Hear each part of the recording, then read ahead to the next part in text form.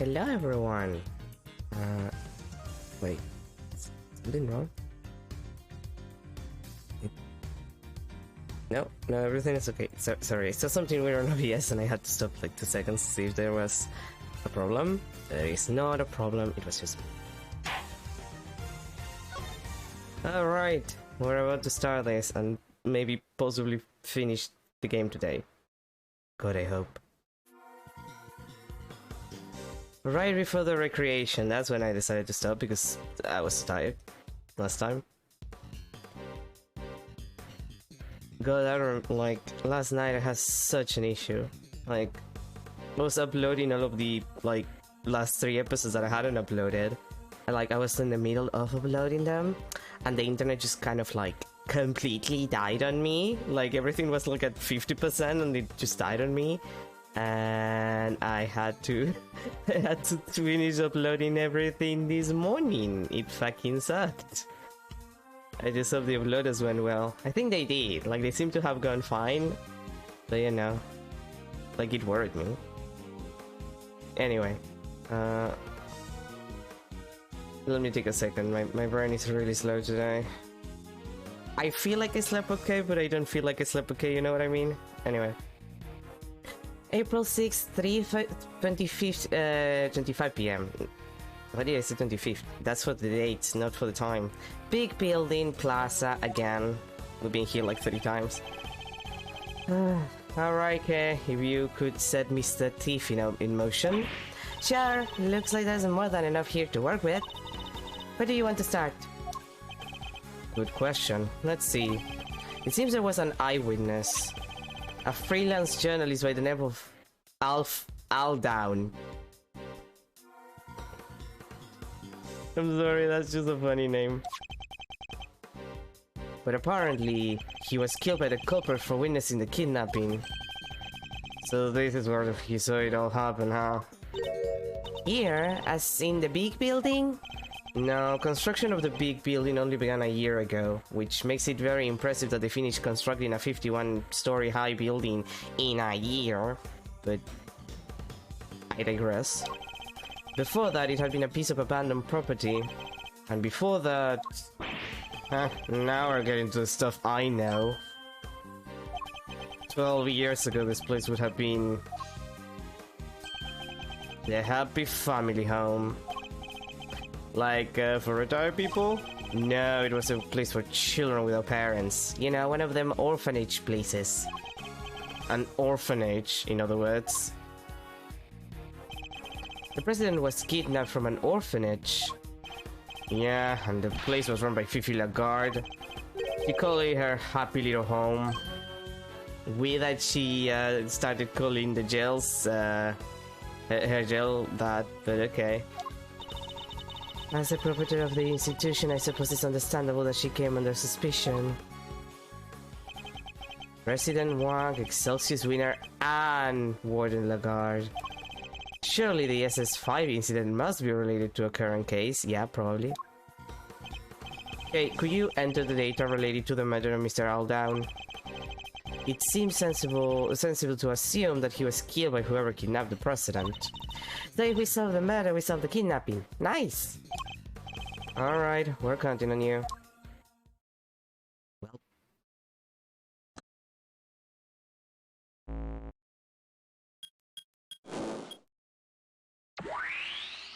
Let's see what we have to work with. Oof.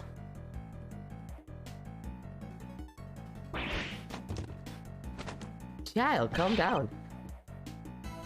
You have to jump. He's so dramatic. What the heck is this? Did I grow to become so blasé at the worst people's reactions to Mr. Thief? It's called Little Thief, Edward. But also, like, most people don't see, I don't know, full area holograms very often, I assume.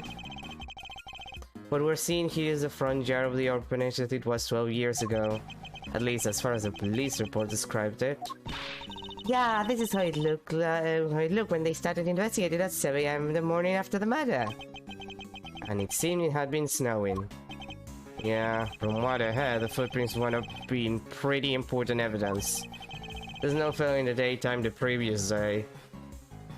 In other words, before the incident occurred. Meaning that none of the relevant footprints would have been obscured by new snow. Interesting. I think we need to pay these footprints some special attention. Well then. Edward. Okay, that was weird. Like, that was just my controller being weird. That was kinda weird. Like, I do wonder what that was. This controller, like, sometimes this controller gets, like, kind of iffy, depending on the game. It's really stopped by the body. I guess that means it belonged to Mr. Alden, right? His feet were pretty big. Was that about a side swell? According to the file, they were the same size as his shoes. It's a match.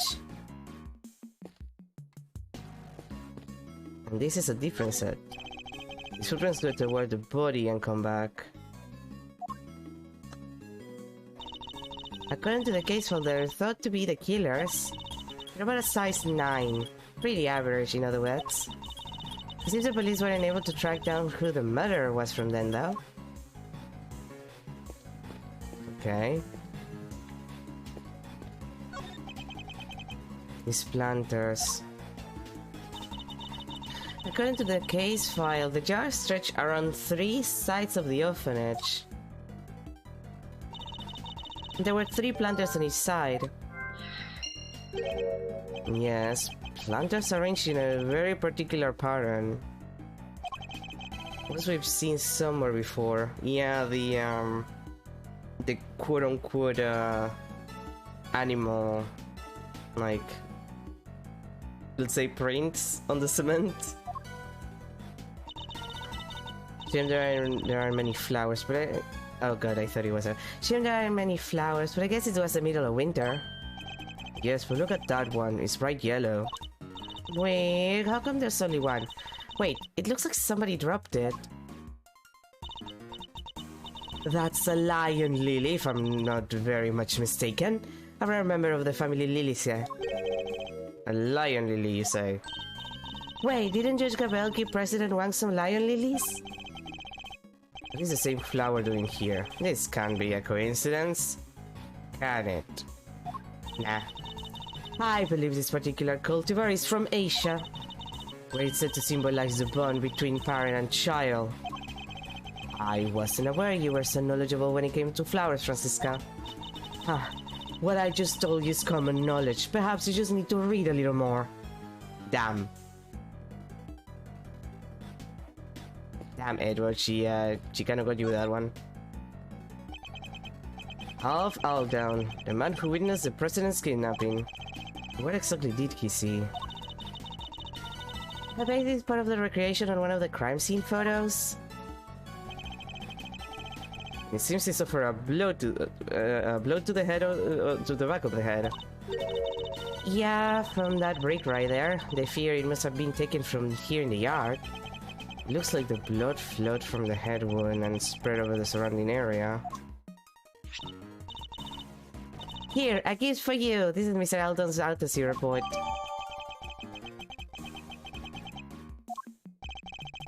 I'm as glad to see I pay you may attention to me.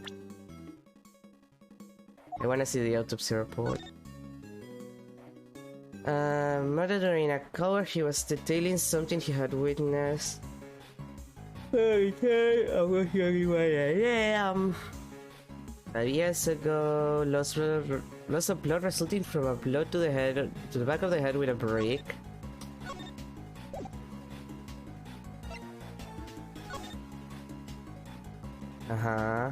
That's something from $100 million. Excessive sweetener, suspect Fifi Lagarde. Let's see. Somebody dropped a yellow flower here. It's a lion lily, right? According to Francisca, yes. And originally from Aisha, if I recall correctly, what she told me like 2 seconds ago. Yep, and she said it symbolizes the pawn between... the pawn being painted or tiled, right? It was the pawn between Baron and Chalke.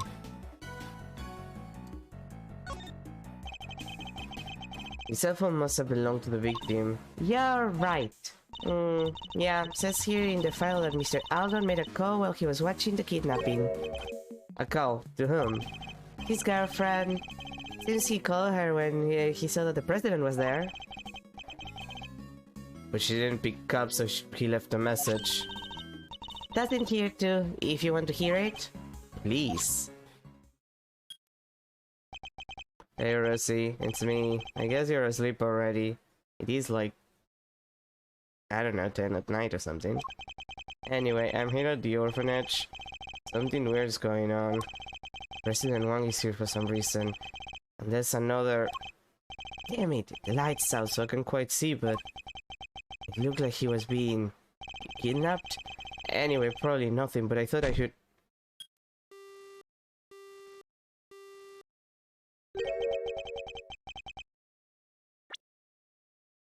Yeah, I should let you know. Okay. What were those sounds at the end? He must have been attacked while he was still on the phone. Agent Lang, can I ask you something? Mr. Aldo's girlfriend, what was her name? Ringer. Rosie Ringer. At least that's what I heard. Yeah, okay. Just as I thought. Wait, you mean... Her revenge for what happened 12 years ago. All Miss Ringers was left with were the memories and personal effects of her lover. So seeking revenge of Chairman Winner, she made her appearance at the auction. So she really was out for revenge of Chairman Winner, wasn't she? Perhaps it was for his suppression of the kidnapping, or perhaps it was because she thought he was one of the kidnappers.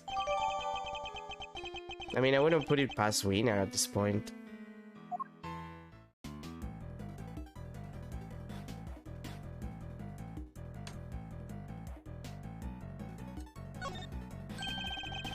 This was the brick used in the murder.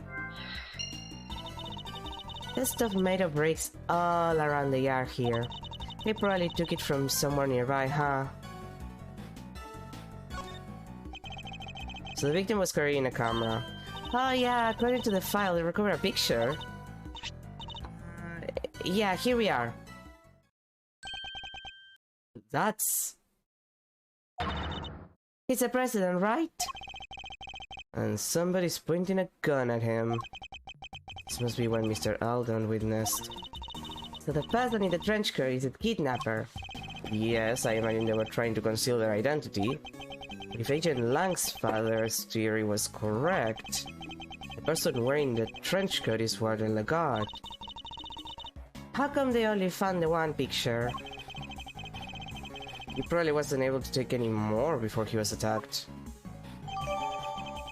Well, well, well. That seems important. There's a camera. Is there anything else beyond the body? No, doesn't like it. Alf Aldown, freelance journalist. Killed after witnessing the kidnapping of President Wang. Even in the recreation is pretty gruesome, huh? It's even worse in the actual crime scene photos. There's a lot of blood. It seems mostly to have come from the back of his head. As you can see, the air is completely caked. Yeah, the autopsy report says that that's where he was hit with a brick. Indeed, I imagine his attacker must have snuck up on him from behind. It looks as if he's clutching something in his right hand. Oh yeah, they mentioned that in the file somewhere. Let's see.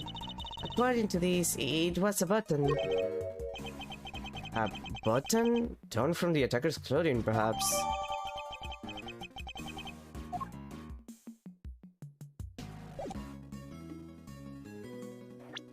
Wait, I wanna check that. No, really? I can't?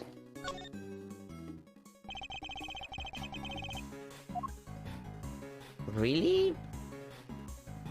But you mark as if it was like completed. Well, you mark it as if it wasn't complete. A porch screen with an elephant face on it. And behind it is what appears to be a motor. You know what every dedicated swing film always wonders, don't you? If they can swing all the way over the top and back again. Maybe a motorized swing could finally make that dream come true. Wouldn't that be a little dangerous? And what dream isn't, huh? Not invention, nothing gained. True, but hardly applicable in this case.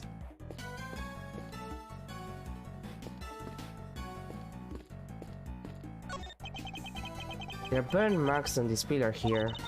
Reports that there was a fire sometime on the evening of the incident. A fire? Let's see, where was it again? Oh, yeah, one of the orphans set a fire with some kerosene. Some sort of prank, probably. They sound like a lively bunch. Possibly too lively. Seems their antics spoil our chance of finding any footprints near the entrance of the building. Probably on purpose.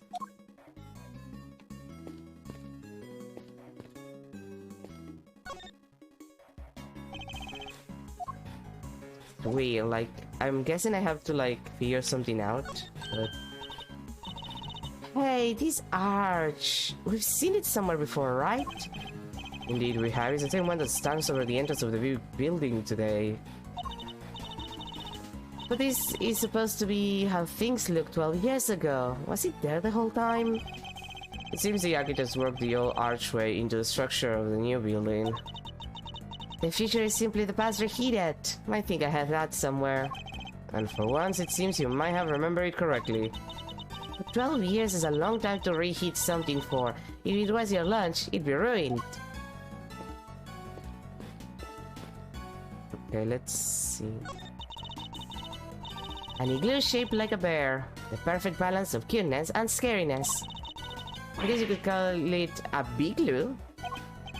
It is quite large. You could probably fit as many as 3 people inside it. Yeah, and they could live in there for 3 whole years. 3 years? And what about the summer? Wouldn't the igloo, igloo melt? Again, say it again, Mr. Edward, please, one more time. Wouldn't the igloo melt? Ah, you're no fun.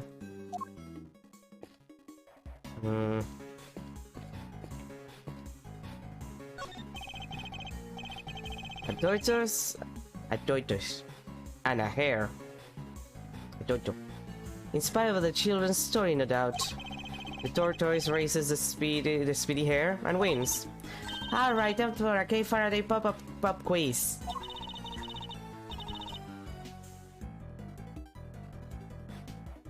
I had to sneeze. Why did the hare lose the race? I'll give you 3 options. I don't need 3 options, Kay. He lost because he stopped to rest and fell asleep. Number 1, the hare's favorite radishes were stolen by the Yatagarasu. Number 2, the tortoise trained with the Yatagarasu and got so fast that he won. Number 3, the real winner was the Yatagarasu who plotted a surprise secret victory. Those are my only 3 options. Too hard? Alright, I'll give you a hint. The option you're looking for starts with a 3rd. Well, that definitely narrows it down. Let's see, is there anything else that I can check before I have to talk to people?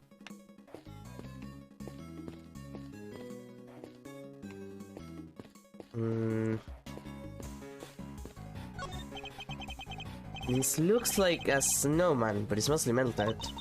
Well, it's no wonder he's all slushy. He's wearing a hat and a scarf. He must have been all roasty toasty. Oh, look at his cute little body and I just laying there.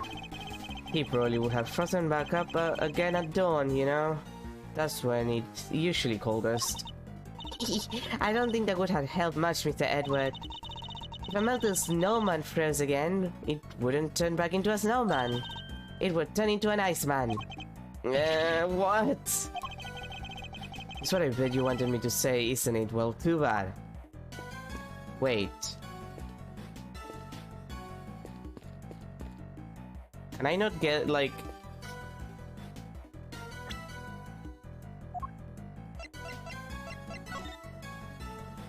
Like, because the eye.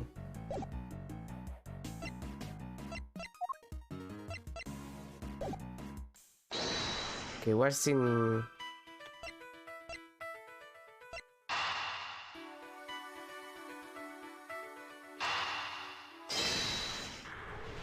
Maybe? Ah, thank you. Thank you. So that's what our monstrous footprints really were.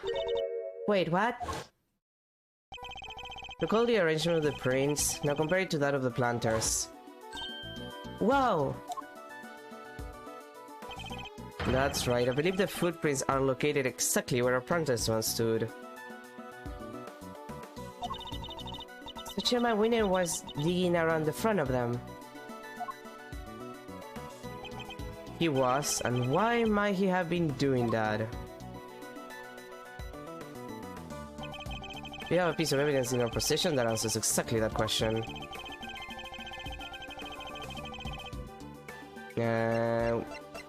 Leafy's note. Take that! Recall, if you will, the report that Warder Lagarde sent to Chairman Winner. In it, she mentions something that had been laid to rest in front of the planter. You think she was telling him where to dig? Wait, but why 3 holes? Because the report didn't specify which of the planters she meant, and he probably forgot. It's been 12 years. I get it, so he wasn't sure which one it was. Which meant he had to try and dig up all 3. I imagine so, yes, poor Chairman Winner. But why go to all that trouble? What was he was looking for?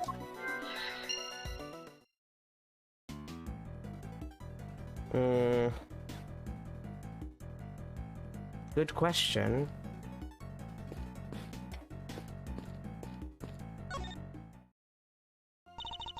Can I help you, Mr. Edward? I cannot thank you all enough for returning Sean safely to me. I can hardly bear to imagine how I would have felt if you had not come home. Hey, old man, can't you see you're upsetting her? That was not my intention at all. Hee, look at our little knight in shining armor, defending his mom's honor. Shut up, I wouldn't have to if you didn't keep... That's enough, Sean, Mr. Edward, if you'll allow me. I would like to apologize again. I felt in my duty as a servant of justice.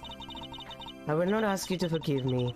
I only ask you to understand that I... Judge Cavell, I don't presume to know the goddess of justice as well as you do. But she was a mother, was she not, of other gods and goddesses? She was. Fair judgment requires personal circumstances to be taken into account. I'm sure she would understand. Perhaps your beloved goddess is more merciful than you give her credit for. Thank you, Mr. Edward. What are they even talking about? Don't worry, Sean. I don't have a clue either. So things are finally settling down after Gordon's Lagarde's trial. It would seem so. Sentencing is still to come, but the guilty verdict shall stand. And do not worry, Excessius Winner's connection to the case will be thoroughly investigated. Have faith, Mr. Edward. Eustace is a changed man. Indeed, he simply had some growing to do. But then, don't we all? Kay included. Huh, kinda feel for him now. He said some pretty mean things, but I'll make it up to him next time I get the chance. I have bad news for you, Kay. This is the last game you appear in. You and Eustace. And I am sure that a chance will come, but for now... Indeed, we need to focus on the case at hand.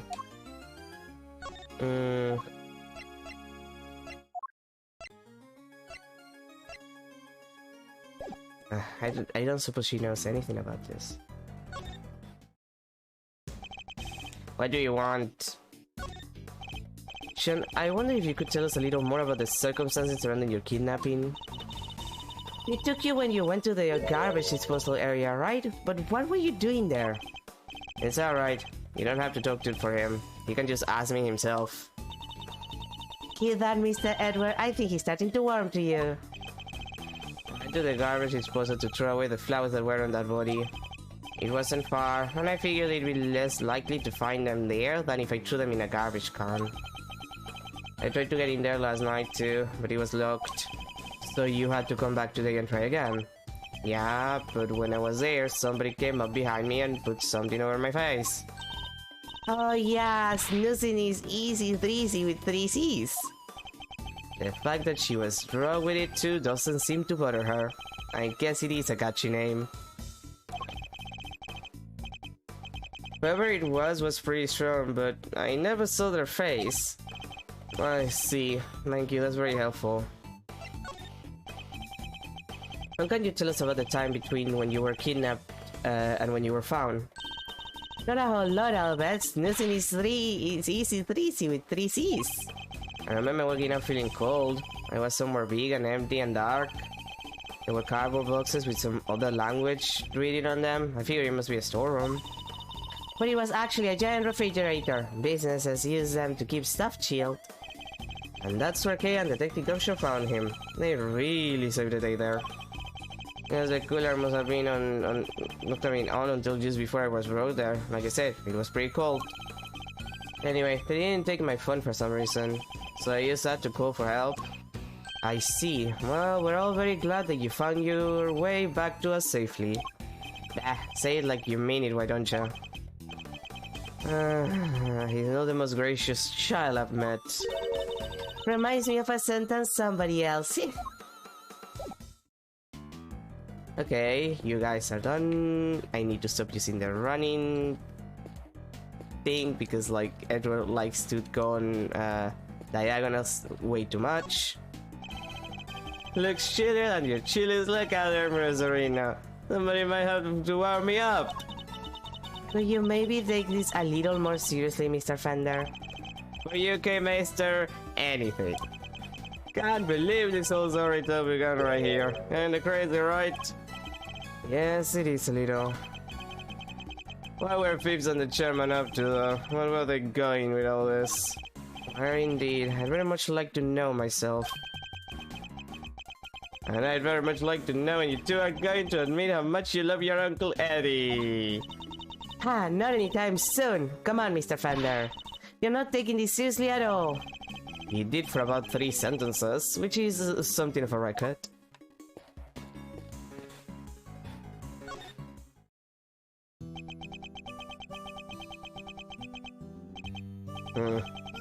Three planters, covered with snow. Is anything the matter, Major Lang? Yeah, something's not right. I've been able to look at the case file until now. Indeed, you have Chairman Winner to thank for that, it seems. Yeah, but what's weird is... I've seen this scene somewhere before. What? But where? I keep thinking I've got it, but then... it's gone. He appears to be lost in his efforts to remember. Perhaps I should leave him alone for now. I think that's about all we can learn from the scene for now. Right, how about I try to show you how things look earlier on that night? That would be very much appreciated. You take us back to the moment at which the victim witnessed the kidnapping. Sure, I'll use the photographs he took. He got nothing!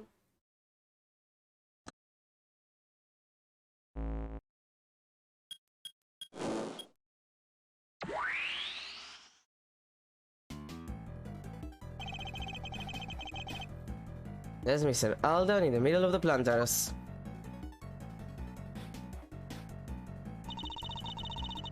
And there's the president and his kidnapper out by the road. My father based his investigation on the evidence Alden provided. That was why he thought the kidnapping and the orphanage were connected somehow.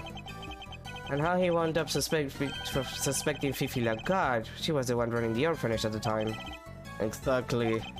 And when the case went to trial, Alexis Sweeney put a big hole in that theory. He did? Yeah, after all, the president and the kidnapper weren't actually on the grounds of the orphanage. So it was hard to conclusively prove any kind of connection. So they were never seen inside the gates of the orphanage. The detective was a ghost to find evidence on the scene. And then prosecutors come along and twist it for their own ends. Winner and Lagarde were working together. They had some kind of deal, I'm sure of it. So you're saying that Chairman Winner was working with the kidnapper? I mean, that's not surprising, in the slightest. Your father was convinced that Lagarde was the culprit, correct? And you say he was a gifted and thorough investigator.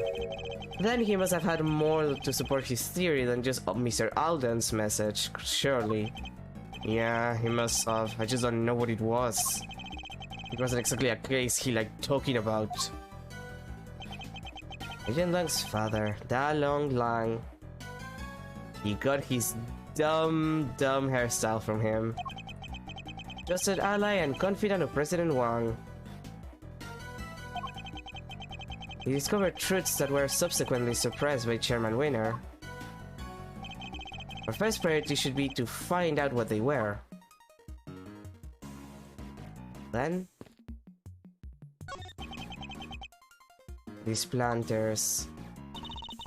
According to the case file, the yard stretched around 3 sides of the orphanage. Okay, this is the same as before. And there were 3 planters on each side. Yes, planters arranged in a very particular pattern. One we've seen somewhere before. Shame there aren't any flowers, but I guess it was the middle of winter. Yes, but look at that one. It's bright yellow. Okay, that's the same as before. Okay, so this was dropped even before this happened. Like before the murder then.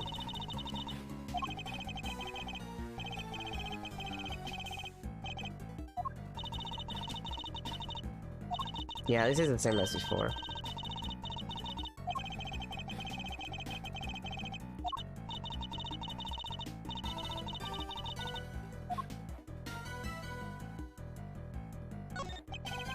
Mr. Alden took his picture of the president's kidnapping from here, and then called Rossi Ringer, by which point his killer must have already been approaching from behind, with a brick in their hand, ready to strike.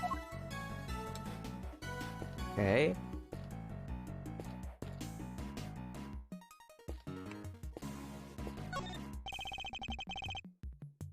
Okay, the footprints are the same.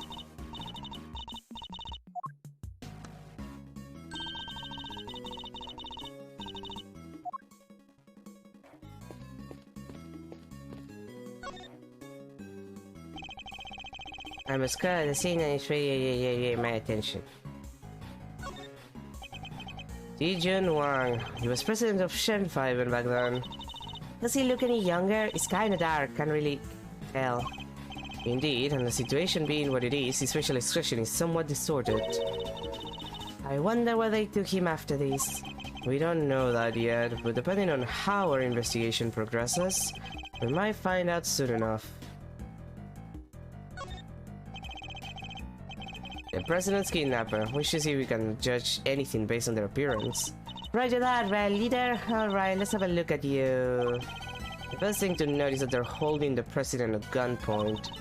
Trying to look all cool and tough, wearing a pistol around. Whoever it is, they suck. The coat and hat completely cover their face. Unfortunately, we can identify them that way.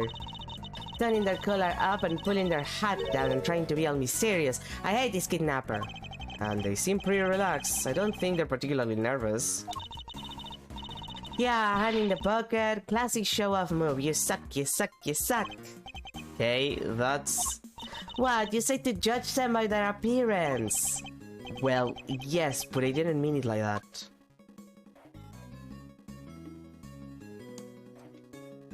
Okay. Hey, that's Snowman. He was melted in the simulation of the morning after the murder, huh? And that muffler was all wet and its little round eyes had fallen off. Indeed, it still looked reasonably healthy at this point. Although not entirely, I can see one thing that's missing. Ah, poor guy. I bet some kid took it as a stupid prank. Not a bad piece of thieving, though. Maybe they had potential. You think one of the orphans took it? I'm not so sure. In fact, I think it was worried about somebody else entirely. Oh, finally I can use that button. Eureka! snowman is missing a certain something, will you say? Yeah, his right eye. Indeed. Luckily, we managed to locate it. The button Mr. Alden was holding. Look at that, it's the same type of button as the other eye and everything. And if we suppose that the button was indeed the snowman's missing eye, that presents something of a contradiction. The victim's location. The victim was clutching the button, and the button was covered with his blood, which means he must have grabbed it after being attacked. Let's run a little hypothetical, shall we? What if, after being struck, Mr. Alden lost his balance and reached out to grab something to save himself, the snowman? The snowman wouldn't have supported him, so he would have grasped the button and continued falling. I get it, so you're saying that he was near the snowman when he was attacked? I am, within his arm's reach, to be precise. And he's currently nowhere near that close. Right, but his footprints go as far as the planter. He never came back this way. What if they weren't his footprints? I think we need to look at all the prints again. Alright, I'll take us back to the scene when Mr. Alden's body was found. There.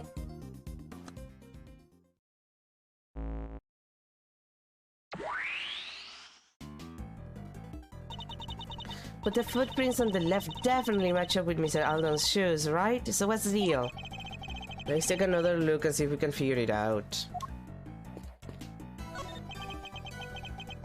Can we really be sure that these are Mr. Alden's footprints?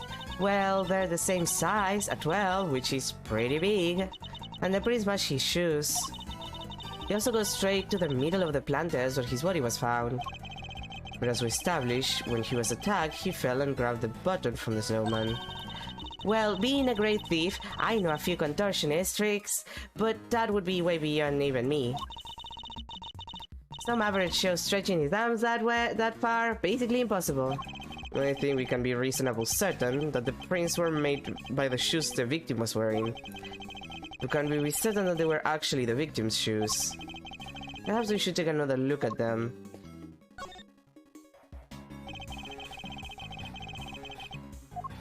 Oh yeah, those shoes are a little large. These shoes, as the case file says, they match the footprints, but... Huh, these aren't the victim's shoes, I'm sure of it. What do you mean? Look at how the laces are tied. Don't they look a little strange to you? What's more, they don't appear to fit properly. You know, to be fair, as a person who has issues with shoes that don't entirely fit me properly but I use them anyway is not a strange thing. Like, it's not an experience that I don't have on a semi-regular basis. But if you're a size 12, like, that's large enough that you probably don't have issue, like, you don't have issues finding shoes that fit you.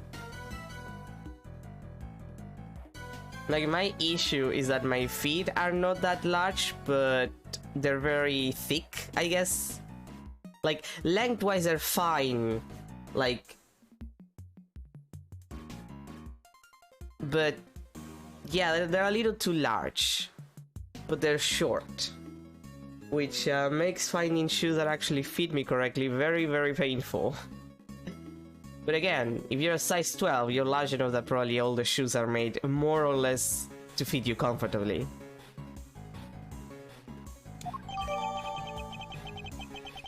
So these prints, they go right up to where the victim was found, and they stop right by his feet. But they didn't actually belong to him. So are the prints by his head his? The ones that lead away and come back? No, I don't think so. They're too small. So neither set belonged to him. Then how did he get here? That's easy enough. He didn't walk. He was carried by the killer. Then where did the murder take place? Is it really over by the snowman as we suspect?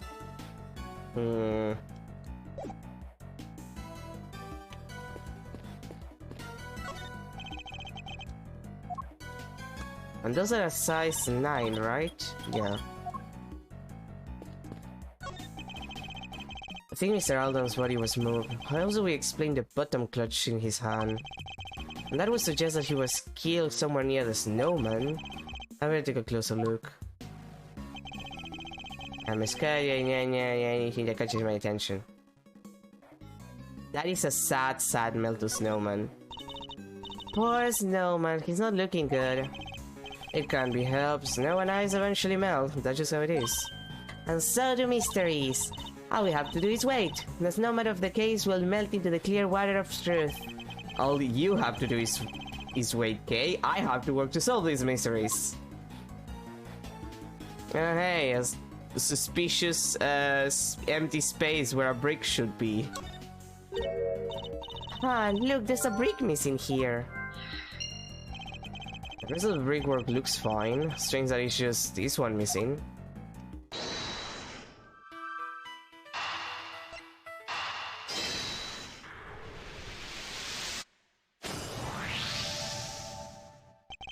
It seems quite likely that the missing brick was the one used in the murder, wouldn't you say? Oh yeah, now that you mention it, they're the exact same shape and size.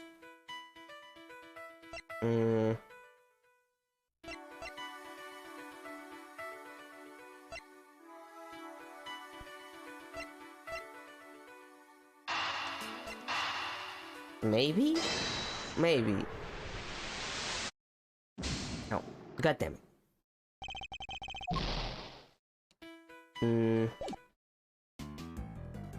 Is there anything else in these? Well, there's a prints, I guess. Size 9 footprints going toward the body and away from it. The case file says they must have belonged to the murderer. They go fainter as they get closer to the orphanage gates. That's just because there's less snow over there now. Be that as it may, it certainly doesn't help in matching the prints with a name and face.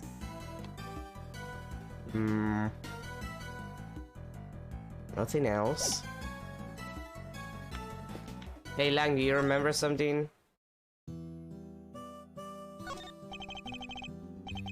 President Wang changed after the SS5 incident. I guess he felt his threat had been betrayed. I can understand that. But to cut ties with my family completely, after how close it'd been for all those years. My father was desperate to make amends, to get just one chance to say sorry.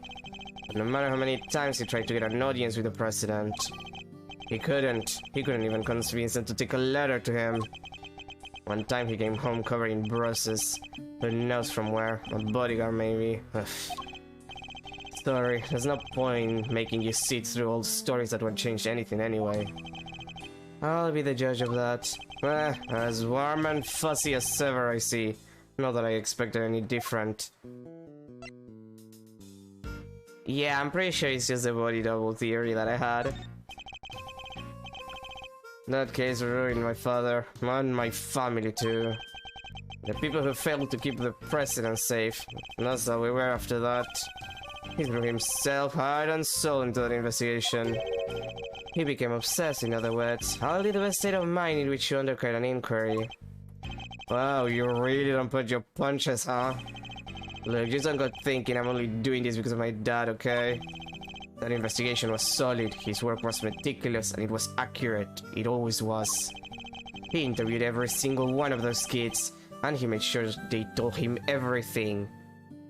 He better had not been, like, weird with those kids. Like, interrogating kids is a serious thing. You can't traumatize the poor bastards. I wonder if he learned anything of value.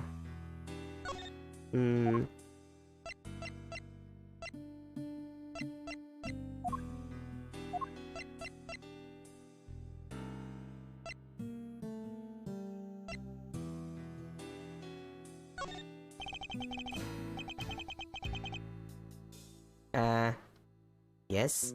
You want me to tell you about the SS incident? SS5 incident? In a nutshell, my dad couldn't keep the most important person in Shenfa safe. So he put everything on the line to try and figure out what happened. He nearly worked himself to death trying to solve that case. It was so bad he looked like a ghost. Maybe it would have been worth it if he could have gotten the people responsible convicted. He couldn't, and that Lagarde woman got off scot-free. He failed to repay the president for all he'd done for us, and he failed to solve the case. And that's what family of wolves got pulled into this never-ending nightmare. That enough for you? It sounds to me like one young cub in particular took his family's downfall very badly. I can only imagine how much the experience will have hurt him and his father. We will do all we can to bring this case to its conclusion at last, Agent Lang. I promise you. And I hope that the story you just told us proves a useful clue in doing so. That's all you have to say after I pour my heart out to you? What do we waste my time?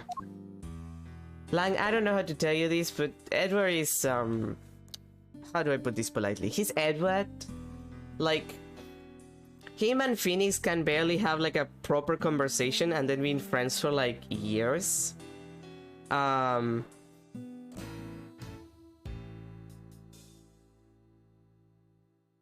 Like, I don't know. I don't know what to tell you.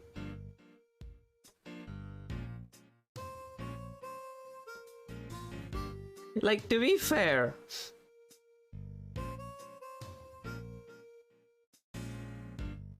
there's the fact that Phoenix is like not particularly the kind of person who opens up very often, and it takes him a while and he's a pain in the ass about it. Please view Trials and Tribulations. No, Justice for All, rather. Trials and Tribulations is that one. See, like, his attitude in Justice for All regarding, like, Edward not, well, supposedly dying but actually not being dead. Like, that's Phoenix for you. It has to be something here.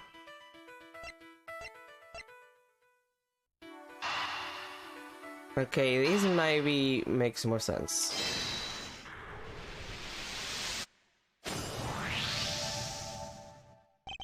I think we have to conclude that the murder actually happened over by the snowman.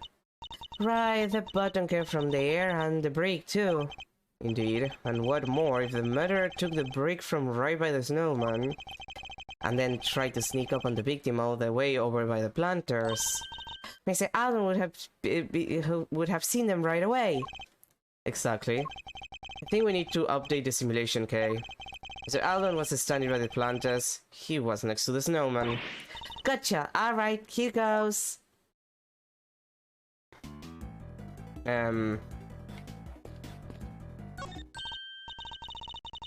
Yeah, no matter how you look at it, this just doesn't work, huh?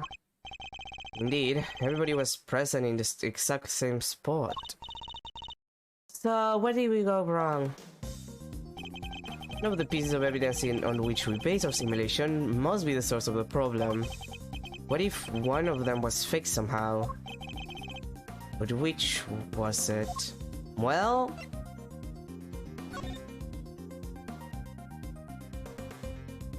considering the snowman already has like the print mark of the hand, probably the photo. Take that! Can we really be certain that this picture was taken by Mr. Alden?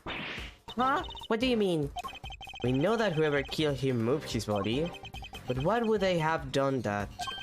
What if they wanted to make it seem like he saw something he didn't, and then they took the photo to help back up the lie? And they had the president at gunpoint. They could easily have forced him to pose for the picture. He would have had no choice but to comply.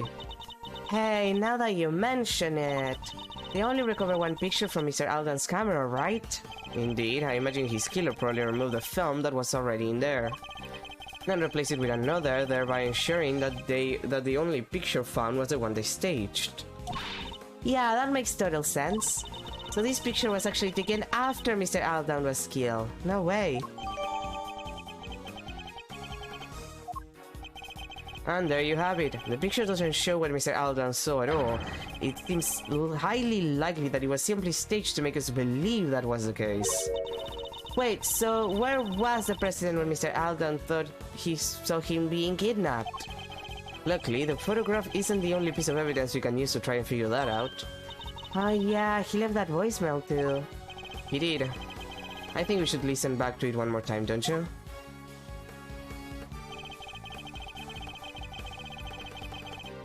This is surely the only place where the president and his kidnapper could have been standing. Well, probably around here, like between the planters. Like, I'm assuming by the size of the president that the president is in fact the one that is like size 12. Wait, really?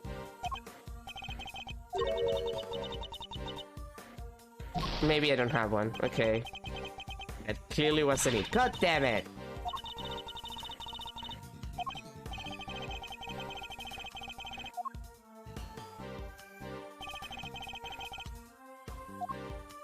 I mean, maybe closer by the door? I mean, if he gets to here, the like footprints would disappear. And there is a decent amount of light by there, I guess. Like, he said he couldn't see the face of the Wait, no, he said that he couldn't see the face of the killer. Well, the face of the other person who is not the president. So it cannot be closer to the light here. Nor it can be closer to the light here, which would make sense. And here it would also have too much light. So I guess further around here, I guess, where like the light is off. Because like here, it would cover this area. Arguably, like you cover at least a little bit of, not that large, but like this would be much lighter. So yeah, it would need to be around here, I suppose, or there's less light. Recall this statement from Mr. Alden's voicemail. Damn it, the light's out. The two of the lights here in the yard are broken. Yeah, he must have been talking about the one over by the building. Alright, could you update the simulation to reflect everything we've learned? Sure.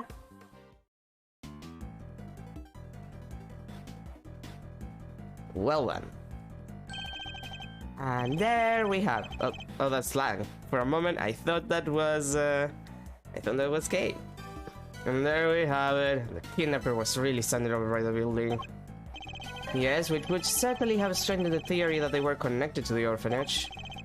So they moved the body and staged a photograph to distort the picture painted by the voicemail, which helped them undermine the idea that the orphanage was involved when the case went to trial.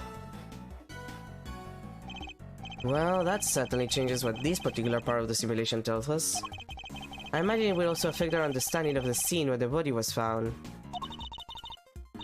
Only one way to find out. Ready to make the jump? To switch between the two recreations, I need to first press X to talk to Kate. And then select switch recreations. I'll give you a try later when I need it. Yeah, I do want to check a couple of stuff. So this is where Mr. Alden actually saw the president and his kidnapper.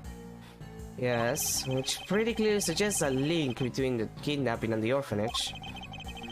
You see why so much trouble was taken to suggest that it happened elsewhere. Yeah, they pulled some really little tricks there. Picking a photo like that, that's just cheating. Not to mention disposing of Mr. Alden's camera film and forcing the president to pose at gunpoint. They must have put in some new film, then staged a photo immediately afterwards. And if Chairman Winner was involved, he could have changed or hidden other evidence as well. It certainly doesn't help that the SS5 case file was classified until just recently. Yeah, and he's behind bars now, and the truth is coming out at last. Indeed, although much still remains unclear. We need to look very closely at the differences between this and the previous simulation.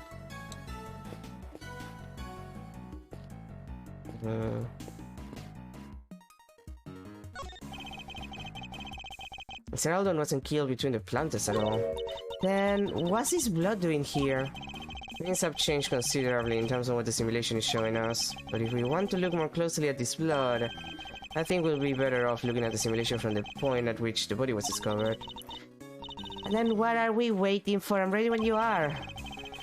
Okay, fine. I just wanted to check stuff. Wrong one. What is it, Mr. Edward?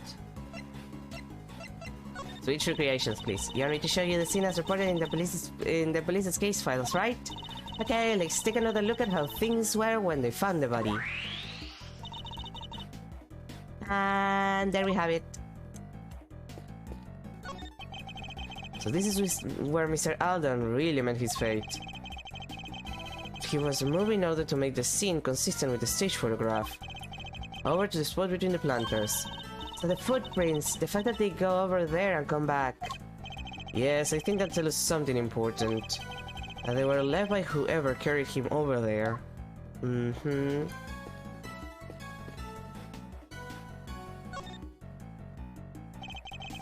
I'm a sky. I got my attention. Blood on the snow, a lot of it.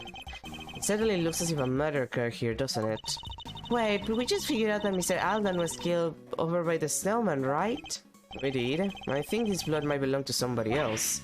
What? But the police report said the blood was Mr. Alden's. Need I remind you that the case was overseen by Chairman Winner? The man would have had no scruples about altering the official record over something this small. But then, why go to all that trouble? Couldn't he have just cleaned up the blood instead? He wasn't able to think about it. He knew what this was. He knew that this was where the police would find Mr. Alden's body, and he knew that the police would have certain scientific methods at their disposal to look for clues. You mean Lumino? Yeah, they would have found traces of blood if they used that for sure. Exactly. He wouldn't have been able to clean it up to the point where it was undetectable. Far easier to falsify the results of any such test when they came back. It would simply have been a matter of replacing the official results with a doctor copy. Eesh, so we've been looking at a forgery this whole time. That sucks. Wait, but it says Mr. Alden's clothes were covered with blood too. It does, and if they were, which seems entirely believable, it suggests that whoever's blood this is, it wasn't yet dry when Mr. Alden's body was placed here. I get it, which means that the other person's blood was split not long before Mr. Alden was killed. I think it does, yes, but if that's the case, doesn't that present something of a contradiction?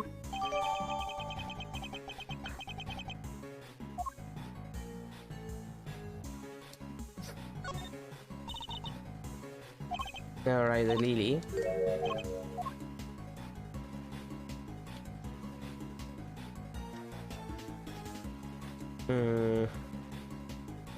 Nothing else, okay.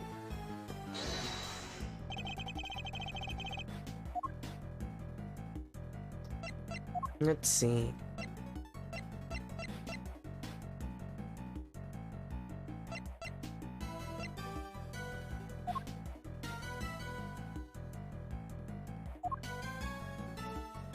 Like, clearly the contradiction is the blood, but I'm not sure what to present. Like, at this point, I think it's obvious that, like, if it is the,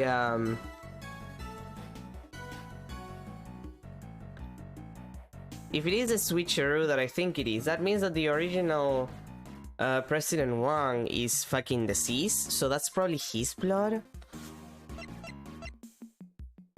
A fire as a prank, sometime during the evening before the incident. Before the incident, though. Eureka! There's something weird with that. There's a clear contradiction here. Huh? In the bloodstain? The blood is clearly cut off where the snow was melted by the fire, which means that the blood in question was spilled before the fire was started. Huh. Yeah, that makes sense. Huh? But the fire happened before the murder, no? If we chose to believe the case file, yes. But if the fire was actually set after what happened here... The kid who lit it might have seen something. Then why isn't there a witness statement?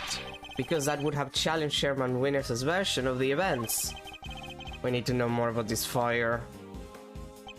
You! Yes, Shifu. The fire might have been reported to the police, which means there might be a record of it. Let's see if they have anything and bring everything you find back here right away. Understood, Shifu. I'll get right on it. One more thing. What is it, Shifu? Contact my family back in Shenfa. Tell them to search my father's office. There should be something there related to the case. There should? What kind of something exactly?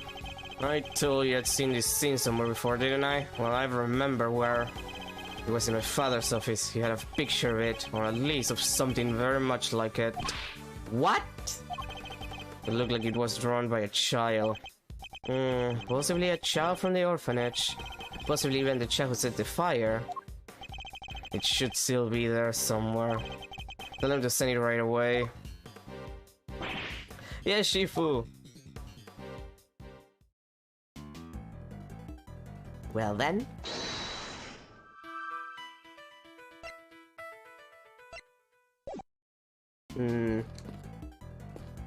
What else do I have?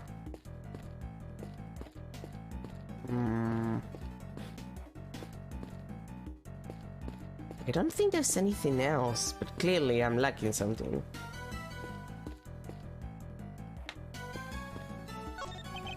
The thing is around us what he was moved. I also will explain the button clutch in his hand. That would suggest that he was killed somewhere near the snowman. I don't believe there's anything more there's any more to be found here. Yeah, that's fair. I am wondering what I'm lacking though. Especially because like he's not acting like I completed this area. But clearly I don't have anything that I haven't checked. Oh. There are planters outside the orphanage gates too. Ah, look, they planted stuff that flowers in winter under all that snow. Indeed, a little frigid, but tasteful nonetheless. Even if this is a simulation.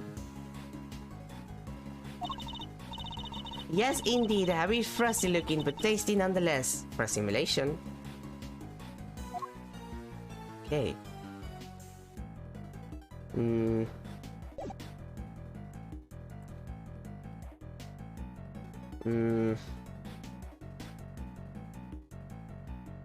What am I like?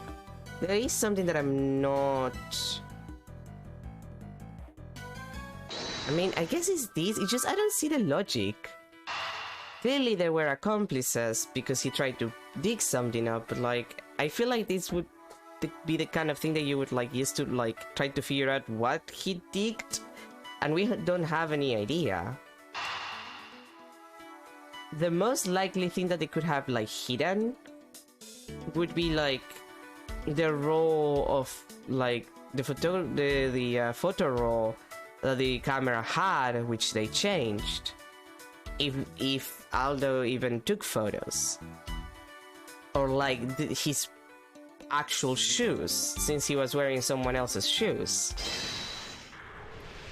But like, I just like that connection is kind of weird to me. If Chairman Winner was involved in President Wang's abduction, then it seems likely that whatever he dug up yesterday has something to do with the kidnapping. Oh, I get it. You do? You bet I do. We're talking treasure, right? Loot. He must have been digging up the ransom money. The ransom money. $100 million is an awful lot of cash. Burying it would have been a good way to keep it hidden until the heat died down. It certainly seems like a possibility. Glad you agree.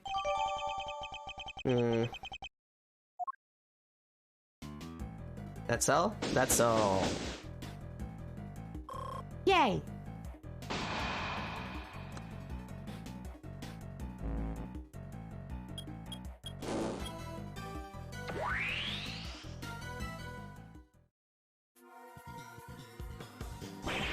Shifu, I'm back! I brought everything the police had on the fire, and I also brought the picture from your father's office. Oh, and Merman, about time! What kept you, huh? Well, hand it over. Let's take a look at this mysterious picture, shall we? They literally just took a picture and sent it through, like, a phone or an email, I guess. They should have, like, phones that let you send pictures at this point, I feel.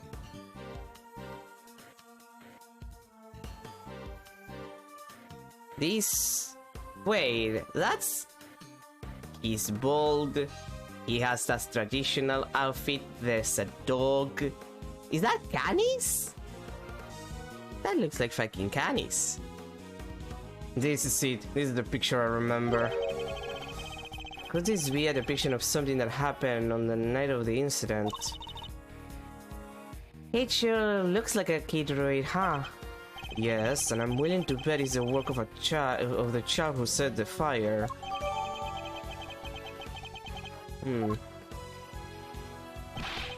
Shifu, there's a... What now? Look, you'll have to wait, okay? Well, Mr. Prosecutor. Where do you think my father kept this? I imagine he acquired it at some point during his investigation, although I have no idea why he would have chosen to give it to himself. Could we see the case file for the fire too? Sure, here. If you'll just give me a moment to read through it. It seems the boy who started the fire snuck out of bed on the evening of the incident, and then disappeared several days later. What? Must have been because he saw something, right? No, a kid, really? That's horrible. Sadly not unimaginable. Huh. Looks like the kid left something behind that was put into evidence. Oh, what's this? That's... What's he doing in that case file? What is it, Mr. Prosecutor? Have you seen this somewhere before? Something very much like it, yes. We have a piece of evidence that could well be connected. Each item of evidence relates to the item the boy lay behind. Well, was she? Take that! I don't know what it was doing in the evidence for that case, but it looks like that might be the missing horn from this soft toy. Hey, that was President Wong's. You've seen it before? Of course, he always kept it somewhere close by. I remember it because of the missing piece. I see, it has a special device inside that plays a recorded sound when you twist the horn. Hey, do you think maybe putting the horn back on might unlock more recordings? Huh, you never know. The toy itself should still be up on the 51st floor. Hey, you heard the man. Yes, Chief, I'll go fetch it right away. Here it is, Shifu. The Tyrannosaurus tool, just like you asked. Good work. Hand it over to the prosecutor over there. You could do it yourself. Well, does the horn found at the orphanage fit the President's plushie? It fits perfectly. And any more recordings on there? Hi, Dijun. Sorry, President Wang. It's me, Emily. I know it's been a while. I saw on the news that you were visiting the country soon. I didn't know whether I should get in touch at all, but in the end I decided I had to. Turn it off right now. What's gotten into Judge Cavell? Are you okay? Just turn it off, please. You see, I had a baby, a beautiful little boy. Your beautiful little boy. I'm sorry, that's pretty much all I wanted to tell you. Except I call him Sean. Sean Fan. It has a nice ring to it, don't you think? No. Sean Fan? The kid?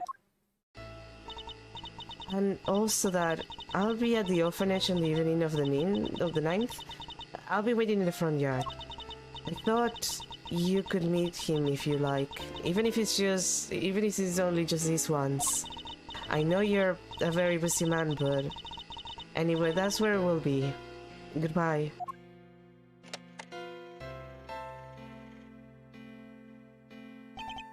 What? He was my dad? I'm so sorry, Sean. Hard to explain what the heck is going on, Gavel. Sean isn't my biological son. Well, yeah, I was gonna expect it, considering you should have had him at 13, if that's the case. And this is not the Apothecary Diary, so... I adopted him. And he was aware of this? Yes, of course.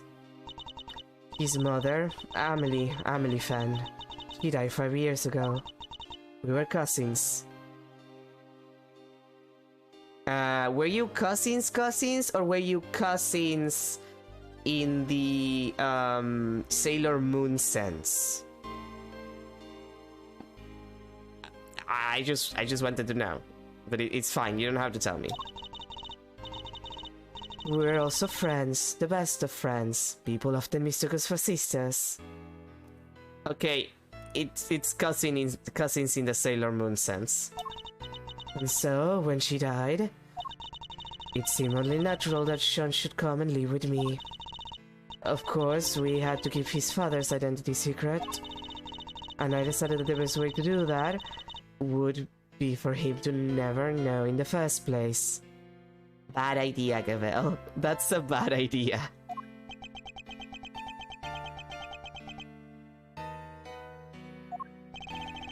That's quite a lot to learn from a recording made on a seemingly innocent toy. I guess Sean's mother must have recorded the message and then sent the plushie to the president. Hey.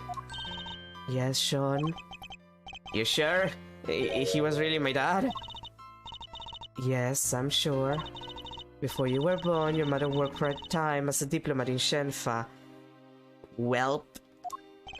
Makes sense. That line of work might well have brought her into contact with the president. What? You told me she worked at an orphanage! She did, but only after she returned. After she quit the diplomatic service. She always loved helping others. The orphanage was perfect for her.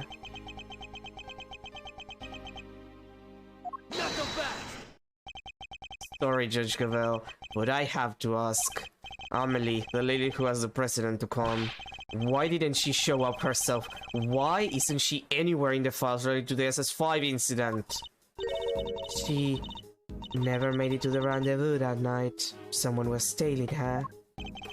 I'll bet that was Chairman Wiener's doing, though sadly we can't prove it. And because she couldn't make it, she never saw the president again. Then she died 5 years ago. This can't be easy for Sean. Hey, Sean, are you thirsty? We could go get a soda. My treat, okay? Come on, I think I saw a vending machine over. You think I can't buy myself a soda? This is important. It's about me, I'm saying. Oh, that didn't work at all. Sean, perhaps now you can guess why I met with the president 2 nights ago. So that was the big secret.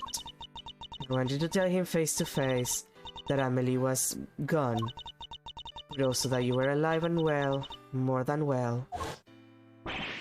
But I... It makes sense now. No wonder Judge Cabell was so keen on avoid sharing the details of the meeting. Yeah, she would have had to share the truth about Sean too. That was why I took the lion lilies with me. There will be no doubt that I knew Amelie, and that I knew her well.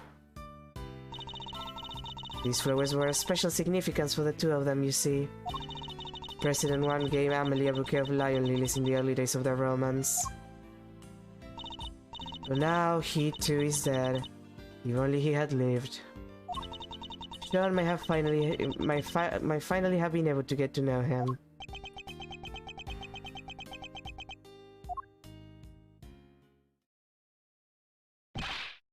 Tifu! I've been waiting for the right time to say this, but... What? What is it? You've been hovering there this whole time. Can it wait? They said something else from Shenfa. President Wang's will. What? President's will, huh? Gave my father medal after medal. They had to come up with new ones just for him. In the end, there were no medals left to give, so he made us the keepers of his last will and testament. Those medals, that duty, their greatest pride, are family jewels.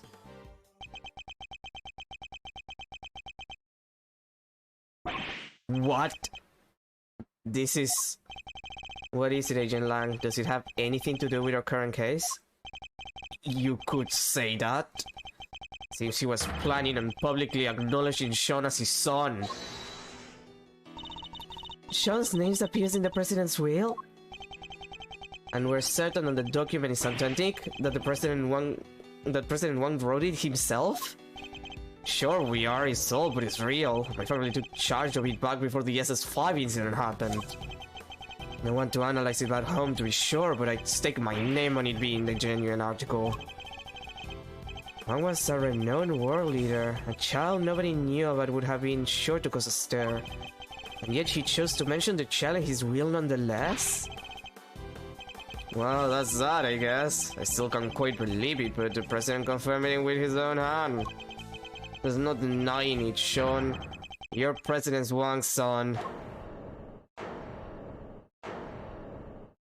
Gum should just be in like question mark moment. Sean! Sean! Press X to Sean. Sean! Sean! Sean! Sean! God, I fucking hate Heavy Rain.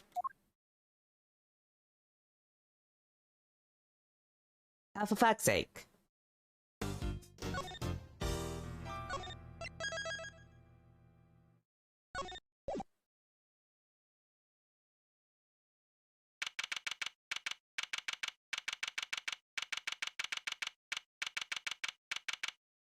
Well, April 6, 4:51 p.m., Biggs Building, empty lot.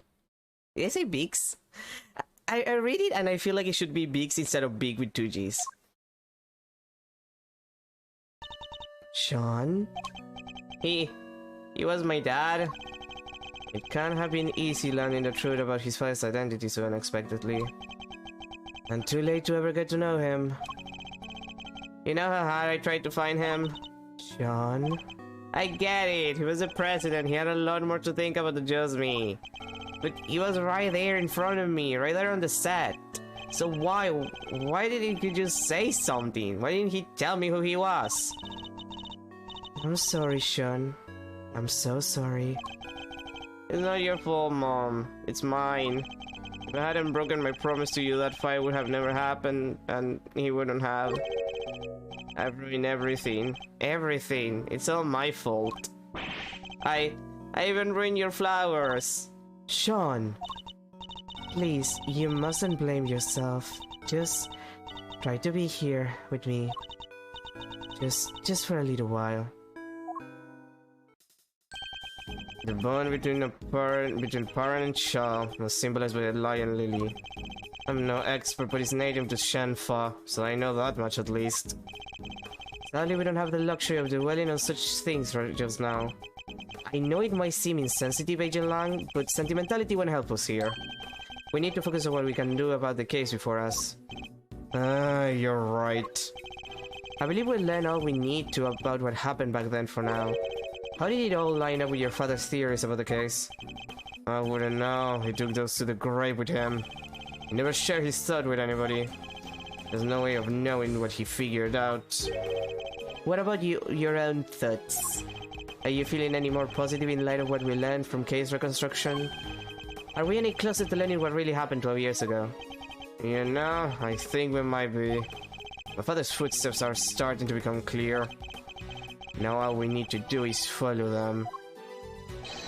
All the way to the truth. Ah yes, time to argue with this guy. See, here's the deal. I find it very strange that Wang didn't say anything, but I guess what I find strange, like, here's the deal. If I'm right about the body switcheroo thing, which I think that I am at this point, because otherwise it doesn't make any fucking sense. And they mention body doubles, which is already like a red flag for me personally, because it's Ace Attorney.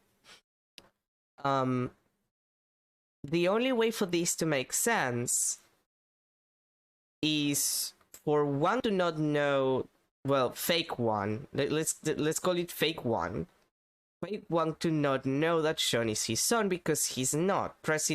Actual President Wang would be the one to know. So what it gets me here is Gabel has not said anything. And I feel like, I don't know how good of an actor that body double is. But if he, like, didn't know about the, you know, child situation, I have the feeling that, like, how do I put this? Like, I have the feeling that Gavel must know something. Like, Gavel at some point, like, she met this guy, she told all of these things to him about, like, him, quote unquote, him having a child. And then just like the guy maybe didn't answer, but like, wouldn't that be suspicious? Like, having this information and then finding out that the guy has a will from before, like, he got kidnapped, which is the moment where, like, things cut off, where he acknowledges his child. Clearly, the actual President Wang probably did that will the second he found out about Sean, and he left it in charge of Lang's family, which is why it would be from before the SS5 incident. So it's before he went to meet with Amelie. So it kind of makes sense that the fake Wang wouldn't know. But that begs the question why Gavel has not mentioned anything about that, because it would be very suspicious for the man to not know and then have this on his will. Which, like, she would have noticed it to be a contradiction. Like, that would have been the first thing that I would have noticed if I was in her place. I would have been like, wait, that's strange, because he acted like he didn't know when I met with him. He didn't... He was confused about me giving him the flowers and talking about Sean. Like, that would be the first thing I would notice. So, I guess either fake Wang knew about the child, like he knew about Sean, or she's not saying anything for another reason. Anyway, Lang time. The president went to the orphanage that night, that much we know for sure. The Tyrannosaurus toy proves it. He must have gone there to meet with Amelie Fan. Except he was kidnapped and Alden happened to see it. If Alden wasn't there would have been a murder, just a kidnapping. Instead, they had to move his body to the plant as a stage that further to throw everybody off the scent. So that's our current theory, is it?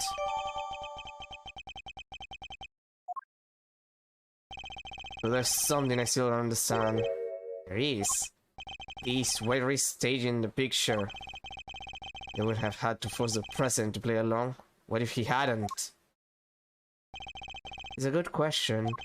We may be closer to discovering the answer than we think. We just have to get there one deduction at a time. Yeah, I guess we will. Alright, the deuce away.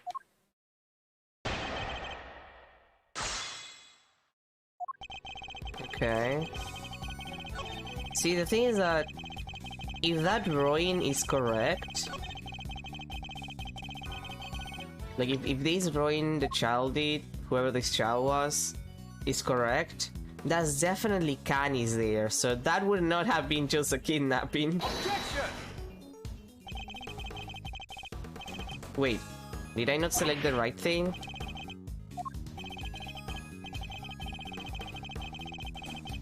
Wait, did I not select the right thing?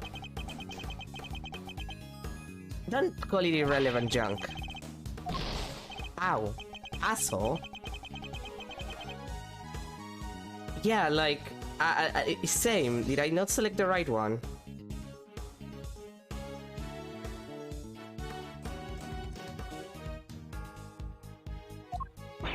What are you thinking, Mr. Edward? This is Agent Lang we're talking about. You can't go up against it unless you're totally sure you have something. You don't have to call me out like that.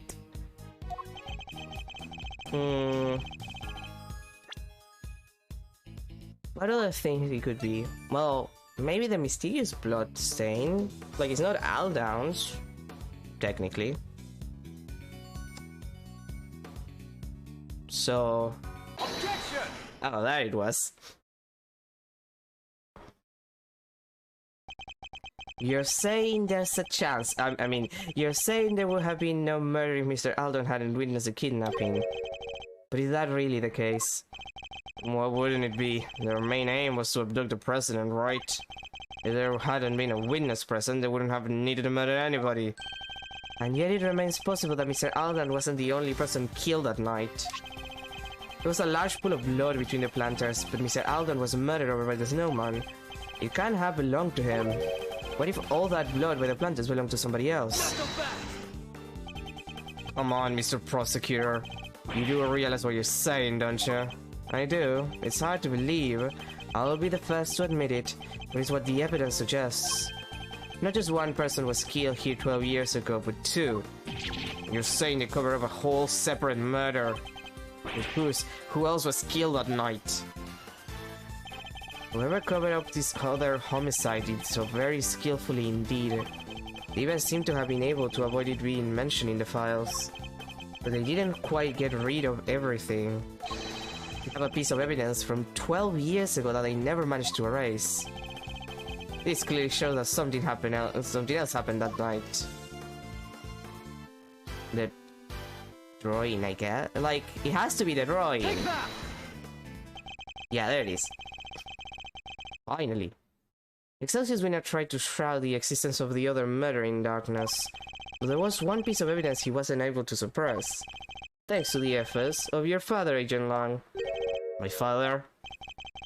Cast your mind back, if you will. Something else was hidden along with all the other evidence from the crime scene. The existence of the child who set the fire in front of the orphanage.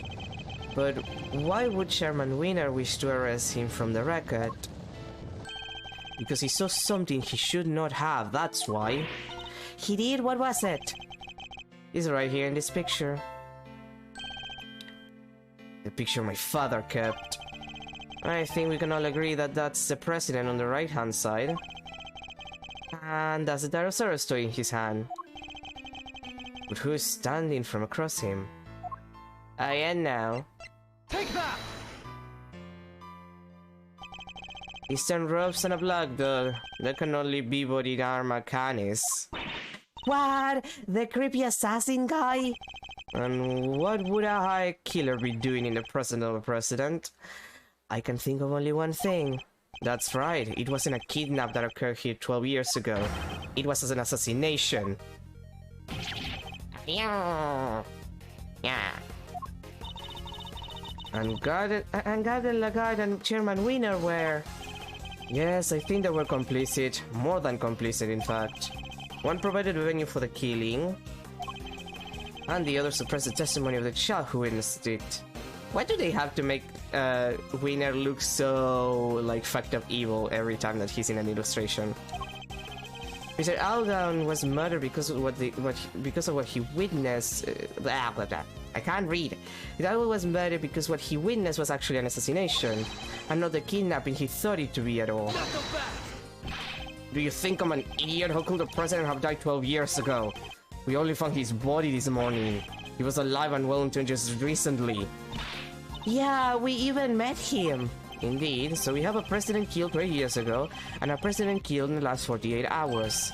Two presidents, in other words. Right, which is completely impossible. Or is it? I think it's entirely possible for there to be two presidents. In fact, that would explain a lot. Regardless of what happened, I still respected him. Shenfa may not be a big country, but he held that place together. The president Agent Lang spoke of was a noble and capable leader. Yeah, The presidential mask has well and truly slept. Entirely unlike the man we met.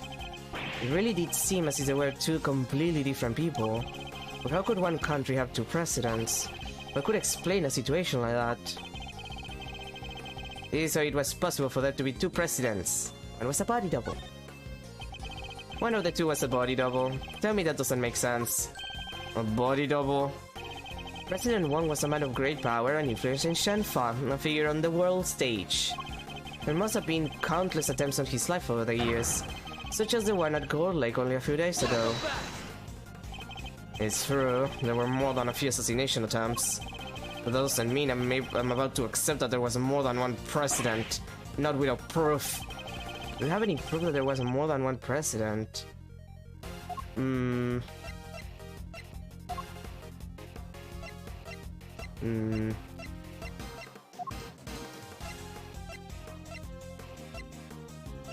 What do I have that could prove it?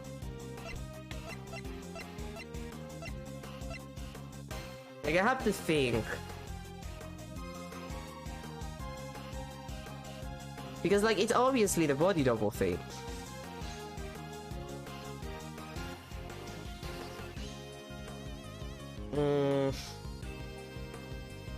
Wait.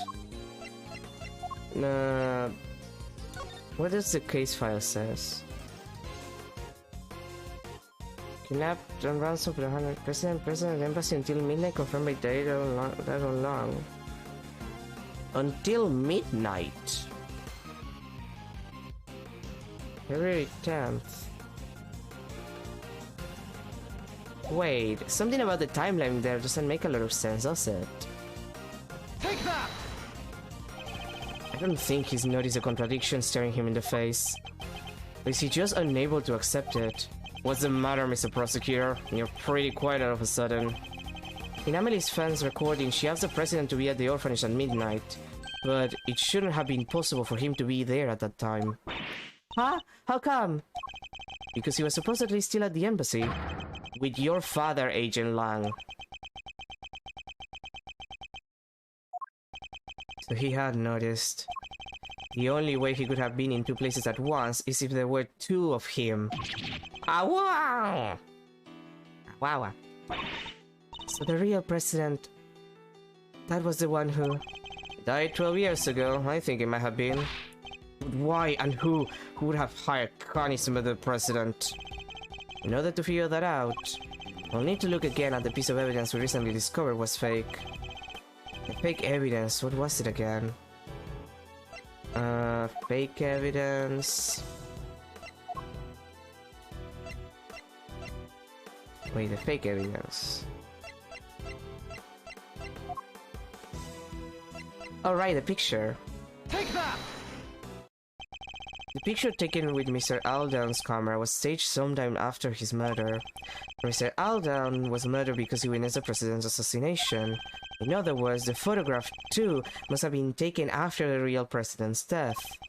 So who is the president in the staged photograph? The body double. Nothing else makes sense. I believe the president's double had him killed so that he could take his place permanently. An Excelsius winner, Fifi Lagarde, helped him do it. Wait, you don't even have a body to support your theory. Are you telling me it magically disappeared? No, in fact we know exactly where it wound up. The president's body was here the whole time. Oh, they dig the... Oh, it was the body. Take that! Right, that was where they're digging up. Chairman Winner dug something up last night, something he couldn't trust anybody else to retrieve. We thought it might have been the ransom money, but it was actually something even more important. Wait, you mean... That's right, the real president's body. I think it's highly likely anyway. What? The body may have decomposed in the intervening years, but the bones would surely have remained. Mr. Powers informed us that construction is due to start here sometime soon. Everything had to be wrapped up before then. The shooting of the movie and the recovery of the president's remains. Yeah, I guess once they started digging the place up, they would have found them pretty quick, huh? Agent Lang, we need to have the so-called monster footprints analyzed again. Yeah, I guess we do. If there was a body under one of them, there should be trace evidence to confirm it. Hey, it's somebody from forensics. Sir, presenting the findings of our analysis there. Traces of human remains were found in the dead along with other signs of a body having been buried. Sweet. Really was him. Those were also recovered from the home of Excelsius Winner. He just kept them. It was kinda weird. The physique looks to be about right, and dental and medical records are a match. It seemed, no doubt about it. The suspected the real President Wang was killed 12 years ago. And the SS5 kidnapping was in fact a homicide.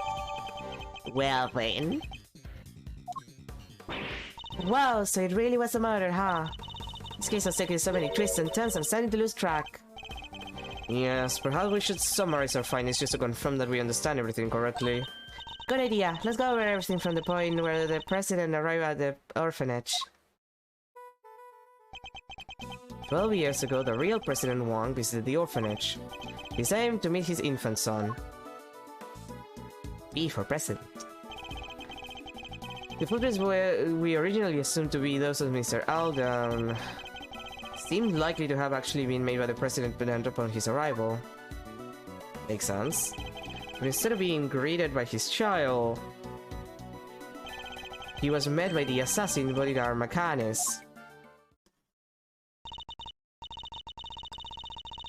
That's so sad. He was hoping to see his baby for the first time, only to... Indeed, but at least with Mr. Canis, we can be sure that the job was safely and effectively completed. But then, after the assassination, another tragedy occurred. Mr. Aldan's murder.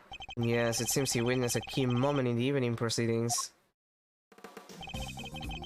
The moment where our culprits, the so-called kidnappers, took the president's body and ran to the side of the building. That was the sight that sealed his fate. We now established that he was standing by the orphanage gates at the time. Okay. Far enough away that he believed that he was seeing... that he believed what he was seeing was the president's abduction. At which point... the body double who had come up to meet up with his conspirators walked right up behind Mr. Aldan, leading to our unfortunate eyewitness being murdered by the man who was plotting to replace the president. So was it the body double who moved Mr. Aldan's body too? Yes, I think it probably was. But none of the footprints could have been his, could they? Actually, I think they could. In fact, we have a piece of evidence that proves how that particular trick was achieved. It shows how the body double managed to move the body without leaving any footprints. I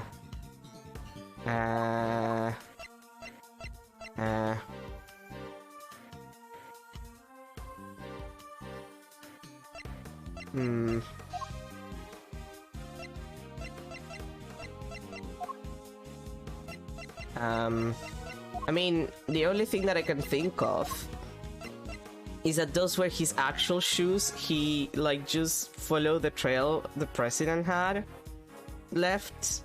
Like, he just, like, did that. And then he, like, took off his shoes and put it on the victim. Take that! What if the president's double moved Mr. Aldo's body like this? After killing Mr. Aldan, he could have carried him to the other side of the entrance. Given that his job was to look just like the president, he would have been wearing the same shoes. Meaning that if he stepped exactly in the footprints left by the real president, of course, his would have been the same shape and size. It would have looked like a single set of footprints. Okay, makes sense. So that's how it all went down. I'm so glad we finally figured it out. Wait, but that's one thing I still don't get. There is? What? Why did they need to pretend there was a kidnapping? Mr. Aldan had seen the president of the orphanage and left a message on Miss Ringer's phone describing what he thought he saw. It would have been impossible for the conspirators to erase that message, so they had to make it look as if the events described in the message were true, by staging a kidnapping like the one he thought he saw. Exactly. I think the two people in the photographs are likely to be the body double and Fifi Lagarde. She's the one in the trench coat. How can you be so sure of that? The two of them would have had to walk out beyond the orphanage gates to stage the photo. The body double would have put his feet in the real president's prints as he did before. Ah, so the other set of footprints were hers. The ones we originally thought belonged to the killer, yes. They were about a size 9, too small for Chairman Winner, in other words, which means the kidnapper must have been played by Warden Lagarde. And that explains how a so-called kidnapping was actually a presidential assassination. It does, which means my father must have... Yeah, he probably figured it out. He must have. Notice, there's no way he wouldn't have suspected a murder. Especially not with the kid's picture as proof. But the picture was never officially put into evidence, correct? No, he appears to have kept hold of it after taking the witness statement of the child who drew it. Yeah, because he knew. He knew President Wong was dead. And he knew what would happen if that news ever got out. Chen Fa would have plunged into chaos, no doubt. But he kept it a secret, and the secret died with him. Even though it meant taking the blame for the kidnapping and our family name being ruined. So your father knew the truth about what happened 12 years ago, but he chose to hide it. Well, it's finally coming to light at least. That sucks.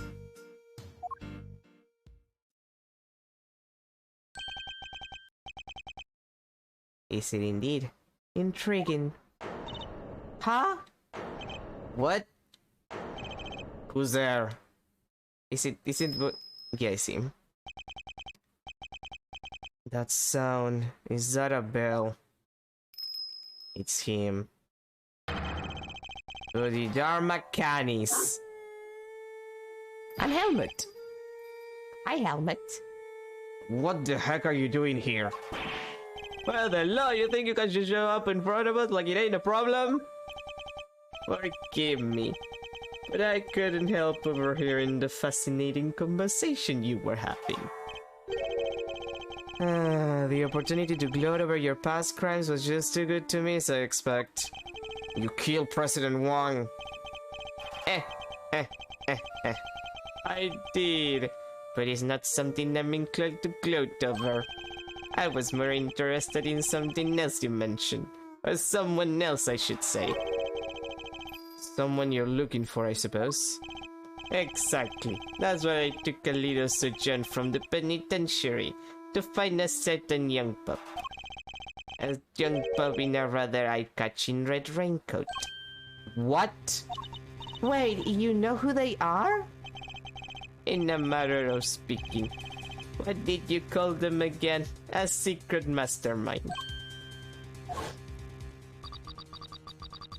He's your friend in the red coat, of course. Red raincoat. The prosecutor looks a little surprised at this, and he, Helmut? Yes, he does. The young pup I mentioned is in my life, you know, 12 years ago. Well, goddammit, Carnies. You have surmised it was I who killed President Wang. But that meant that I too became an inconvenience in need of removal.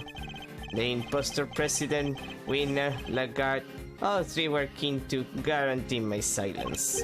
And if I hadn't met my friend the young pup again, they might even have succeeded. I wonder what he's doing now. So it was the president's body double who hired you. I remember his words almost as if it were yesterday.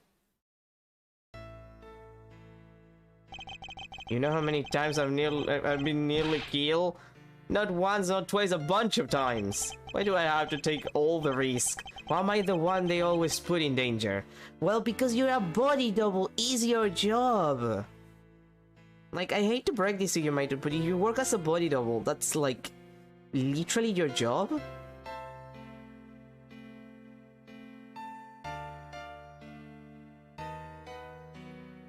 Like, it's your job. Like, I'm just trying to like think, like, what would you complain about this shit? Like, I don't know, ask the president for a raise or something. It's your job if you're a body double, my dude. When I'm out there being him, people treat me like I was him. They worship me. So what's the difference? Who's to say I couldn't be just as good as him? Well, with that attitude, you clearly are not going to be a good monarch. I mean, president. He's been in power for like over 12 years. Kind of a monarch, if you ask me. There was a difference, of course. Even if he did look and sound exactly like him. Just because it walks and talks like a president, that doesn't make it a president, does it, boy? No. So he got his wish and became the boss, but couldn't quite fill his predecessor's shoes. Roxanne, run. That means I'm number one. I wonder if you have what it takes to step into such capable shoes. You, of course I do. I'm the leader now, me! Seems the king and his knight were much the same. The president's judgeable knew that his employer had a weakness, a young woman named Amelie. But in order to find her, he needed to enlist the help of locals. Locals such as Chairman Winner. Once Miss Fan had been located, they simply needed to find the right time to lay their trap. The meeting she arranged so the president could meet his son. That would have been the perfect opportunity. Indeed. And with the head of the orphanage brought into the fold, the little conspiracy was complete. Martin Lagarde. Now, quid pro quo, where may I find the pup? What makes you think the boy who helped you and our mysterious string puller are one and the same? He set that little fire that night, out there in the yard of the orphanage. Yeah, we saw that. It was some kind of a prank, right? A prank? It was nothing of the sort, my dear. No, as I understand it, he had taken refuge in the igloo by the entrance. From there, he happened to see Winner and Lapcat carrying away a dead body.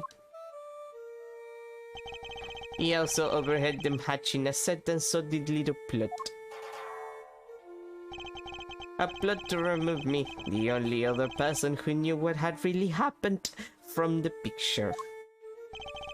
Thankfully, he was kind enough to come and inform me. I was waiting inside the building, you see.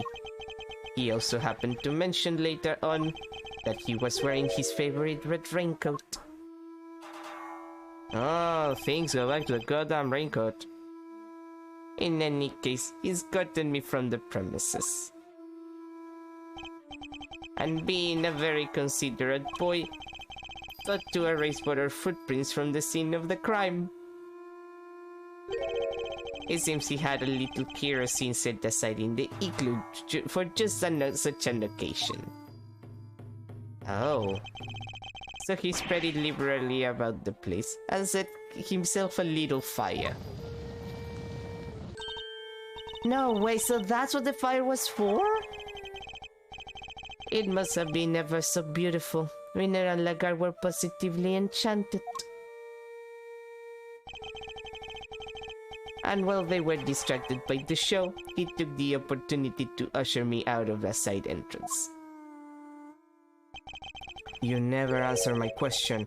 You really think he's the one behind all this? I do indeed. Don't I, Helmut? Yes. Yes, I do.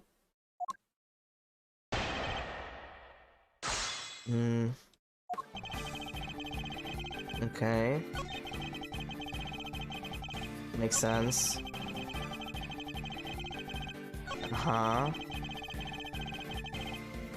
it! I mean, your body Dharma crannies, I wouldn't know if that would, like a child, like, I don't know, dude, I think you can take the three of them, but okay. Again, so the two of you had met before. Yes, on a cold and lonely Christmas Eve 18 years back. Not long ago. But on that occasion, it was I who saved his life. It was knowing more than it had in years, and cold enough to death by freezing was a real possibility. I had taken Helmut out for a little walk. He loves his walks, you know. He noticed something and bounded off through the snow. When I caught up to him, he was sniffing at a car. The door had frozen shut. It took all the strength I had, but eventually I managed to open one. Oh, babies! And inside I found two young boys, shivering and semi-conscious. Two? Yes. And had I found them even an hour later, the poor wretches would have never made it. I took them both to a nearby orphanage. Is it me, or is there something significant about what he just told us? Probably, yeah. What is it about Canis' statement especially noteworthy? Well, the number of people is strange. The makeup car? What? You mean like the brand of the car, like that probably doesn't matter. He didn't even mention that. 2 children is kind of weird, but this was 18 years ago, which is like 6 years before the events of the president getting fucking murdered. This was on Christmas Eve 18 years ago. Also that. You're certain of that? I am. Oh, holy smokes! Wait. 18 years ago. The contest? The contest? Oh god, don't I have like the photo? Oh god damn it, I don't have the photo. From like... Is that what their children look like? Like Frost and the other guy? Oh boy. It was so fucking connected, isn't it? Oh boy. You have something that shows why that date is so significant. Which piece of evidence relates to the date in which Mr. Canis found the children?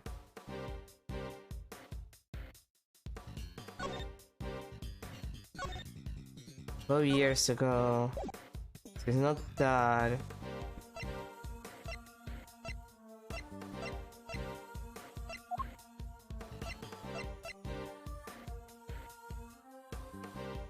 Our statement. December 24th, 18 years ago. Yeah. Take that! That was the same day on which a certain incident occurred. The murder of a well-known sculptor. No way! An incident in the aftermath of which 2 children went missing. Yeah, it's those kids. The son of the victim, Artie Frost, and the son of the murderer, Carmelo Gusto. Yeah, now that you mention it, the little guys did go AWOL, huh? Intriguing. The son of a murderer and the son of his victim. I suppose that would make sense. It would. One of the boys was bound hand and foot, you see. That must have been part of Mr. Frost's plan to stop Mr. Gusto's son from getting to the competition. Indeed, because without his son to test his creations, Mr. Gusto would have had no chance of winning. Well then... that was what was behind it all. Sadly, neither of the boys were able to remember any such details. They weren't. No, when we met each other again on that night 12 years ago, the young pup explained it to me. It seems that they really were on the brink of death when I found them, and the shock of the experience caused them both to lose their memories. They weren't even able to remember the names. Whoa, so they wouldn't have known they were Mr. Frost and Mr. Gusto's kids?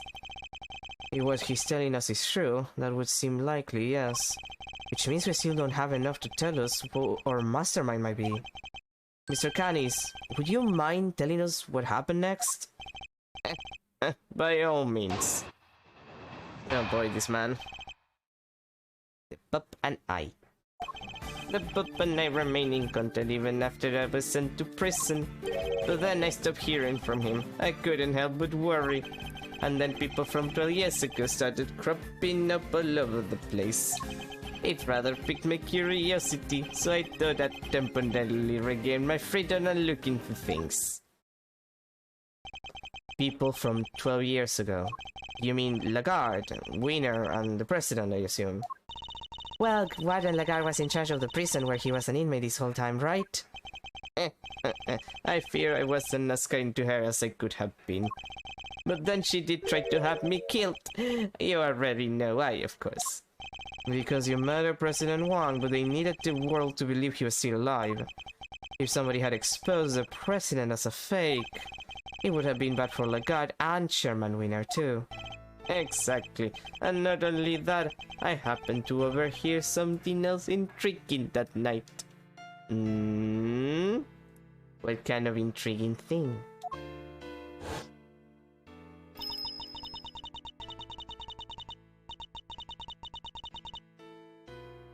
I'm guessing that's Canis. I'll be at the orphanage on the evening of the 9th. I'll be waiting in the front yard. I thought you could meet him if you'd like, even if it's just okay. No, that's the recording from Amelie. I thought you could meet him if you like, even if it's only just this once. I know you're a very busy man, but anyway, that's where we'll be. Goodbye.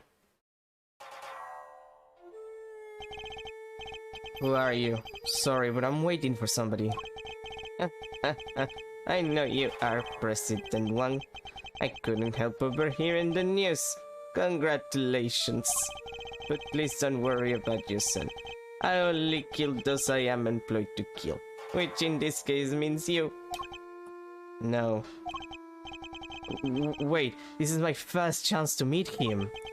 And it might be my only chance. Please give me just a few minutes longer. I thought he was going to beg for his life, but no, an interesting character. I told him I was not aware he had a child. No, he said, and shook his head. Neither was I, but the world will know that I have one now. I mean to make sure of it. I even prepared something in case the worst comes to worst. And the son in question, it was a young gentleman with the horsey, correct? Hans, you can't see them? I don't need to, my dear. I've been listening very carefully, you see. And for longer than you may realize. So the president meant to tell the world about Sean and prepare something in case of the worst. But it's not enough simply to have Canis' word on the matter. Of course! We have something that proves he's telling us the president said is true. The will. A will everybody knew about. He entrusted it to my family to show his belief in us, after all. The name in the recording, the preparations he had made, and his will. With those 3 pieces of information, I was able to convince Guadalajara to do anything I asked. With the information at his disposal, he could have exposed the truth about the body double at any time, and Sean's true identity with it. President One was more agile than I'd anticipated. He blocked my first knife thrust with something soft. By the time the piece had broken off his nose, my next strike hit his mark. So it was Canis who tore the horn off of the Tyrannosaurus doll. I was the only one present to hear his final words. The only one who knew the truth about his son. Well, me and that poor pup.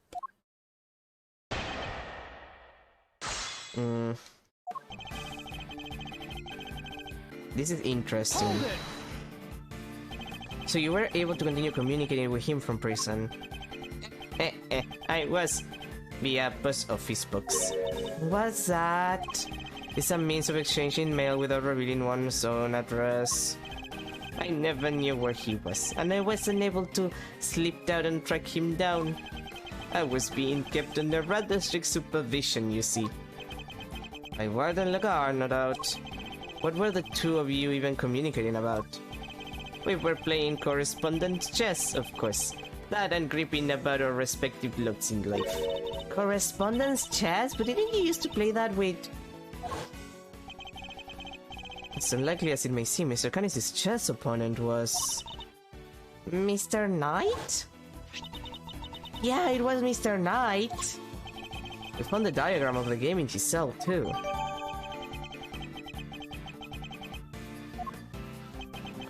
What does that mean? Knight had something to do with all that IS-7 business? Wait, could that be... Do we have any evidence that might connect Knight to the IS-7 incident? Let me think.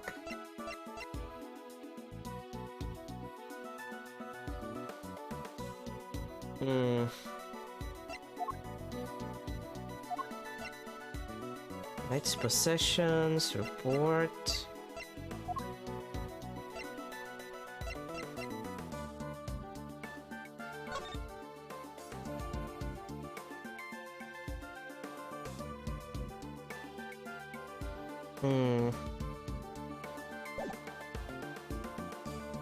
Could it be the correspondence chess diagram? Like...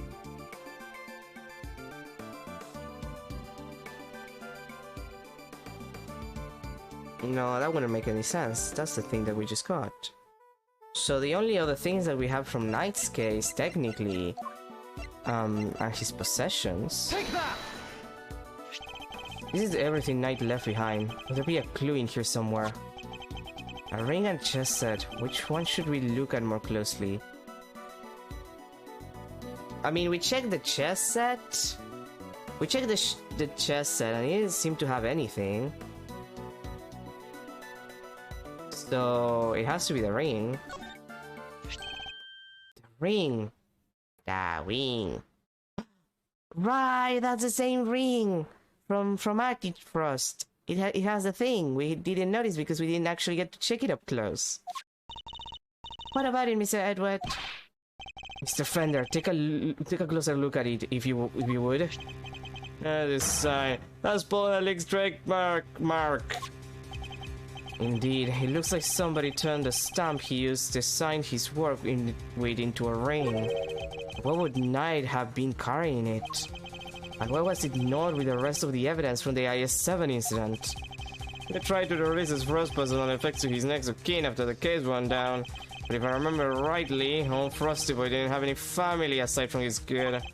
And the kid was missing, so they never got to hand it back to him. Not until later anyhow. I heard on the grapevine that they found him in the end and gave him the goods.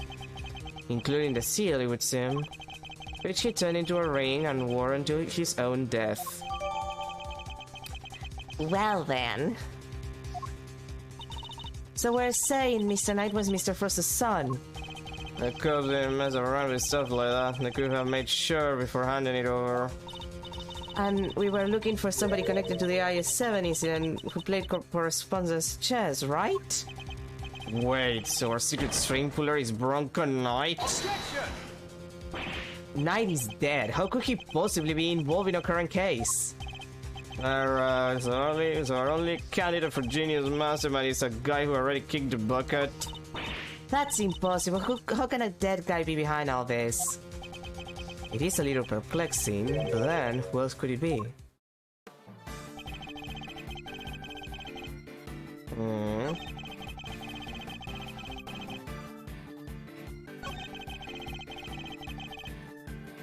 We stopped hearing from him.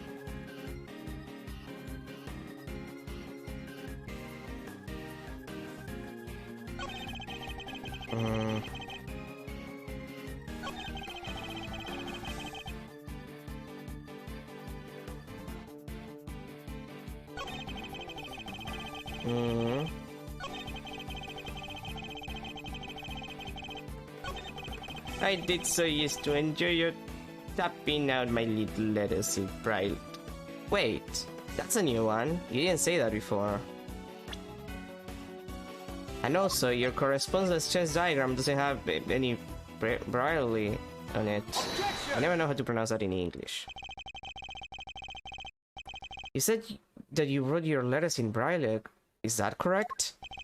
I don't mean to be rude, Mr. Prosecutor, but you do know about my condition, do you? That's odd, because the chess diagram we found in Knight's cells didn't contain any braille at all. Really? But surely that's impossible. How so exactly? Maybe someone typed Mr. Canis' letters out on purpose? I mean, there may have been some sort of intermediary between the two of them? So then... Mr. Canis says he wrote his letters in braille, and yet... the letters received by Mr. Knight contain no braille at all. This suggests that there must be a third party who typed Mr. Canis' letters out. I guess it could have worked the same way on the flip side too, right? Whoever it was could have taken Knight's letters and turned them back into braille. They could indeed. Well then... I think you and Mr. Knight were both communicating with this person, Mr. Canis. Mr. Canis, the answers you received... they were written in braille too, yes. Does that mysterious middle person really was to type in the Bronx's missives? And that same person might well be your secret string puller. Wait, you trying to say there's another hidden mastermind behind this whole thing? So who's this new one? Bronco Knightsor of Archifrost is already dead, but what if the other child from the incident 18 years ago was actually who we've been looking for? Carmelo Gustos' son, but who is he and where is he? If Knight was Frost's son, Gustos' son would have to be... I know him since we were kids, when both of us were all alone. He doesn't have any family, you see, just like me. Him? But surely not. What's the matter, Mr. Edward? You're white as a sheet. Of course, it all makes sense. I know exactly who our so-called mastermind is. What? Who? You have to tell us. I can hardly believe it, but it's somebody we know rather well. The person we've been looking for is... It has to be the person behind all this. The person who forced Chairman Winner's hand by sending the letter to Rosie Ringer. The person who kidnapped Sean and Bug K and myself. The person who did the strangest thing of all.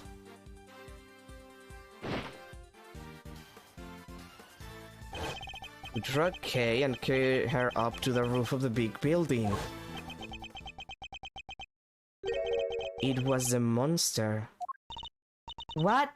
Did you really just say what I thought you did? Yes, the monster. That was the key to unmasking our mastermind. Oh, I almost forgot. We're doing a new show soon. I'd love it if you could come, Mr. Edward. I'll be joining Regina on stage for this one. That's right. The Very Big Circus is the biggest, most fabulous event in town. You'll have udders of fun. Miss Lloyd, could I ask for a favor? Oh, me? What kind of favor? You told us you recorded the sound of Pterosaurus breathing fire. Proof? What kind of proof? Did you capture something on your tape recorder, perhaps? Ah, yeah, good ruffle. Sharpen and a gosh dang tack. I captured the sound of that big old beastie breathing fire is what I captured. Surely, like I said, you didn't precisely see the guy, but why you hear him? Can we listen to the tape? Yeah, surely can. Let's see now. That seed, that sound. It must be what I think it is. My theory has to be correct. The truth about the monster, the identity of the person behind all this, it's all falling into place. Miss Hart, you saw a giant eye at the window of the storeroom, do you not? Yeah, but not me a picture of it too, even if you can't rightly see it so well.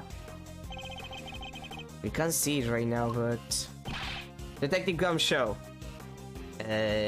What are we calling Gumshoe now? Yes, sir! Your image analyzer, can we borrow it again? Sure, but what do you want to look at, sir? This photograph right here. Gotcha, I'm on it.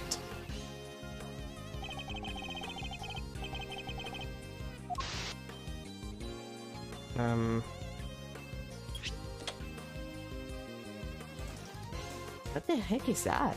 Like, it is an eye. It looks like something, but... That's... See, I don't tell you. Pterosaurus his own dang self. Yes, there it is at last. The monster commanded by the architect of this whole scheme.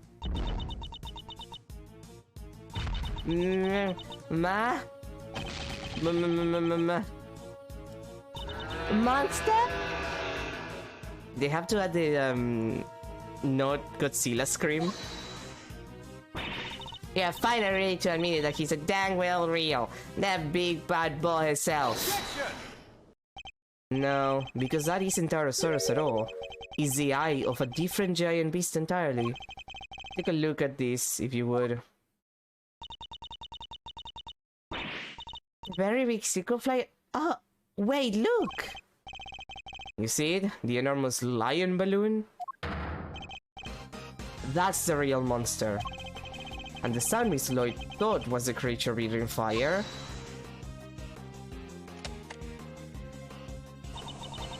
Ah, come on, you're really gonna bring me crashing down to earth like that? That's how balloons fly, huh? They burn gas to make hot air. They do, and our culprit was able to use that balloon to carry Kai up to the roof of the big building without ever going near the elevator. So this culprit, they got something to do with the circus? Circus worker, friend of the Bronxter, son of Gusto. Whoa, you're not serious. You forgot to mention trainee animal trainer. It's hard to believe. Did they have to use this specific sprite? But he's the one who's been pulling the strings this whole time. That's right, Simeon Saint is the one behind all this. Simeon? But everything? Really? I don't believe you. We trusted him and he trusted us. You can't tell me that was all lies. That would be too horrible. I'm sorry, Kay. But today is the day to be disappointed. Who was that? Hey, where do you think you're going, old man? Nothing escaped you, does it, young pup? My congratulations, Mr. Edward. But now that I know the truth, my business here is done. What? No, Mr. Canis, wait! God damn it, Helmut! Guys, this all kills people. Can you help me? Damn it, he disappeared. Are you okay, Mr. Edward? Don't worry, I'm fine, but... Damn you! You're right, Sean. He killed my dad. He did, right? There's no easy way to say it, but... Sorry, Sean. It would appear that he did. He won't get away with it. I'll make him pay. Somehow. Some way. I'll... No, Sean. You mustn't say such things. I'm sorry, Mr. Edward. You have to forgive us both. Look, it's perfectly normal that the child wants to kill the person who killed his dad. As long as he doesn't do it, he's fine. Like, he's a 13-year-old. He does not know the consequences and the heavy weight that comes with killing an actual human being for realsies. I just put the call out, sir. All units are on the look for Mr. Canis. I don't mean to hurry everybody, but we'd better be on our way too. Well, Mr. Prosecutor, when do you think we'll be finding our mastermind? I suppose you're right. We should go after the mastermind right now. He said he had to practice for the show, which I guess means he'll be at the circus. But before we leave, there's something I'd like to ask you, Agent Lang. There is? What? Once a beast has been sighted, the next step is to plan its capture. When we arrive, there's something we'll need to try to and find as a matter of priority. And Detective, I'd like you to look into something that's been bothering me about Sean's kidnapping. Yes, sir. I wanna help too, Mr. Edward. Good. There's somebody I'd like you to try and contact. If Saint really is our mastermind, we're going to need this person's help. Between our many encounters, I never suspected a thing, even though he was right there in front of me. I messed up. There's no other way of putting it. But I'm going to put things right once and for all. To be continued. I'm guessing this is about the last part.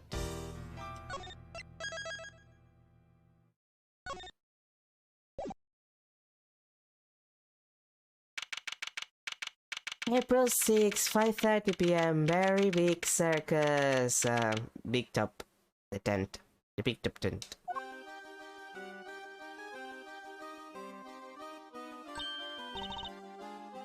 Okay, it's time for me to get my coffee. We'll deal with these once I have my coffee, because otherwise I will be too uncaffeinated. So I'll be right back in a second, and then I guess we're about to finish. I'm guessing we just have to deal with this guy, so be back in a sec.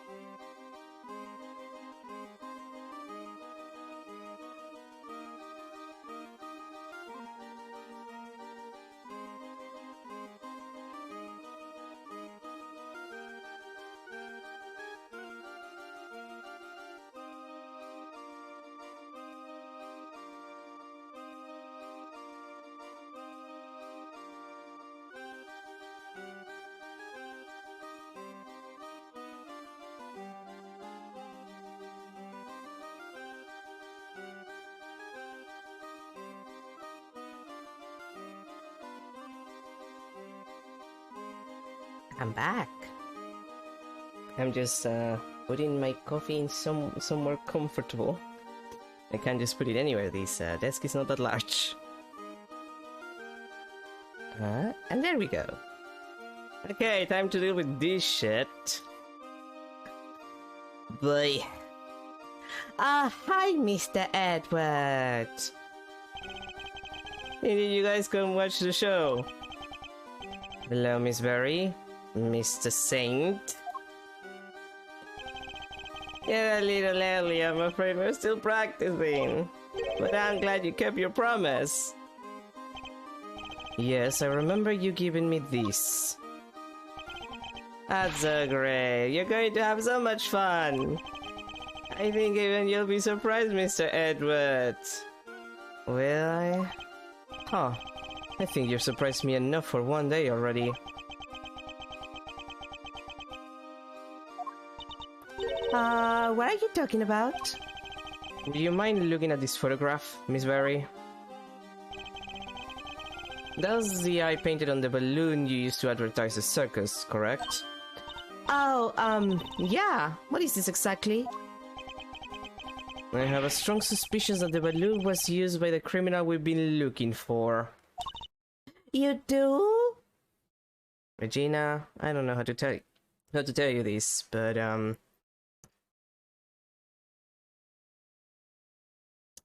the circus has caused at least 3 deaths by now.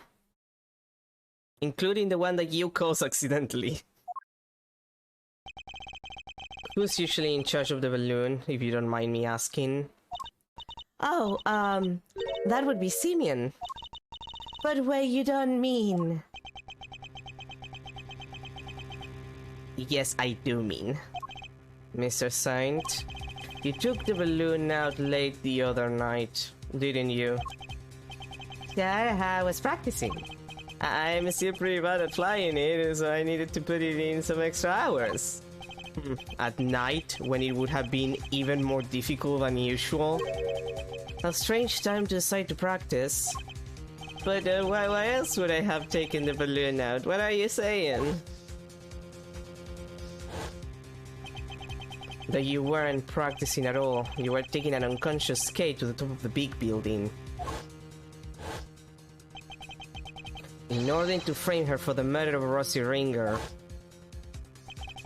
The security cameras never recorded Kay taking the elevator up to the roof. Which means she must have gotten there another way. From the sky. And the only person able to make that happen would have been you. But, Mr. Edward, I don't understand. That's not all you did. You also attacked Sean at the garbage disposal area, drugged him, and carried him away.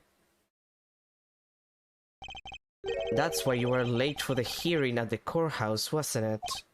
I'm sorry, but I don't know what you're talking about. Why would I do any of those things? Please, you have to believe me. I never, ever, ever do anything like that. I wish I could believe you, but I can't. Any trust I had in you has been completely destroyed. That's horrible. Why would you say that? You told me back at the jail you said you believed I was innocent. You don't have to worry about that. We're friends. We know what it's like to be in your shoes. We're all part of the same club after all. Right, Mr. Edward? Unfortunately so, I'm afraid. Thank you for sharing such personal details with us. By the sound of it, you had little reason to kill Knight. If anything, you're the one most affected by his passing. And what's more, I simply don't believe a person as gentle as you is capable of murder. Rest assured, we believe you, and we will get you out of here. This is just awful. I never thought you'd lied to me. We didn't lie. I swear, Simeon, You said you knew what it was like to be me. I trusted you. That hurts, Kay. It hurts so much. Come on, Mr. Edward. This is Simeon we're talking about. He's not a bad person. I see now. That's your strategy, isn't it? With everybody. You root out their psychological weaknesses and exploit them. And without even realizing, they wind up doing exactly what you want them to. Exactly the behavior one would expect from the arch manipulator behind all of our recent troubles. I was too blind to see it before, but you won't fool me again. Simeon Saint, you are guilty of crimes too numerous to count. Our mention. Well, actually, I think we can count them, just to mention. So that's how you want to play it, huh? You always did have the courage of your convictions, I guess. Not that I have any of those. I wouldn't know. Luckily, grinding people's self-belief into dust is kind of a hobby of mine.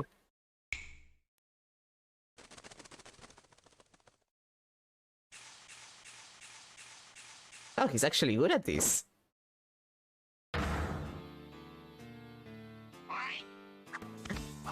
Peace!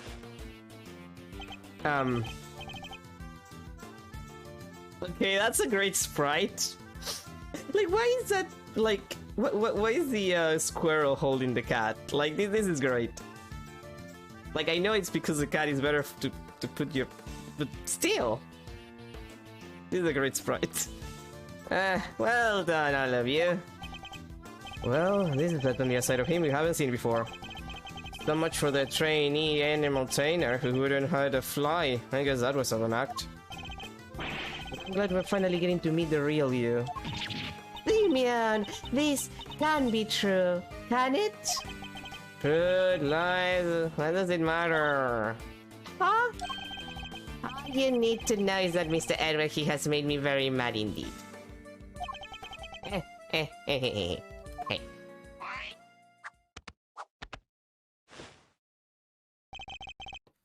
And now he's going to pay.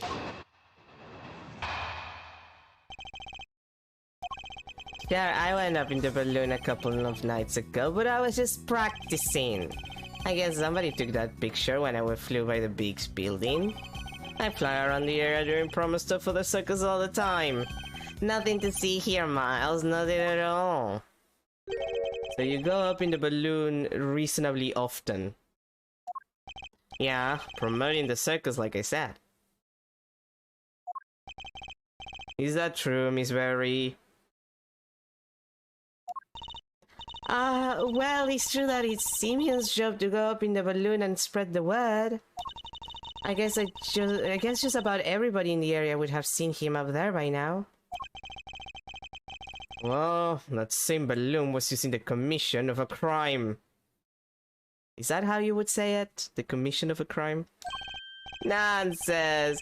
I just happened to be in the area where it happened. Somebody took a picture when I was floating past the big building, that's all. Oh, whether you just happened to be nearby, thank you very much.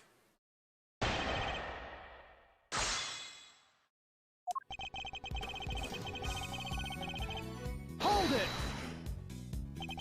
This balloon, do you usually launch it from here at the circus? Nah, you need a wide open space. There's a park over by Ascension Coliseum.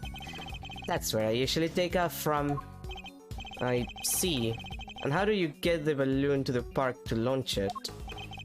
Not by hand, that's for sure. That thing was weighed a few hundred pounds. It's kind of impressive that it can even get off the ground now that I think about it. I'd prefer it if you didn't change the subject. How do you transport the balloon? Wow, give it a break, will ya? It's not like I was getting massive truck. Jeez. Use a truck, okay? You just load it on the back and away you go. A truck, you say? Yeah, last time I took it out would have been 2 days ago. That could be important. I better keep it in mind.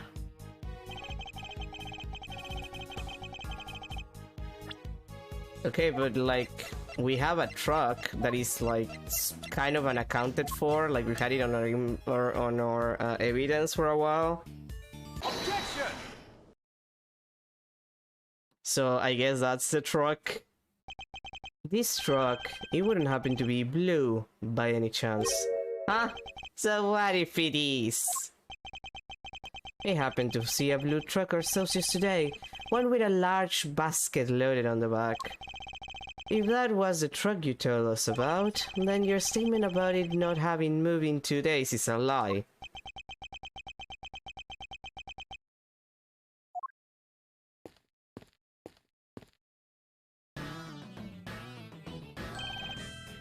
Agent Lang! Emma! Nice to see your boat back. There you are, Mr. Edward, at last! I've been trying to find you ever since we wrapped up the case yesterday. Can you send me a message saying you were here so I came right away? And I found what you asked me to go look for. It was loaded onto the truck in the parking lot out back. A blue truck. Fucking knew it.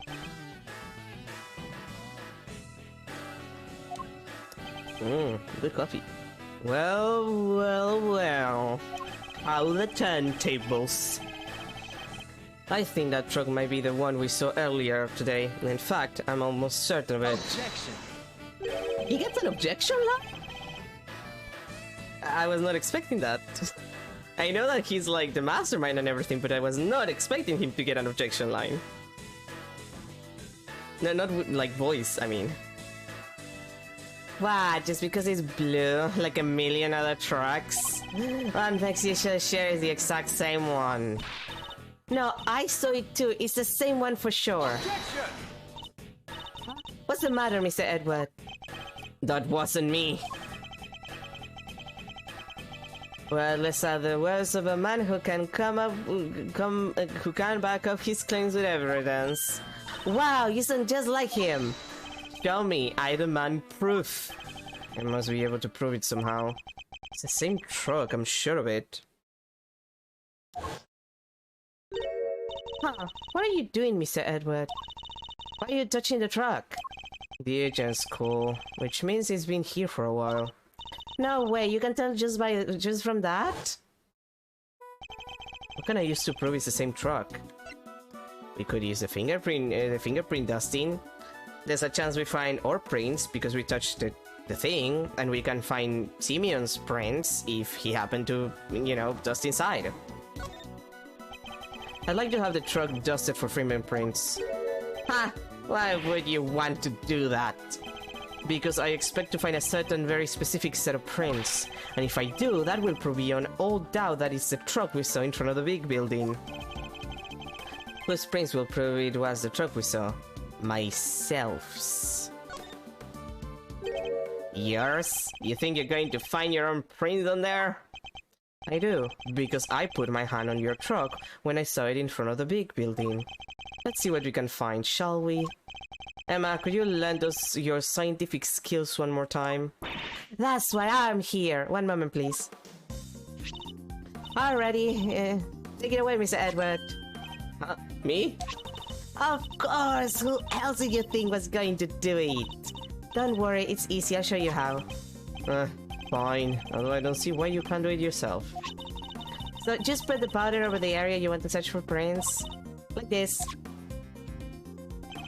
Moving the cursor around and pressing A will allow me to dust the area with powder. It sticks to fingerprints, so once you've found one, make sure to dump plenty on there. And then blow away the excess. Blow it away? Yeah, with your mouth. Ah, like that. Blowing with X should remove any excess powder. Don't you love the fact that this was a DS game? And it's obvious by the fact that this was done with the DS like microphone originally? Because that's how it was done before the re-releases. Alright, you got all that? Yes, thank you. Not to try it for real. Oh, there's no such thing as too much powder, by the way. Go crazy! I know. She says, there's no such thing as too much powder. And so, I will powder the entire screen. Is that stupid? Yes, yes it is. Do I care? No.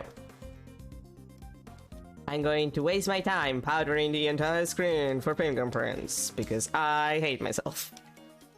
And also it's fun. This was faster on the DS also. Like, not for this game because I didn't play this, I didn't play the fan translation or in Japanese, but for like Ace Attorney, like the first one, which has a little bit of these, and Apollo Justice, like you didn't get to do the fingerprint. You did it more in Apollo Justice. Like they don't use the fingerprinting and the stuff that often when you think about it on the grand scheme of things, which is a shame because I think it's very fun. But I feel like it was slightly more responsive when I did it on DS. And it was more responsive in Apollo Justice too. But also I play that on DS, so I guess it makes sense. Okay. Okay, I think that's sufficiently blinding.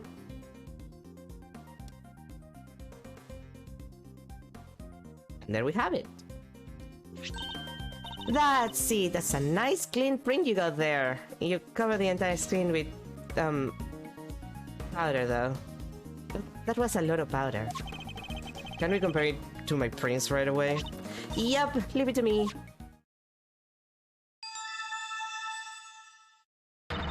That confirms it. It's Mr. Edward Springer, alright? And with that, another lie is exposed.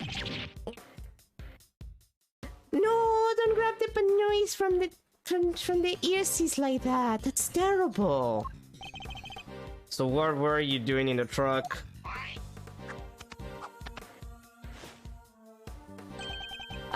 Just driving around for fun, you know? Objection! Kay was abducted 2 nights ago, and your balloon was sighted nearby. Then today, another abduction, this time involving a truck supposedly used to transport garbage, and your trunk was sighted nearby. Objection! Coincidence, nothing more. You want me to believe that you were near the scene of 2 separate abductions simply by chance. Just be honest, you were involved in both. What makes you think they were even connected? Objection! A certain very important piece of evidence, that's what. Yeah. Oh, this should be good. What connects Kay and Sean's abductions? Good question. What is a connected thread here?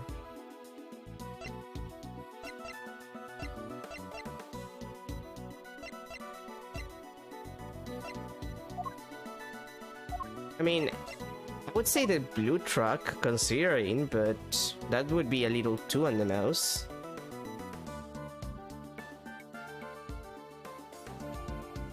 Wait, the sedative! They use the same! They use the same... Right, the sedative, I completely forgot that was a piece of evidence we had. Yeah, the 3 Cs.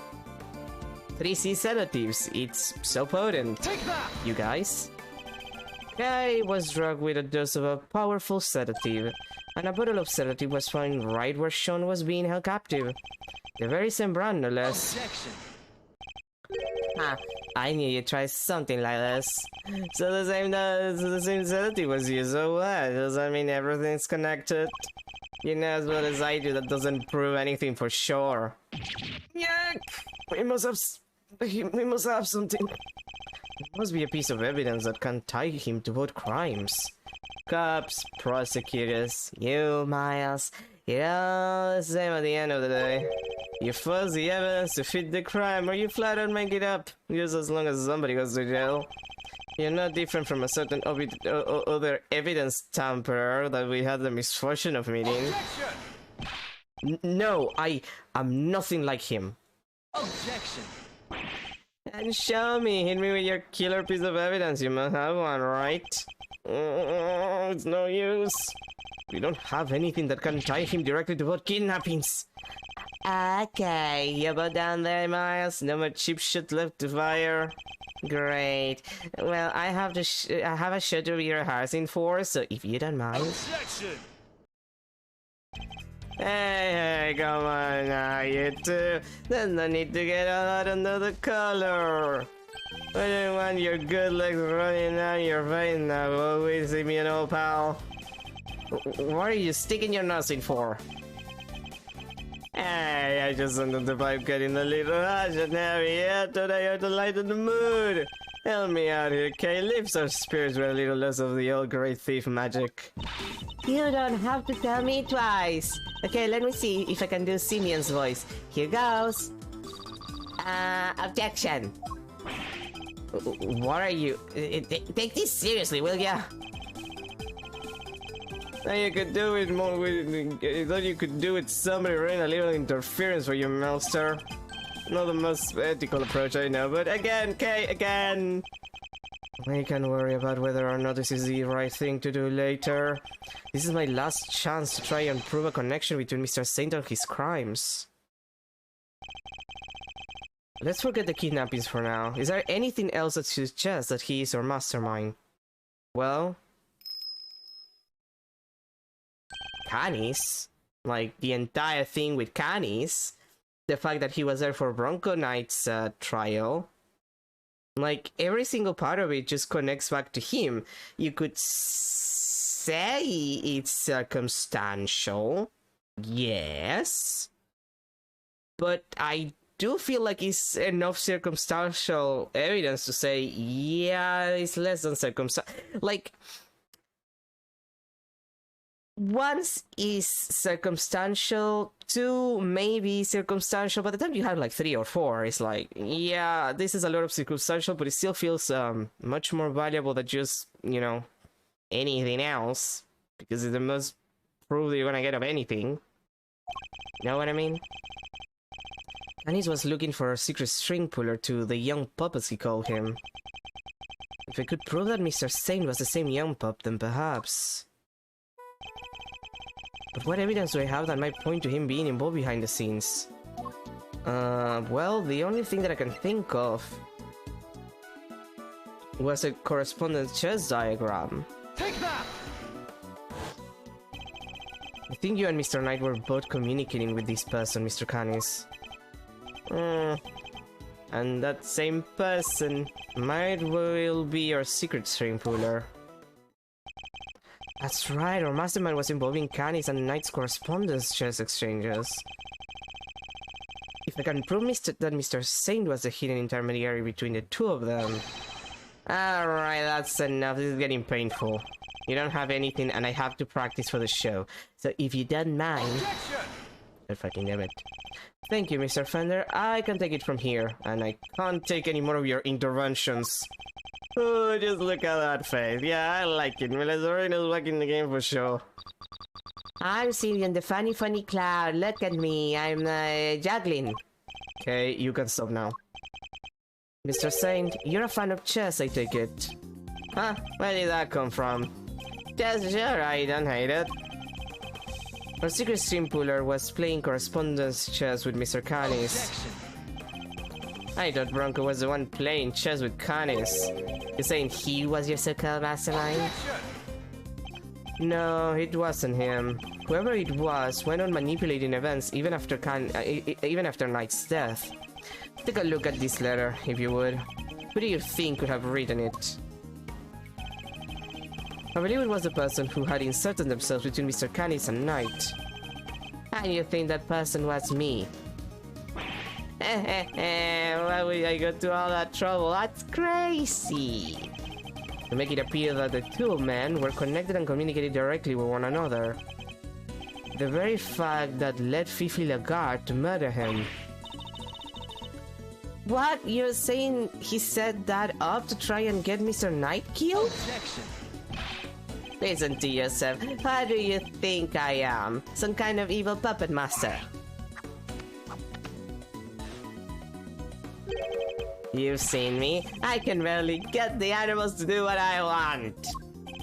If we could find one of the letters he passed between Knight and Canis, that would prove the connection beyond a doubt. I'd like to have your room searched. I believe we might find... letters. You won't. Trust me. What?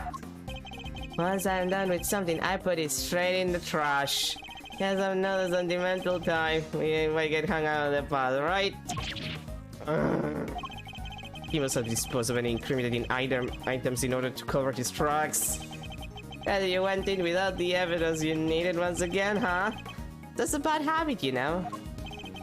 So this doesn't prove anything either. We've fallen short yet again. What do we do now? Are we out of options? Yeah, Edward, you're kind of out of options. You accused me of betraying my friend and you don't even have proof. You're despicable. Who was that? Hi. Miss Berry. What does she want? Sorry, I was thinking about what you were saying, and this night person, you mean Bronco, right? Simeon's friend? Yes, what of it? Does she know us something? A letter came from him this morning for Simeon. What? What do you... How is that possible? Knight is dead. Miss Berry, we need to see this letter right away. Sure, here you go. Let's open it, shall we? It's another correspondence just letter. The next move from the game with Mr. Canis. On to G6. Can anybody else smell checkmate? Can't wait to see your face when you lose. We're never going to beat me, not at chess.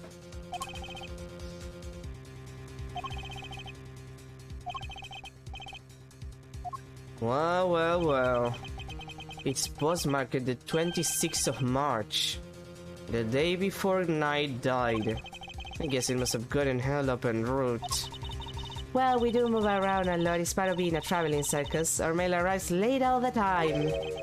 Interesting that it's addressed directly to you, Mr. Saint. Can you stop holding the Banuis like that? You're gonna hurt them. Look at those poor babies. This is it, isn't it? The proof we needed that you were the one facilitating Mr. Canis and Knight's games. One of the letters you would have transcribed into Braille in order to create the illusion that they were somehow connected. Gosh, you Bronco, you're still getting in my way even now. I hate you.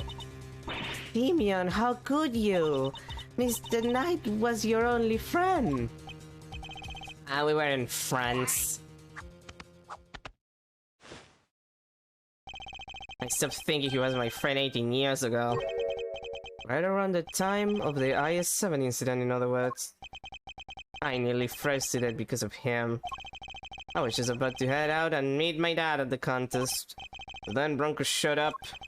He pinned me down and tied me up. He was crying the whole time, whining on and on. I'm sorry, but my dad says I had to do it, and if I don't do what I say, he's so scary. Stop it, Bronco. I have to go meet my dad, I promise. If I'm not there to taste his candy for him, he'll be so upset. He needs me. If I don't go, he won't be able to show everybody he's the best in the world. But now, he locked me in that car with him and the two of us nearly died. He thought I could get out, but when he tried the door, it was frozen shut. We were trapped. And that's how I lost my dad. What? You lost your dad?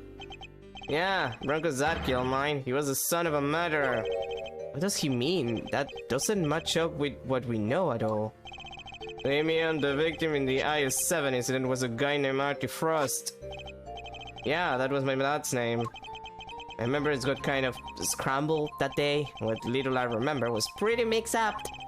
So I didn't find out until later that my dad was murdered.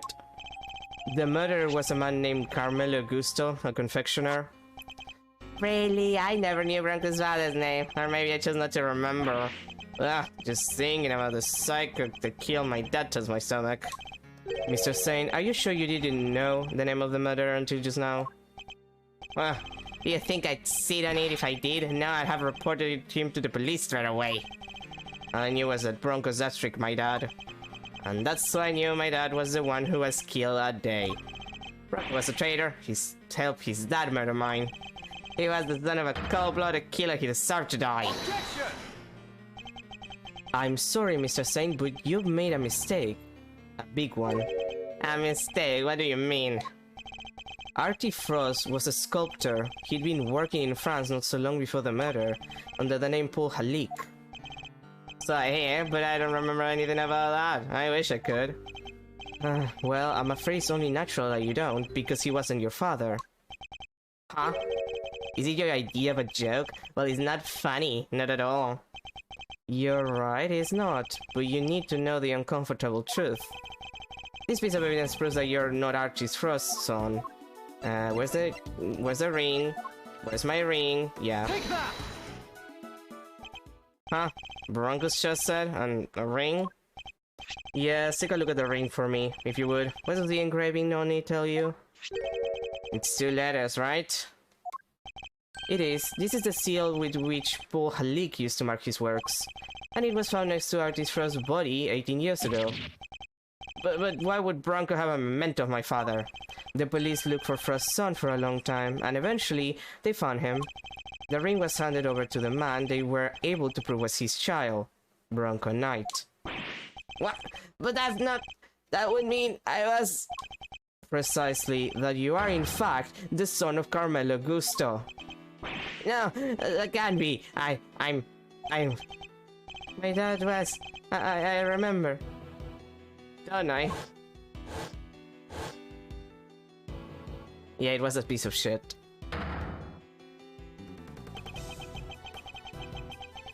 Bronco tied me up and locked me in that car. It was his fault I lost my dad. He deserved to die, didn't he? No way. So I get to see your circus thing every time I'm in jail. I was looking forward to the next movie in a little chess game. So the show is just the icing on top. Yeah, I know you'll enjoy it. I will. And hey, come back soon, okay? I'll be mulling over my next movie in the meantime. Speaking of which, I put a little something in your chess set. Well, you can take a look at it later. A little something? No idea what it might be, but thanks. If you hadn't detained me 18 years ago, it would have had to end like this. Huh? Do you say something? Me? Oh, no, it was nothing. Goodbye, Bronco. And farewell. I did all that. And now you're telling me that it was my father who killed Broncos? Then what was all this for? I didn't want to wind up dead too. I didn't want to be weak and vulnerable. That's why. I tried to be like Canis. Why I stay in touch with him all these years. And there we have it, the truth at last. Mr. Saint, you were Canis' correspondence chess partner. You were the one manipulating events this whole time. You're right, it was me. It was me all along. At last, he's finally telling the truth. I was the one who witnessed the murder 12 years ago, but you knew that already. The president's assassinations, just as we thought. Which means he's the one who drew the picture. And I knew it too, that's why. Lagarde kept questioning me, day in and day out. It got so I couldn't face what I knew the next day would bring. I was a nervous wreck. I could blame me for wanting to get out of there. But I imagine it wasn't as easy as simply running away. Winner would have sent his men after you. No matter where I went, they were on me. They never stopped coming, 24 hours a day, 365 days a year. I couldn't sleep at night. Even the smallest noise had me chasing shadows. It drove me crazy. So I joined the circus. At least that way, moving from place to place was part of the job. My whole life I've been up against the chief prosecutor, the warden of a prison. No regular person could help to stand up to people like that. From the time I was a child, I had nobody. But they weren't even the worst of it. The body double was behind it all, controlling everything. He may have been a fake, but he was the president of an entire country. What hope did I have? There was only one person I could turn to. Canis. The man who saved my life. He wasn't like Bronco, he really did want to help me. That's quite a claim. Strange to think of a famously ruthless assassin winning the admiration of the child he saved. I mean, he said it himself. He doesn't kill people he doesn't get paid to kill. And he seems to actually care about children. Like, seems pretty cohesive. Like, if you're a professional assassin, you kill the people you're sent to kill. Like, why would he, care about killing children? Like, Shelly the Killer is about the same way. Like, he just kills the people that he's paid to kill. He showed me how to stop being a victim, to stop being haunted, and become a hunter myself, and they all became my prey. I don't even you imagine that the body double would ever go so far as to co-opt our country's police. No, I sure didn't, and as long as Winner was around, no evidence was ever going to stand. He even only managed to ruin things this morning. Lagarde almost got away with it again. But I know him now like the back of my hand. I could see exactly how it was going to go down. So he saw right through their plan. Chairman Winner would try to suppress the evidence in Lagarde's trial. I see, and that's why you kidnapped Sean, correct? You wanted to force a guilty verdict regardless of the presence of evidence or the rule of law. Objection. Maybe I did, but how else was I going to make them pay for what happened 12 years ago? Whatever helps you sleep at night, but Winner pulled one last surprise, didn't he? He tried to kidnap Nacho himself in the hope of influencing the verdict. In other words, you chose the exact same course of action as the man you so fervently claimed to hate. Objection. As only if I'd actually kidnapped anyone at all. But I never do something so weak. Never ever. Me commit a crime. No. And besides, I don't hate the three of them. If anything, I'm grateful. if they hadn't done what they did, my revenge wouldn't have been nearly as fun. Objection. So you admitted your motive in all of this was nothing more than revenge. Sure, I admit it. So what? I despise every single one of them. But here's the kicker. I didn't kill anybody. The most you can blame me for is writing the odd letter here and there. A quick note to Ringer to tell her about Winner, another to him so he knew about her. But the fact that they wanted to kill each other and one of them succeeded, that was all on them. So you take no responsibility for the fact that your actions resulted in multiple murders. Right, same thing at God Lake. People are much easier to control than animals, you know? The whole fake assassination plot, I handed that to Bronco on a plate. That was part of his plan too? So Rook's murder was... Objection. Nah, that was all Bronco's idea. Nothing to do with me at all. Still, it moves things in the right direction, wouldn't you say? Isn't fate a crazy thing? You can't talk like that about a murder. Setting Lagarde up was easy too. I just made it seem like Nat and Canis were in contact with each other. And slip the chisel inside the chest set. So it was you who put it in there?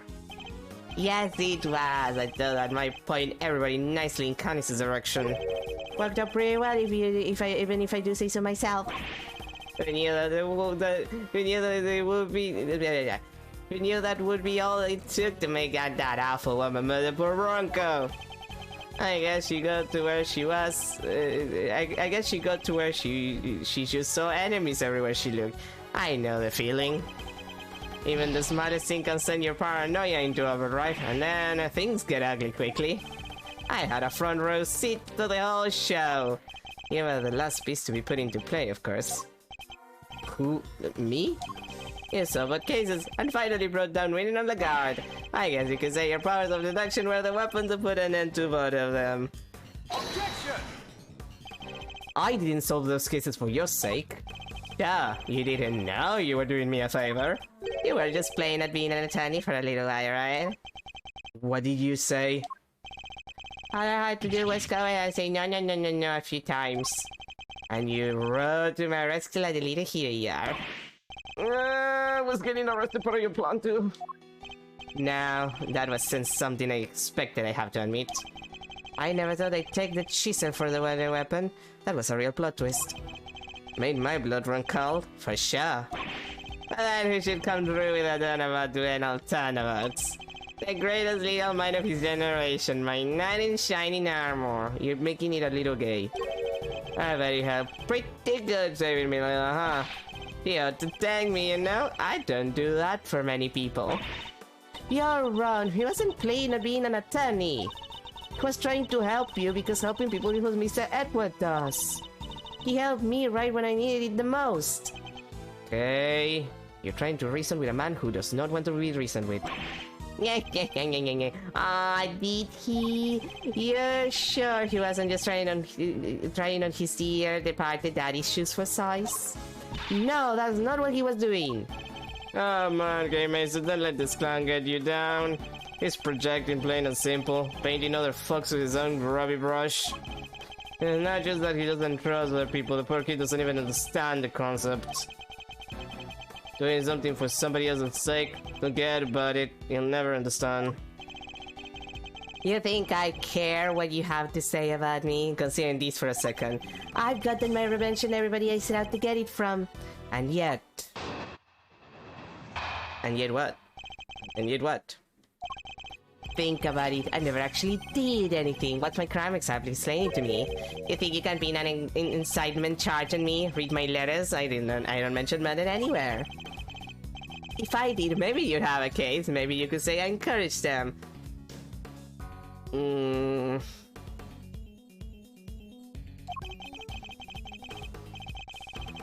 But it's the same story as always. I'm afraid you can't prove I did anything at all. Well, shit.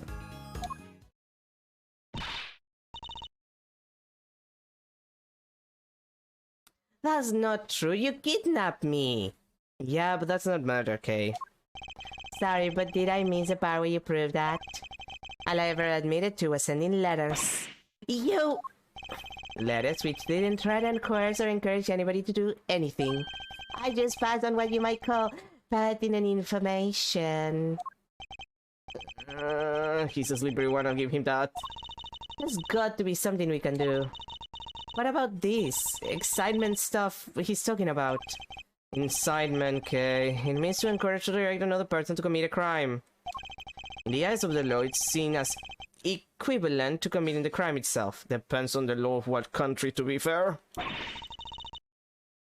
So then we just need to prove that he told them to do it. Pretty much. You say that like it's going to be easy. Guess maybe you're not so big on the due process after all. You think you can make me carry the can for murders I had nothing to do with? Think again. I don't even have to talk to you if I don't want to. In fact, why am I still talking to you? I can think of one reason. The tent is surrounded, there's nowhere left to run. Really? You don't think I planned my escape too? What if, just to pluck an idea out of nowhere, I train all these species animals to attack on command, for example? All I have to do is say the word, then slide off stage in the chaos. What? You wouldn't. I'm just speedballing. But you'd pay to see that, wouldn't you? I couldn't just as easily take Sean hostage with the gun I may or may not have in my pocket. Yeah, you know, that would make for a killer show. You will not do such a thing. It's hard to know what lengths he might actually be prepared to go to. But knowing what we know about him already, we have to be prepared for the worst. Fine, I'll humor you, but once the curtain goes up of this little performance, it better be a lively one.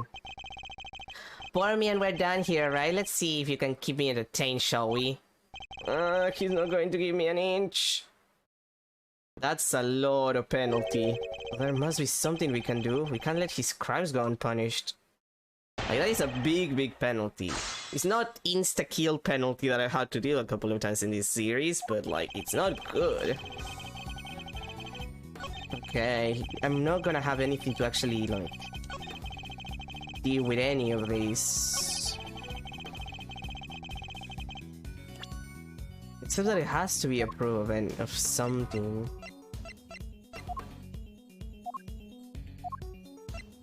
Oh right, the tape. Objection!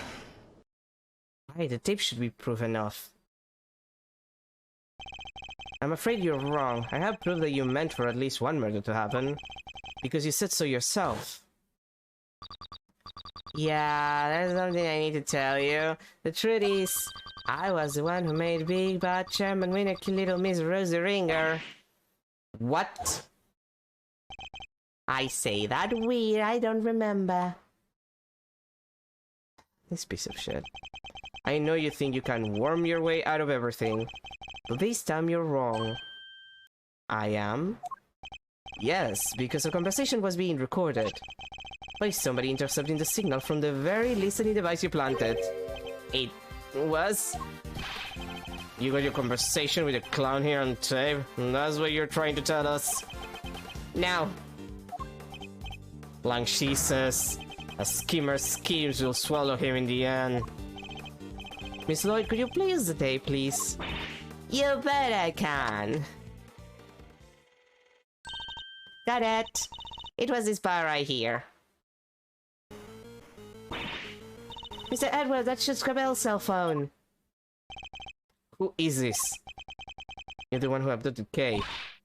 I can't hear, Mr. Edward. Sorry. It was right around here. I was as surprised as...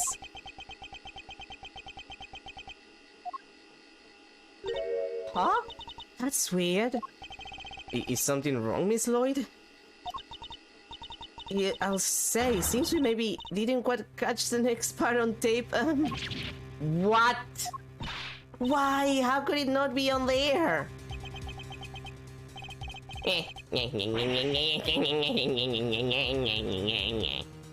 He's having way too much fun.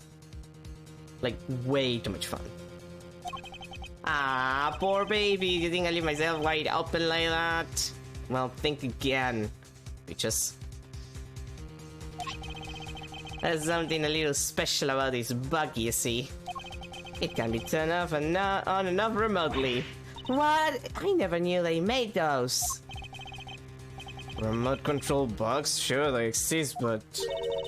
So you switch it off to avoid being recorded. Bingo! Objection! But how? You would have had to know you were being recorded in the first place.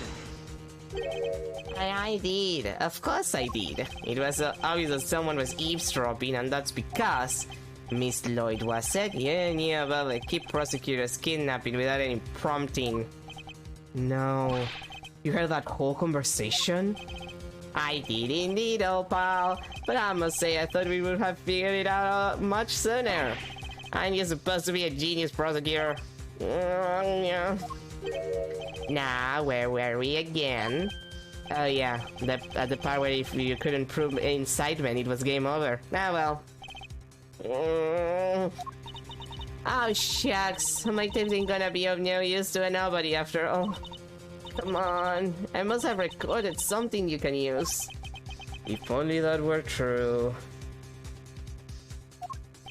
Hey, K-Meister. Yeah? Yo, Boogaroo. It was sitting in your pin that whole time, right? That shake anything looks from the O'Brien tree?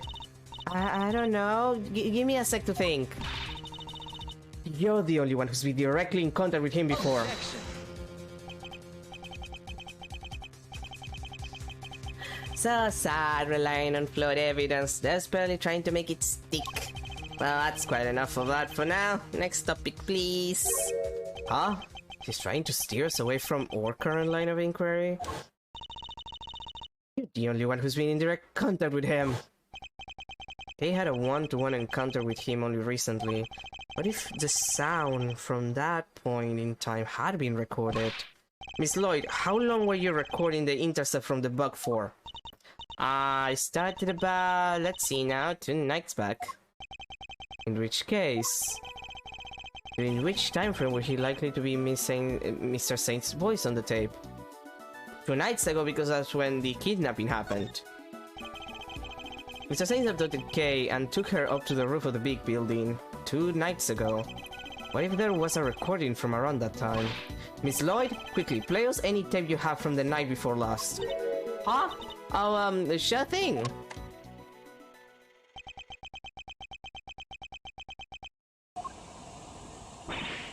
That's the sound of the balloon. Indeed it is. At around that time, I imagine Mr. Saint would have been transporting you in it. Fun. Which means he can't have been too far away from you. Or the bug.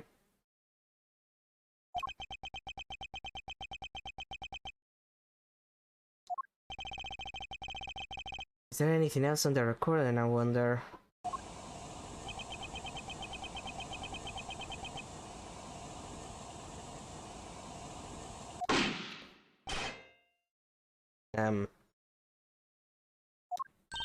Wait, that noise! That was a gunshot.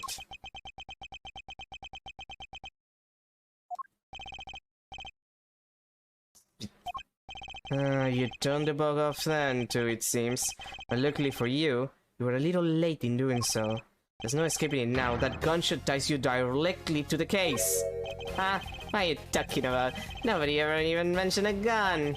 He's wrong. Somebody involved with this case discharged a firearm.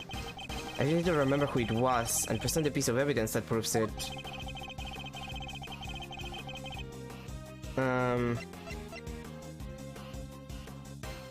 Wait. Bone breakage caused by extreme pressure from above.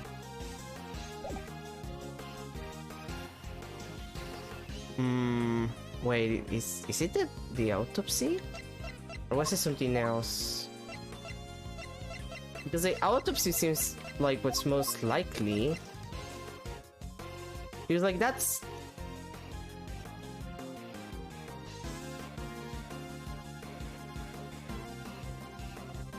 Right, because he had, wait. Yeah, flecks of yellow pollen. But like, gunshot residue detected on the right hand. I completely forgot about that. And I saw it and I was just like, didn't register it. Take that! But yeah, he had gunpowder on him. It's written right here in the president's autopsy report. Traces of gunshot residue were detected on his hand. Ugh. And where was Kay when the gunshot was recorded? That's right, she was in the balloon being taken by you to the top of the big building. However, the roof wasn't as certain as you needed it to be. Yes, I was there with the president. Wait, not long after we started talking, he noticed something and told me to leave. And if a gunshot ran out shortly after that, don't tell me you didn't hear it yourself, Mr. Sane. Not when it sounds crystal clear in this recording.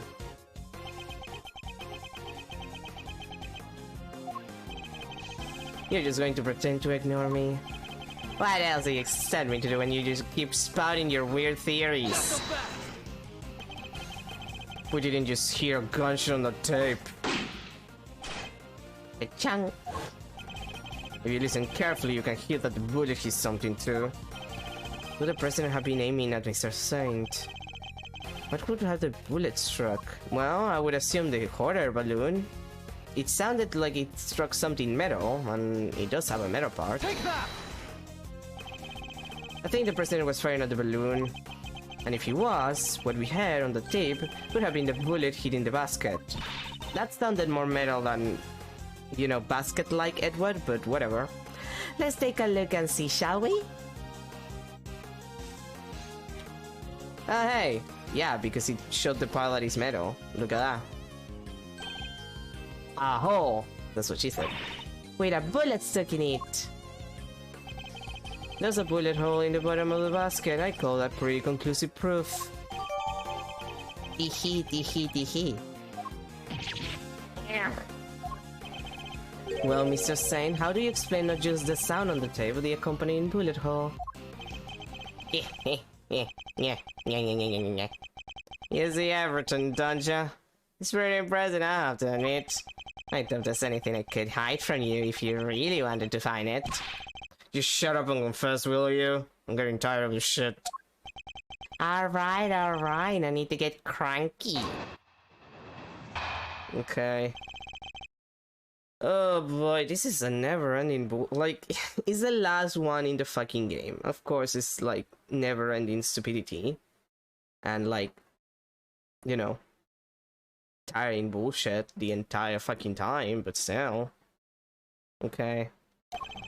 I didn't mean to flew the balloon up to the roof, but when I arrived, Judge Gavel and the president were already there. That came out as a surprise, I have to say. Only the president noticed me, and he made the good judge leave right away.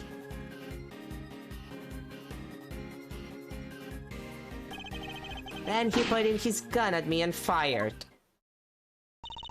But why was he trying to shoot down the balloon? That's simple enough. When I arrived, he was just about to murder your friend and the judge here. Me? Yeah, you. You told him about Sean. What do you think would happen? Why do you think he met with you in the first place? He thought you were going to expose him as an imposter. A Mogus. Because she knew the truth about Sean's parentage? He was afraid.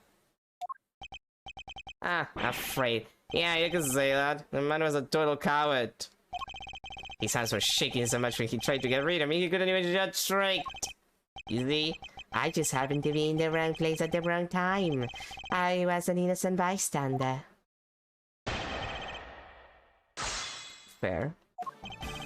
Although that seems likely that he would have tried to kill Gavel.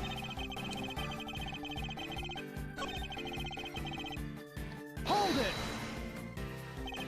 You're lucky that the balloon struck the bottom of the basket. Yeah, I tried to get out of there the second he pulled out that gun. Couldn't have my balloon going pop. But it was a close run thing. So you left right then and there. Of course I did. She was shooting at me. Are you saying there's a problem with that? Yeah, there is a problem. In the end, you managed to leave Kay there up on the roof. Which means you didn't actually leave the vicinity, did you? Oh yeah, guess I forgot to tell you the next part. After he shot at me, he escaped through the hatch to the 51st floor. I hung around a little longer to make sure the coast was clear, and I landed on the roof. Would you mind appending that statement to your testimony? Makes it not different to me.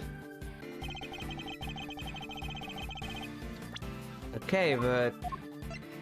where is it? We had a testimony from... Art, was it? Yeah, we didn't see the president pass through. Yeah. There it is. You're lying to us again. I am. The president never entered the storeroom the night before last. Miss Hart testified to that fact. What? And you believe a word of that two-bit hack over mine? I beg your gosh dang pardon. Say that about the chief again, I dare ya. I'll wipe that smile right out of your stupid clown face. So we know that Hart was cramped out on the 51st floor that entire evening. But if our fake president didn't escape through there, then how the heck did he get up off the roof? An excellent question, and one that I hope to provide the answer to next. We know that he didn't leave via the elevator, so neither there nor the hatch are possibilities. Which leaves only one possible way of escaping that rooftop. And the president wasn't via the elevator or the hatch. Well, the only other thing that could move... Take that! He flew. He... flew? Yes, in Mr. Saint's balloon. Objection!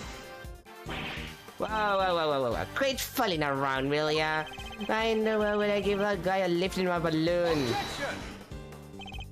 There was a security camera on the elevator, and Miss Hart was on the 51st floor the whole time. There's no other way he could have left that rooftop. Objection!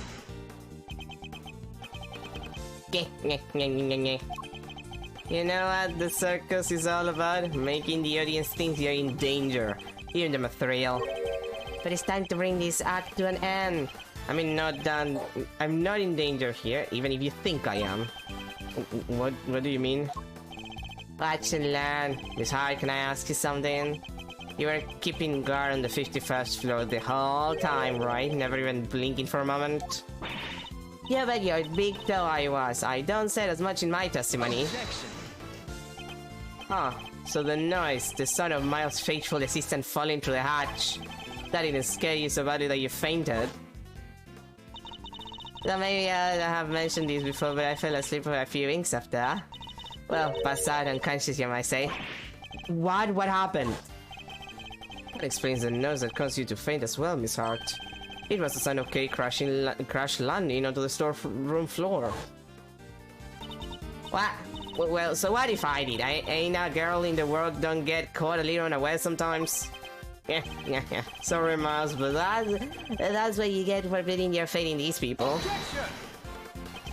It doesn't matter. King can't have fallen down the hatch until after the president left the room. Objection! Are you sure about that? Allow me to offer a little counter theory. The coward-faced president fired his gun at me. Then he hid in the shadows until after your friend fell down the hatch. What? So what if he did? What would that mean? Objection! Come now, surely even you can see what I'm insinuating here is elementary. If the president hid until after Miss Hart fainted, He could have passed right through the 51st floor undetected. no. And there we have it. Your little theory about the secret storm room falls apart. Yeah. Did he have to do that in my own voice? Oh, so that's what he meant with the green. Yeah. That's right. Oh, and another thing. I might have let Sean's identity slip to our poor president while he was hiding in the shadows. That's why he went to the Senate to try and murder him the next day. Only to wind up being killed himself. That's right. It was Sean who murdered the body double. Objection! What possible reason could the boy have for doing so? Objection! Pretty good one. He already knew he was the president's son. And how did he discover that exactly? Because I told him in one of my trademark letters. What? He's lying. Ah, you bet I am. Huh? Or am I? Maybe I did tell him, and maybe I didn't. Well, Shiny boy, which is it? It was my fault that I fell off of that roof. I admitted that much already. But I didn't find out about my dad until today, I swear. Huh. Well. I knew about the falling head thanks to the bug. But who knew it was you who made it fall, and the president died from being crushed, was it? Alright, well that's confirmed at least. You were the murderer. Congrats on getting your revenge. That ties everything up pretty neatly, wouldn't you say? Although I guess you'd say something more like... And so the piece falls into place at last. Well, counter my unassailable logic if you can. Fucking damn it. You know my MO right now, right? I'm a hands-up kind of guy. I just like to pull a few strings here or there. That was the case with Bronco, with Chairman Wiener. So what makes you think I'd let the fake president set foot in my balloon? Besides, I thought he was crushed to death by that model monster head. And who said the old Tyrannosaurus nagging falling, huh? He's so annoying. Like, I thought the circus was gonna be annoying to me because I'm emotionally damaged by the existence of the, you know, the circus on the second game, but like, this is surprisingly annoying in a completely different way. I am glad that the ventriloquist is not here and I don't have to do the pseudo Toad voice that I give the ventriloquist on me. It all makes sense. That's how your imposter wound up dead, no doubt about it. And what was the motive behind the murder? The little truth I shared just like I said.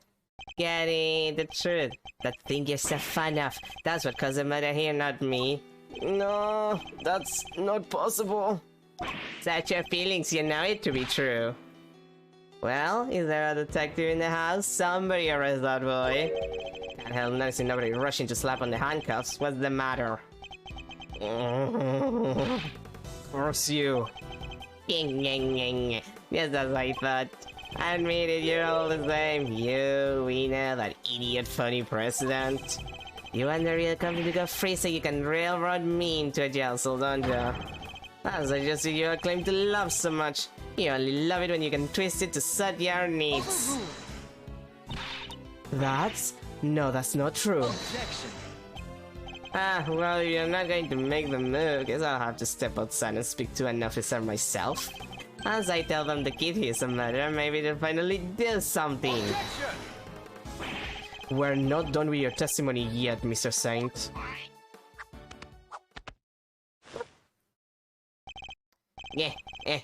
How did I know you'd make some excuse for selling him longer? But you still don't have any proof, do you? Or any chance of winning these? Tell me I'm wrong. And yet you still want to prolong the agony? Well, as long as you know what you're doing. Oh. Really? He's not holding back. Really? 50%! 50% is... We're doing that! Boy! What? Do you forget the little Shawnee's life is on the line too? Hey, Milizarina. Take a deep breath for me, would ya? Why would I do that, Fender? Because it's times like this you need to kick back, take stock, and be grateful for what you have. There was of times that when liars calmly show your bigger smiles. Remember? The way in which the president makes his escape is what you and laughing will can agree on. So how about this for a little thought experiment?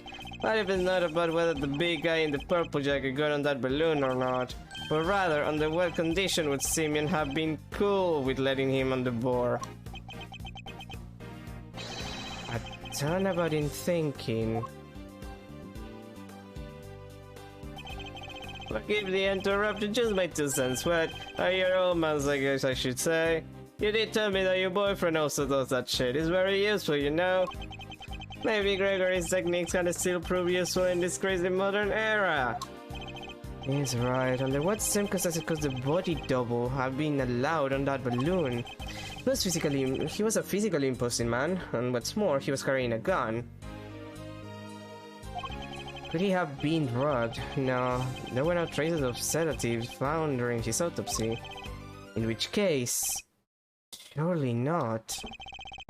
Are you about ready to continue, Mouse? And don't forget, this is what you are pulling for. 50% of my HP. This is going to be tricky. But I have to tear his testimony down, one statement at a time. I mean, I'm pretty sure I don't even have to, like, press him. I think I know. Like...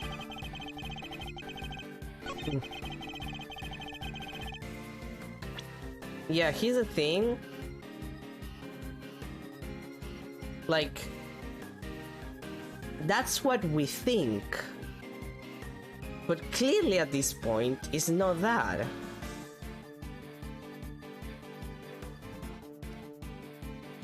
Considering the recordings we have, I think he just got, like, you know, crushed under the hot air balloon. Like, it would be heavy enough to do the exact same. John didn't kill the president. The president was crushed by a monster. What? Did you really just say that, you? I get it. He's a kid who can communicate with giant beasts, right? He uses special powers. The only person in communion with monsters was you. Sorry, but you must have been mixed up with someone else. The monster policies, I'm afraid. Why the false modesty? You're very close to at least one such creature. In fact, you make this particular monster do exactly as you command. It's you who killed the president, Mr. Saint, and I can prove it. What? You're talking about the lion balloon? Yes, a quivering mockery of a monster filled with hot air, but a monster nonetheless. Not entirely unlikely Mr. Saint himself.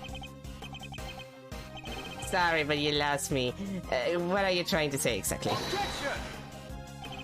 You seem very keen to stick to your story about having manipulated Sean and the president, but no matter how true you may have wanted it to be, that was nothing more than a desperate lie. Even the most skilled animal taming can't make the dead do his bidding. And the president was dead long before he left that roof, being killed by your balloon. Ah, I get it. That thing may look lighter than air, but it weighs a few 100 pounds, right?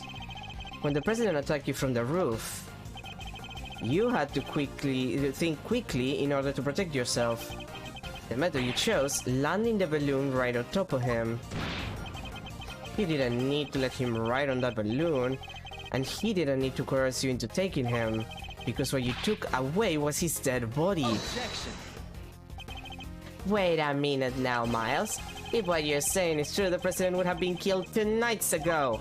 Which would mean the time of death recorded in the autopsy was wrong. It would. Wow, you're really losing your touch. Look again, it's written right there. Time of day, April 5th at approximately 11 p.m. Clear as day. April 5th? That was yesterday, which means... Exactly, it means he died when the Torosaurus head fell off that roof.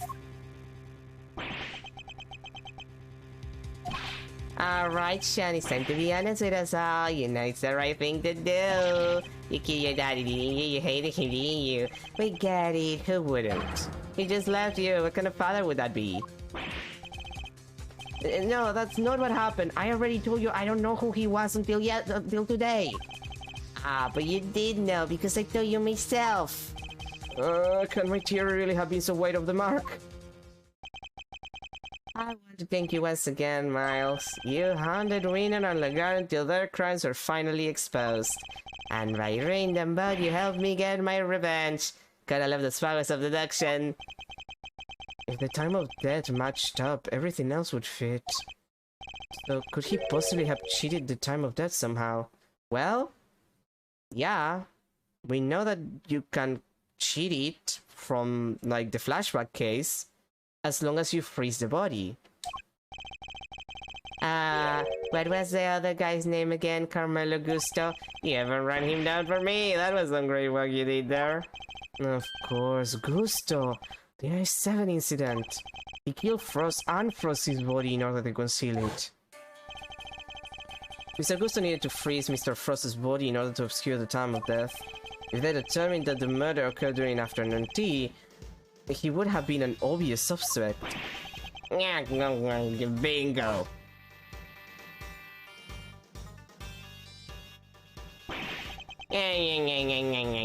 Yeah, he's just like he said. I only wish I could have been there to see his downfall too. How can you say that he was your father?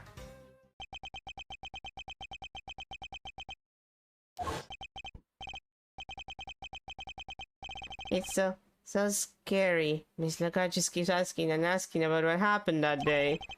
Where are you, Dad? When are you coming to get me? Please, I need you to come take me away. Is it because I broke my promise? Because I didn't show up in time to help you taste your work? He was no father. He left me all on my own. What kind of person would do that? We may have shared the same blood with that seed. Father, what a joke. Well, that's fair, I guess. His dad was kind of a piece of shit. You may not want to hear this, Mr. Said, but you share more than blood. Hate him all you like, but you're more like your father than you know. Well, what that's supposed to mean. Fate can be strange sometimes, but this was no coincidence. You and your father were the same, even in the methods you chose. You deliberately threw off the time of death just as he did. That's right, we had to rescue him from a warehouse refrigeration unit down by the harbor. A refrigeration unit in a depot? I threw off the time of death. And how did I do that exactly? By hiding the president's body in a very specific place. You hid the body right here. That would be the Sunshine Depot when they found the body. You needed to keep the body cool somewhere. And you also needed somewhere to keep Sean. Who knew that the two were connected? You're talking about the kidnapping again? Why are we bringing that up now? Because as much as you wish we had forgotten, we know that you kept Sean in a refrigeration unit. The same refrigeration unit in which you kept the president's body. Just as your father froze the body he was trying to conceal 18 years ago. What? You're saying I'm the same as him? The same as the animal who abandoned me? A sad irony, but an undeniable truth nonetheless. Objection. Shut up! I'm nothing like him. I could never be like him. He has nothing to do with me, and we're nothing alike. Objection. No, Rikita, but I think it's pretty clear that you and Augusto have more than a little in common. You even told us you didn't like sweet stuff way back when we first met, right? If that's not a product of your daddy issues, I don't know what is. You don't understand. You may have tried to disown your father, but he lives on in everything you do. You think the same way. and you're every bit as prepared as he was to sacrifice others in order to protect yourself. Your crimes were even exposed in the same manner. You couldn't be more similar.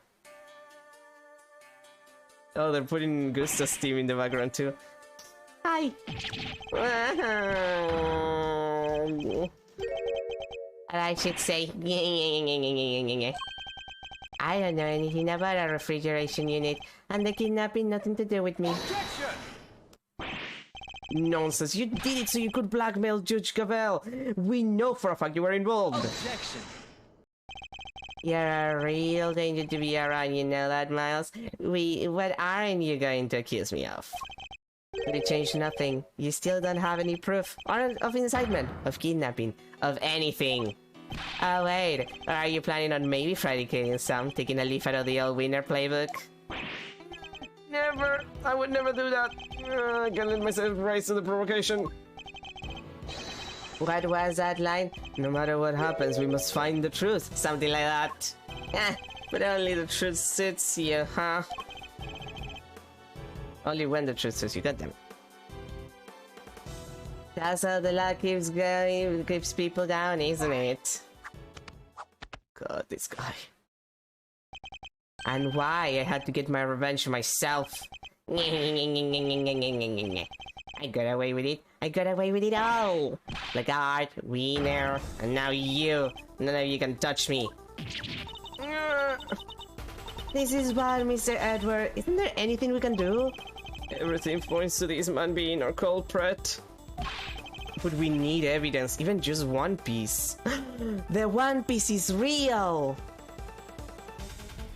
I'm sorry. I'm gonna be honest, I've never played, I never watched One Piece or read One Piece. And the more I remember that that series has been going for like 20 years, the least I want to. So, you know. But I do find the One Piece is real jokes funny.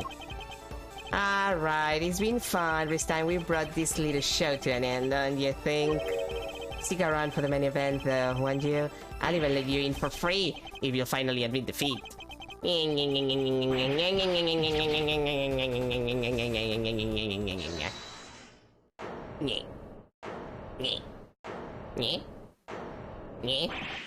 Who was that?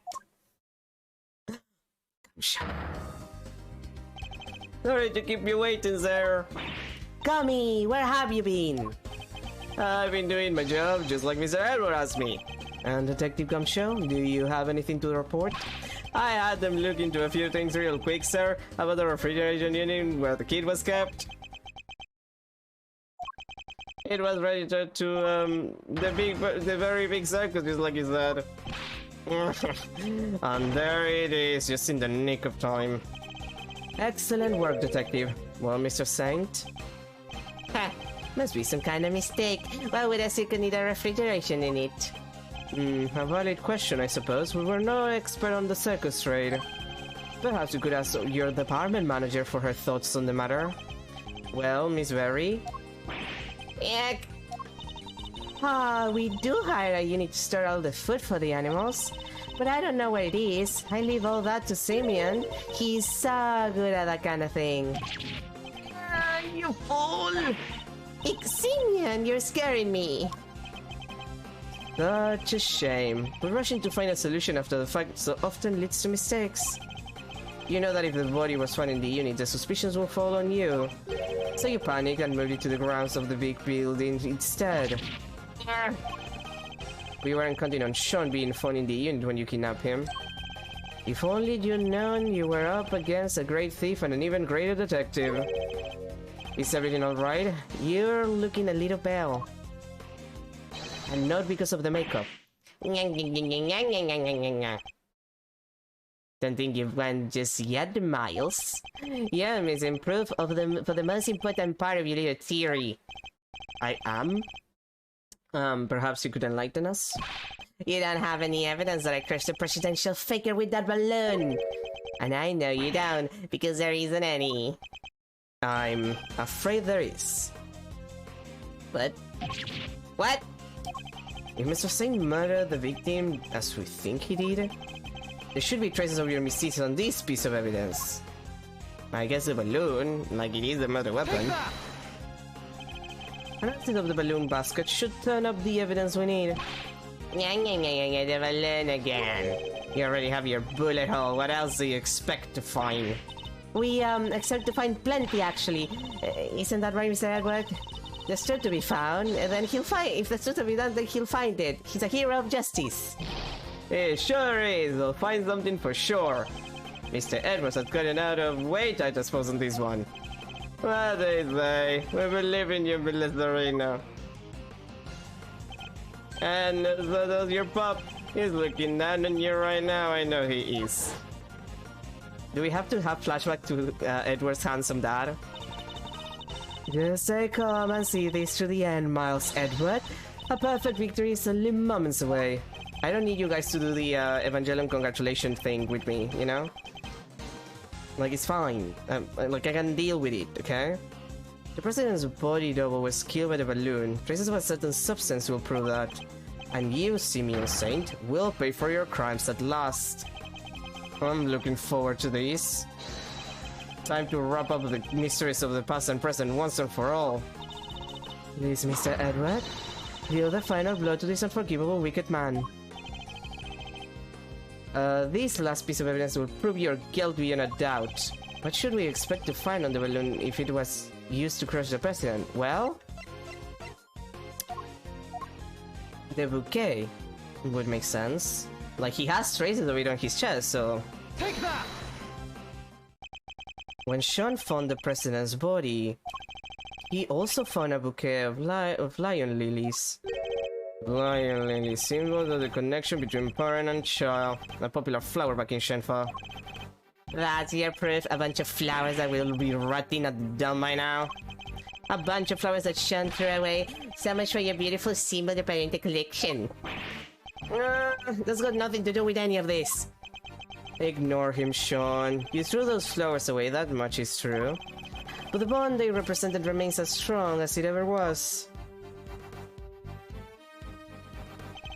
The president held on to them until the last. Question mark? There's been a lot of weird... like... stuff like this. They're getting spotty with those translations, I say.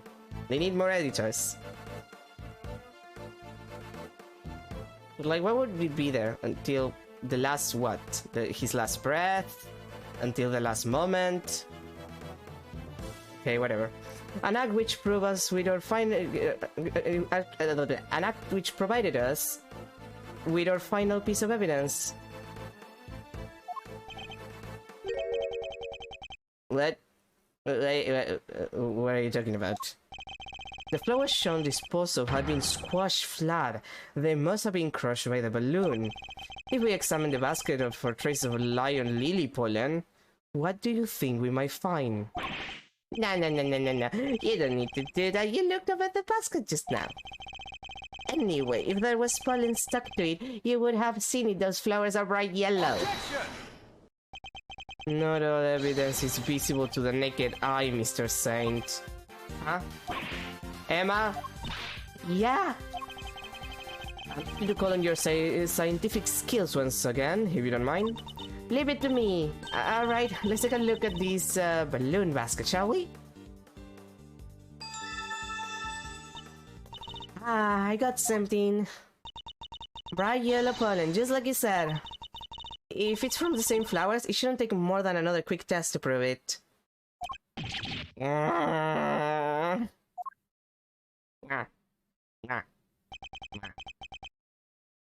there we have it. You murdered the president, and this murder you carried out yourself. No, goodness, no. You crushed the president with that balloon. Then you loaded his body into the basket and took him to the refrigeration unit. Why? What go to the trouble of removing the body? Because he knew another incident was scheduled to occur the same evening.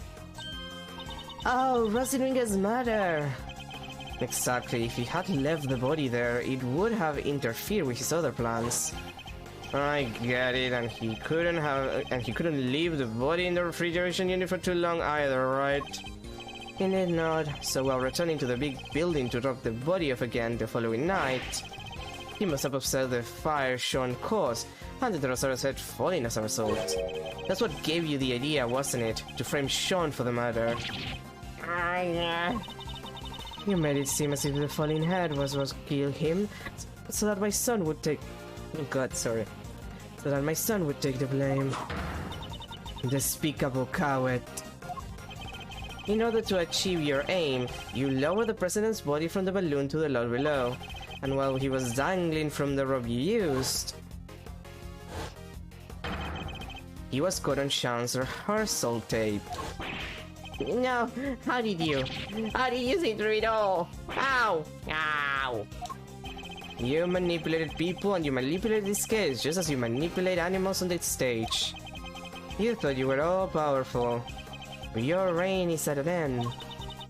The animals look like they're mad with you, Simeon. Even Monkey and Asia. They thought you were their friend, but you're not. They're sad and mad all at the same time. Stop it! Stop looking at me like that! Nope. Bitch.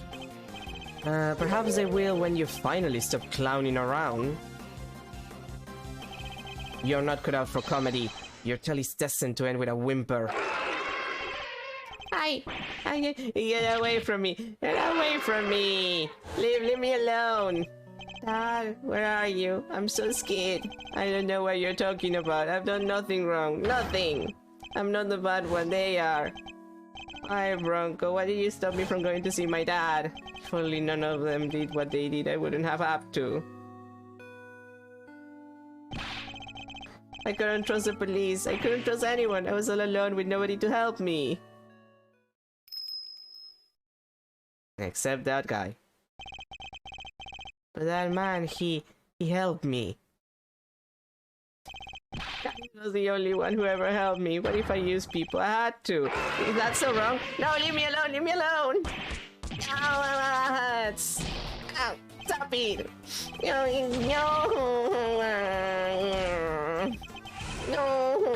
No. Man, that's, people could die from that. Thank God it's just slapstick, but dude.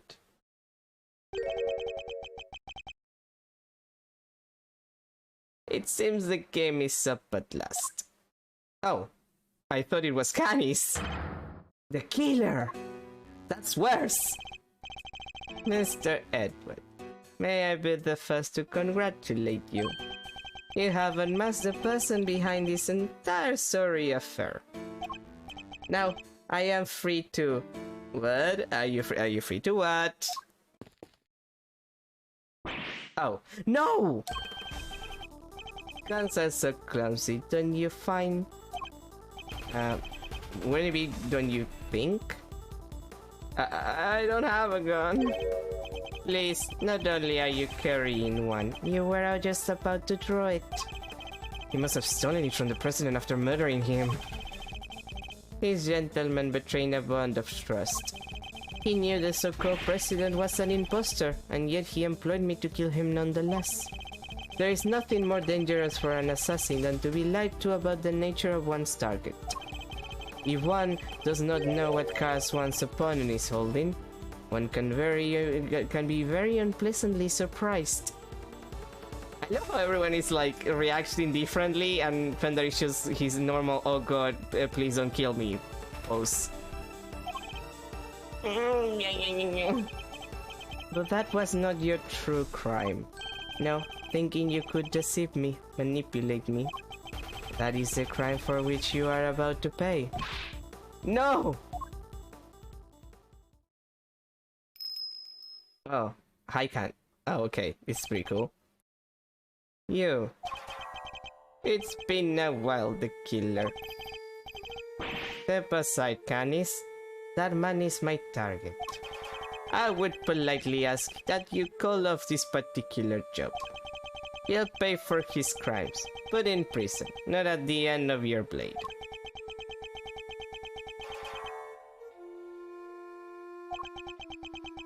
this is a little awkward. And if I refuse, let us just say that I might not take the loss of the one life that I ever saved too well. You, save a life. Bodhidharma Kanis, the blind butcher himself. Preposterous, I know. But yes, I who have taken so many lives once just to preserve one. That of an innocent young pup. And he, in his turn, saved mine. Something of a bond formed between us. Laugh all you like, I know you would. But I would respectfully request that you spare him. As one professional to another, I ask that you let this particular target lead.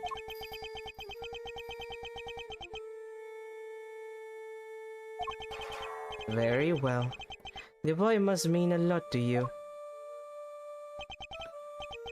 Thank you. I am in your debt. You need not thank me. I simply see little point in the two of us killing one another. Now then, I bid you all good day. No, get back here! You have my thanks, Mr. Edward. This young pup needed to be shown the error of his ways. And you have done just that. Alright, I suppose we'd better be getting back. Our ironclad enclosure awaits. Does it need Helmut? Yes, yes it does. We all love Helmut. He's such a good boy. Oh, hello. You killed my dad, didn't you? Oh man. I will not lie. I did. My victims deserve to be remembered, at the very least. But I sense a great hatred for me from you, Horn Pup. In that case... Sean, no. You must not falter, little one. Here, you may use my knife. Take it, and cut my throat. One short slice is all it takes. I was growing rather tired of carving my little statues anyway. I want revenge. I want it so badly. Sean, don't do it! Please, Sean, I beg of you. Yeah, I'm not gonna do it. At least I didn't till just now. I would have done anything to make you pay, no matter how long it took. But you should make those who have wronged you pay. That'll make you feel so good, trust me. All the pain, all the suffering, it all goes away. You rounce it all out, numbs it. Saint, like Simeon, what you needed was therapy. Maybe it does, and listening to you, I thought maybe that's what I wanted. Sean! But it's not just about me. Say I get my revenge. How does that help anybody else? If I become a murderer, my mom suffers since I'm more than I ever would. And so with all the people I work with, they're counting on me, and they worry about me. Thoughtful words indeed, little one. Yeah, well, I get it now. I will never forgive you, but I shouldn't be the one who gets to punish you. That's what these guys are for. My mom, the prosecutor, people like that. Sean. Wow, you may be young, Sean, but you're way wiser than I'll ever be. You still need therapy, though. You could at least consider trying to better yourself, Kay. Very well. Then I suppose we'll be on our way. With me, young pup. On our way? To where? Where else? To the prison. Or home. Or home?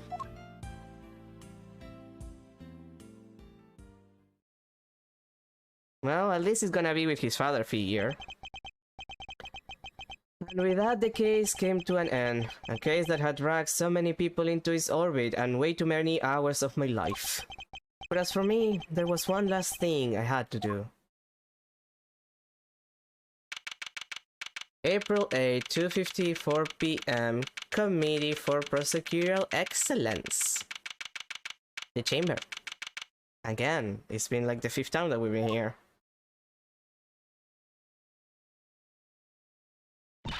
Sorry to keep you waiting, Mr. Edward. What's the big idea, big guy? Wanna tell us what we're doing here? Mr. Edward,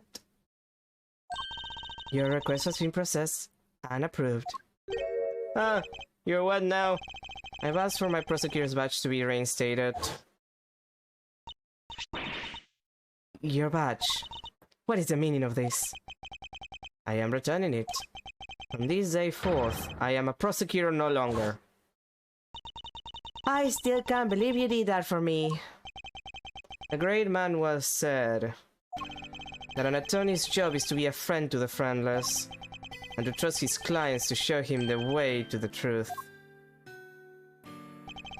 That man's image will be forever burned into my memory. My father in the courtroom fighting for those who could not fight for themselves. And also my boyfriend who says similar things now that I think about it. Am I dating my dad? Am I dating like a handsome version of my dad? Well, my dad was already handsome. God damn it, am I dating my dad? Good old Gregory. So that was his path. Your path. Mine lies elsewhere. Mr. Edward! My past is that of the prosecutor. It always was. That might be the trauma talking, but you know. Well, then I guess that's that. I'm sorry. No, I dig it. And besides, I can tell by that look in your eyes like your mind's made up. It is. Alright then, looks like our work today there is easily done. Just don't come crying to old Eddie if you change your mind. This club's now closed to new members. I understand. Hey, Master. Care to tell me why at least? How come you're so that set on popping the old prosecutor's hat back on?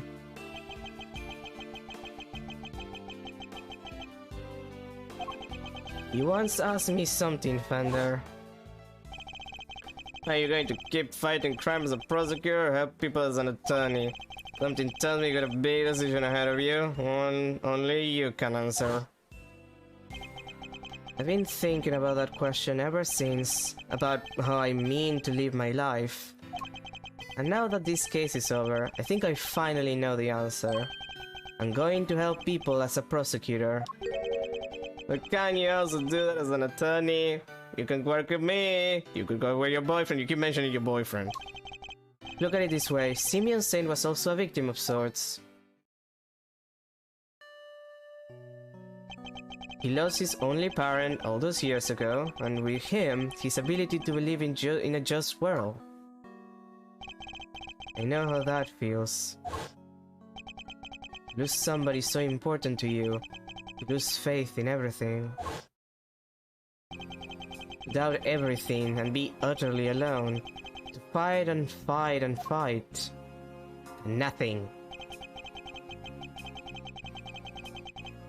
All that I can hope to do is get every defendant declared guilty, so I make that my policy. But I was lucky. Somebody was kind enough to save me from myself. Hi, Phoenix. We love you. Oh, come on. They could have... No, come on. They could have at least used his voice line. They could have at least used Phoenix's, like, objection. Like, I get it. We're ignoring that Phoenix is around, even though he appears randomly in the background once or twice in both of the games. Apparently, I didn't notice Phoenix in this one. He's in the last case. But like... Come on, you don't have to show him, but at least use the line. At least use the voice line. Mr. Saint had nobody. He had no faith in the law. He felt that seeking revenge himself was the only option. But I don't even you imagine that the body double would ever go so far as to co-opt our country's police. No, I sure didn't. And as long as Winner was around, no evidence was ever going to stand. He even nearly managed to run things this morning. Placard almost got away with it again. I want to help people like him. And how do you plan to do that? If he had been able to rely upon the law, none of this would have happened. I mean, yeah, it's not like he didn't have proof. But like, he was against the head prosecutor at the time. Well, he wasn't the head prosecutor at the time, but like, he was a powerful prosecutor who ended up as head prosecutor. And the president of a nation. Kind of complicated, that one. Chairman, we made a mockery of justice, and in doing so drove Mr. Saint away from seeking it. Law is only as good as its practitioners. Yeah, that is true. And also, the law is only as fair as the people who write it. So that's why you need to sometimes, you know, recheck the law and rewrite it, because sometimes the law is bad by itself and is not always adaptable to the changes in culture and society. This is very important. It can be a shield that keeps the people safe from harm, or a sword wielded to wound them. Mostly a sword wielded to wound them, now that I think about it. Just one among many of the law's great contradictions. You can say that again. Yeah, it's what fools in the trade like to call a legal contradiction. The law is far from perfect. But one cannot solve such contradictions in the law without engaging with it. I don't think an attorney could have saved Mr. Saint. Or a prosecutor, a custodian of the law, I think perhaps they could have. I plan to take up my badge again and confront those contradictions at every turn, and also meet my boyfriend in the courtroom. Miles, is that supposed to be like something sexual for you guys? Maybe. Well, I want to stop you. That sounds cool. Good for you. Tell me when they make it legal so I can go watch your wedding. Like I'll be part of it. It'll be great. But you have to tell me when they make it legal. I don't follow those news. Very Melisarino. I like it. You know, it won't be easy breezy though, right? Writing the law itself, that's lawyering on hard mode. I understand that, but somebody has to do it. Oh, I don't doubt that. And if it has to be anybody, it should be you. Laws are like people, I guess. They got to grow and change, adapt or perish, am I right? Evolution and shit. You're going to smash this. I just know it. After all, you're Gregory's boy through and through. Thanks. Hi, handsome dad. And if there's one thing that man did not know how to do, it's give up. Eyes on the prize and straight until sunset. That was his motto. He had a lot of mottos. You know what? I saw that same determination on your face the second you mentioned taking up prosecutorian again. You know what's really grown and changed? It to be a great big cheeseball, but you. I only wish your dad was here to see it. He'd be proud as all get out. Fender, thank you. Well, Mr. Edward, if you're ready to begin, we can get the ceremony underway. Please. By the power vested in me by the Committee for Prosecutorial Excellence, I, Verity Gavel, do hereby, in the sight of the Almighty Goddess, reinstate Miles Edward as a servant of the law. Hell yeah! Back with my bitch! Alright, you're a prosecutor again! Bad news I heard all week, sir! Well, Mr. Prosecutor, I got a scoop. Your boss is going to want to know that his kids should sign up for the opposition a second time, huh? Thank you again, Fender, for everything. Don't take me yet. The next time you see me could be across the courtroom. This face is a whole lot less rugged charming when he's not on your side of the aisle. I would relish the opportunity to face an attorney trained by my father. I hope that day comes very soon. Alright, Defender, are you nuts? I will never be back in this series. It was nice to be in one game. Welcome back into the fold, Prosecutor Edward. Thank you, Judge Cabell. I owe you more than I can say. You do. You strove there to right the wrongs of the committee from the inside. That must have been a lonely battle indeed. Not at all. I was never truly alone. That's right, you had the goddess of justice on your side. Thank you for teaching me that it's possible to fight in such a way. The contradictions within the committee are like those within the legal system itself. If we aren't able to overcome them, the real truth will forever evade us. I have you to thank for teaching me that, and for setting me on this path. I hereby swear to confront the contradictions that afflict the law, and to overcome them. And I thank you for your commitment to that cause, as does the Almighty Goddess. I truly believe that such efforts are necessary in order for the law to grow and improve. I will look forward to seeing you in the courtroom again soon. As will I. You did not see the best of me when last I oversaw a trial. The next time will be different. I will show you what it means to serve justice with true impartiality if I ever get a role in one of these games again, which I will not. Judge Cavell, I don't mean to call your motivation into question. Yes, Mr. Edward? But to my mind, the ideal judge is not wholly impartial. The ideal judge is human. Even in the courtroom, they laugh, they cry, they rage, they smile, they forget things because they're very old, they talk about their wife, they get distracted by boobs. And then, when all is said and done, they pass down a judgment based in that very humanity. I'm not sure exactly how to put this, but perfection isn't always the loftiest of ideals, and it's certainly not the only thing to strive for. Forgive me, this is my opinion, nothing more. You are right, of course. There are other ways. Thank you for sharing your insights. Mr. Edward?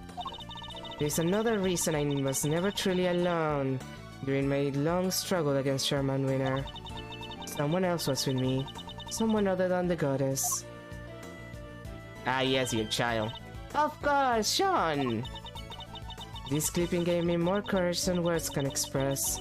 Simply having it near gave me hope.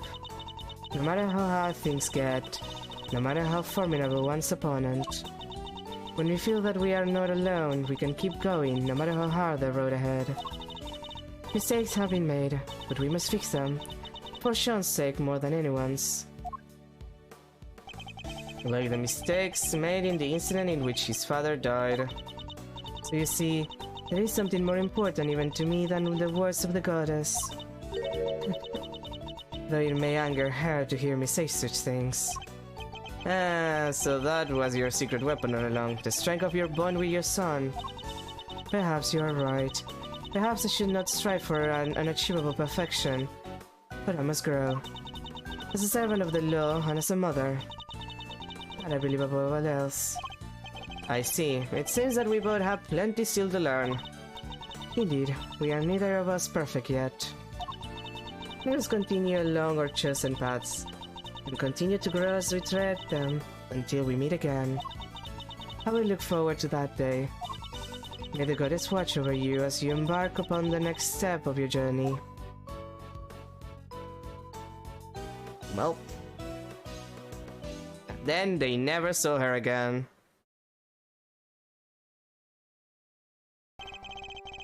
I lost the title of prosecutor, but god damn it. Great is... yeah, okay. I'm not gonna waste myself to read it, it's going too fast. Objection! Well, there we go. God damn it, game. Couldn't you have just given me those, like, lines, like, not autoplayed? Ah, well. So that was Investigations 2. That was long.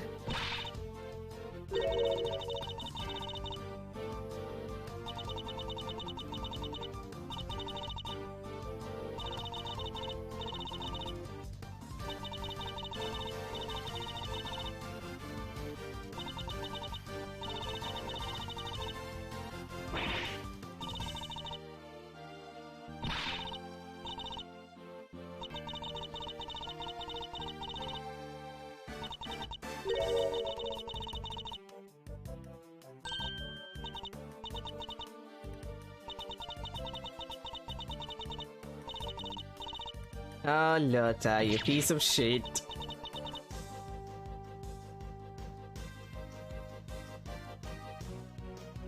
She's such a pain in the ass.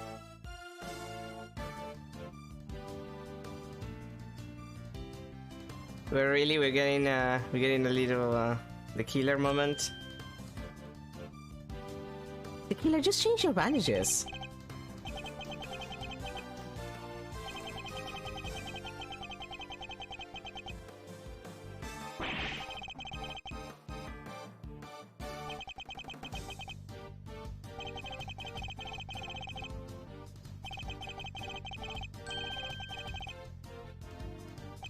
trips.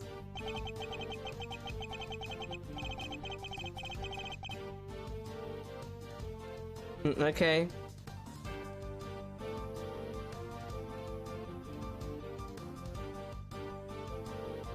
Oh, that poor bear.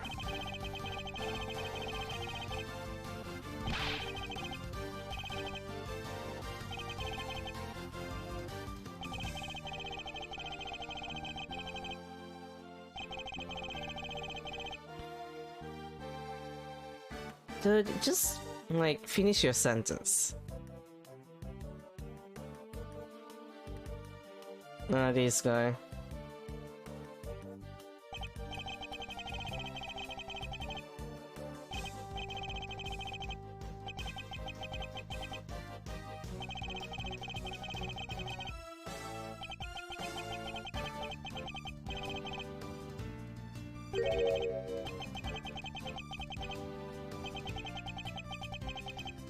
Yes.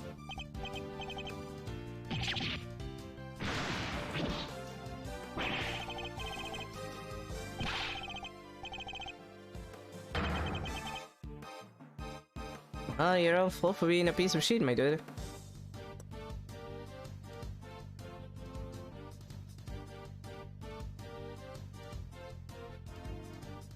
Ah, Regina.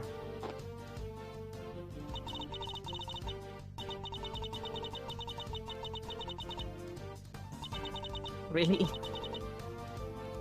It's okay, girlie.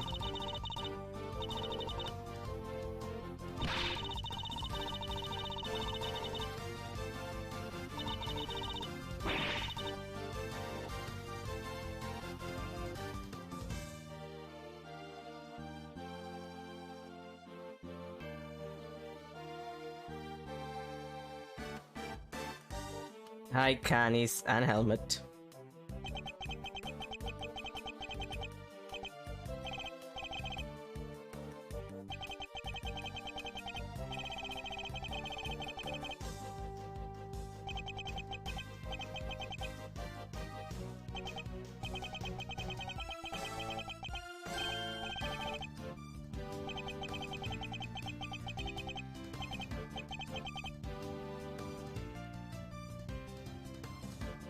He might be like a professional killer, but he's nice enough to go back to his cell.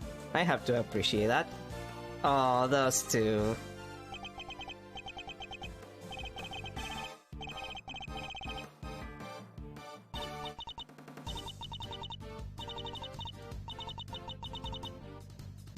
I hope she leaves this jail soon.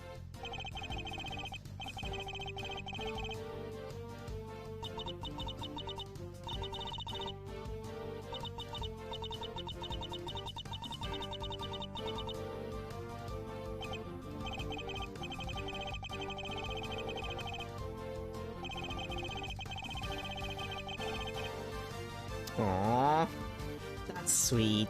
Literally, but also metaphorically.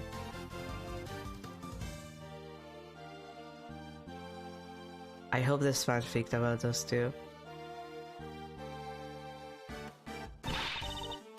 Oh, hi, Scone.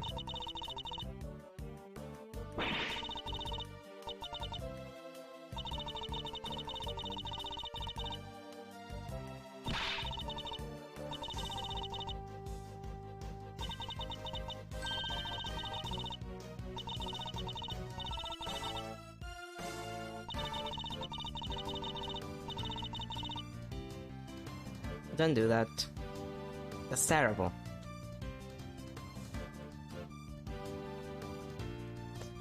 Oh god, Larry.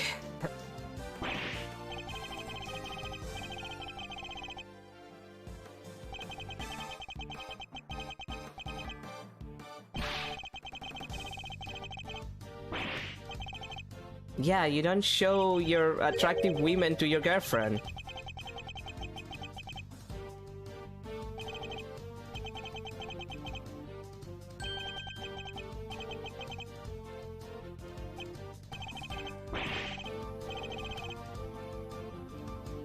Oh, for the love of God, Larry. Idiot.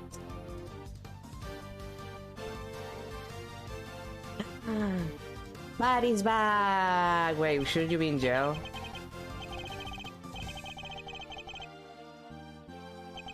I guess maybe they know the crimes he committed.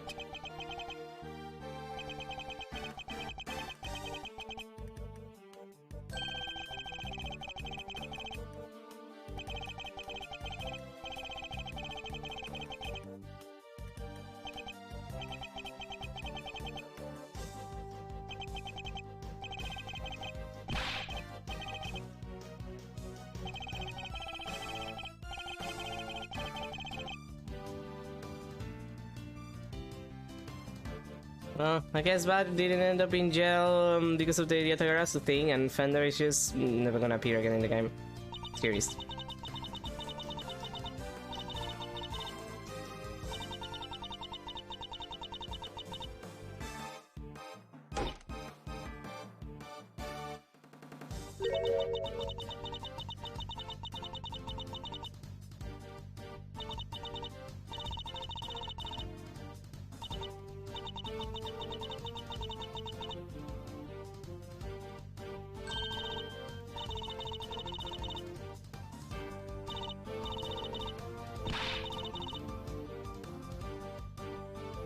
Well, what's left? We haven't been useless this entire time. He kinda disappeared. I mean, he also disappeared from the series after this one, but like, he's just not around.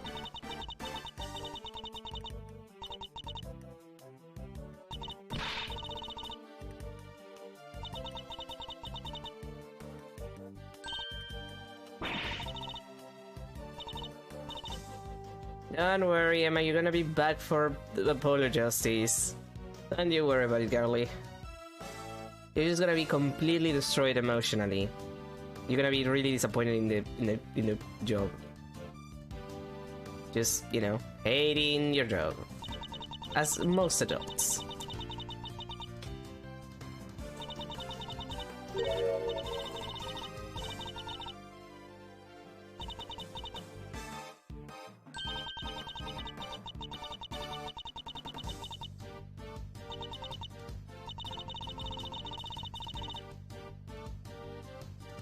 You know, Francisca, you still need to work out the fact that your dad killed... like, Edgeworth's dad, kind of important. Like, the falsified evidence, you know, it's serious, but he killed a person.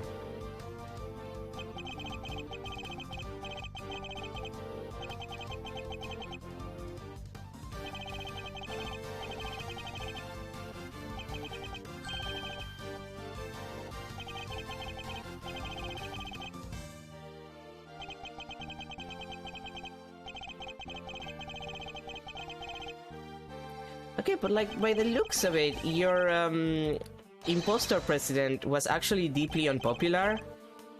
And, like, he didn't seem that good at his job. So, I don't know, Lang. I think that your dad would have been better just admitting that the real president was dead. And just, you know, elections. Oh, there you are! Oh, that's good. You grown up a little bit.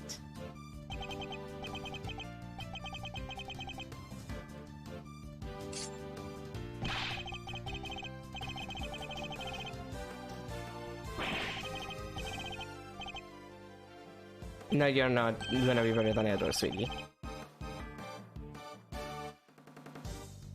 God, he's so stupid.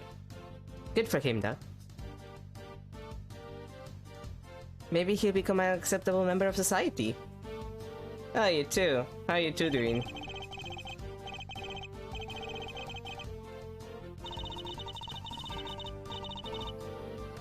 Oh.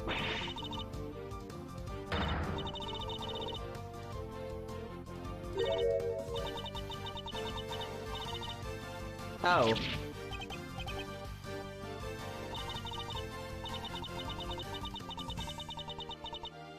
That's not good. This is like the third time that Powers gets this shit. Come on, guys. Those two.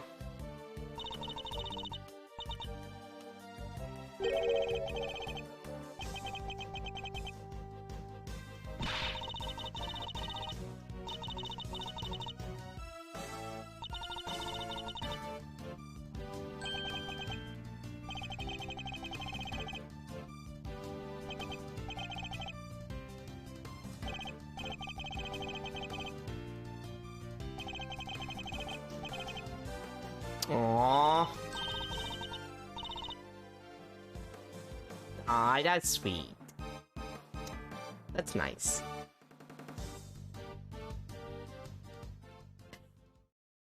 I'm not gonna lie, this did give me a little bit of ending fatigue.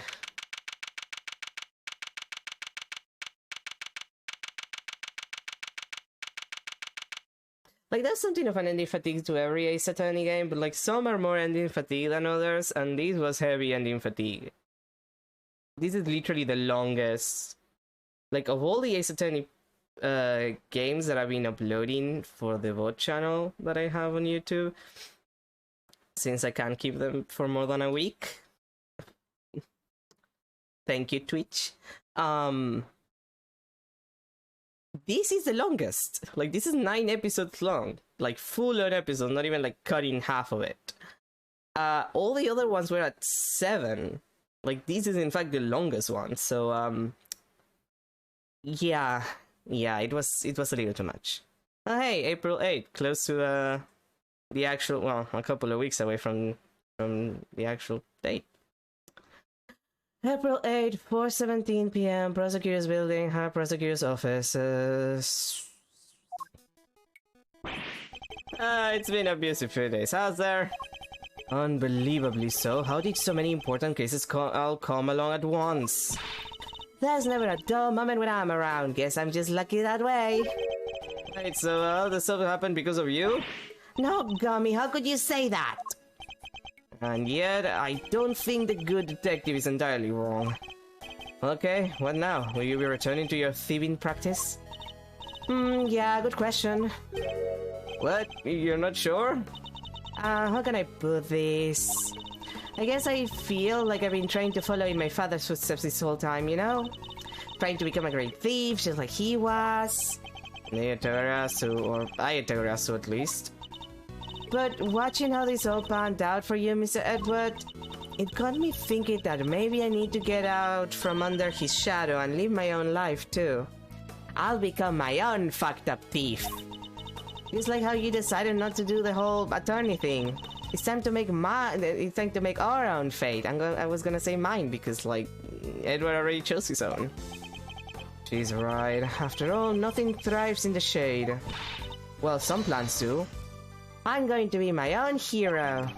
That sounds like an admirable plan indeed. I won't be giving up the name though. Cannot be the Yatagarasu, right? Whatever name you pick, you'll always be K2SK, and you'll always be a hero. Thanks, Gummy. You'll always be my Gummy too. You bet I will, and I'll be doing my detective team just as hard as always. So I'll be counting on you, sir. Yes, and I'll be counting on you too, detective. Just as I've been counting on you these last few days. You helped us out too many times to mention. I think your next salary review may come as a pleasant surprise. Huh? Huh? Wait, you mean... What's the matter? I'm saying I'll see that you get paid a little more, detective.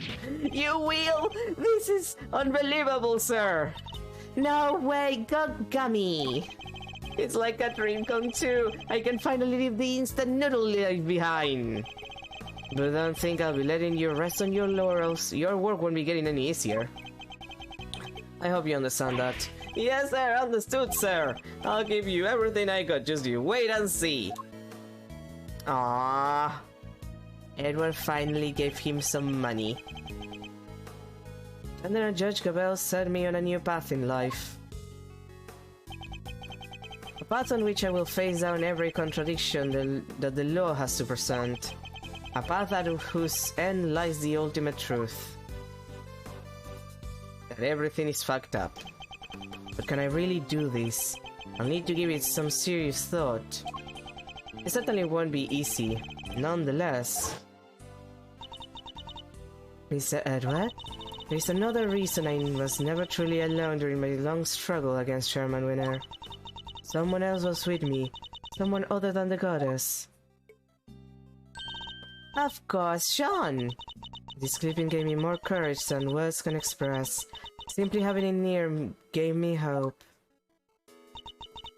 When we feel that we are not alone, we can keep going no matter how hard the road ahead. So that was your secret weapon all along. The strength of your bond with your son. The strength of my bonds. Oh, I almost forgot. What is it? I was trying to find other members from our Yatarasa team, right? I do vaguely remember something about that. I never even found a single one. We were going to be unstoppable in our quest to steal the truth. So much for that, little pie dream. You're kidding, right? You already have a theme.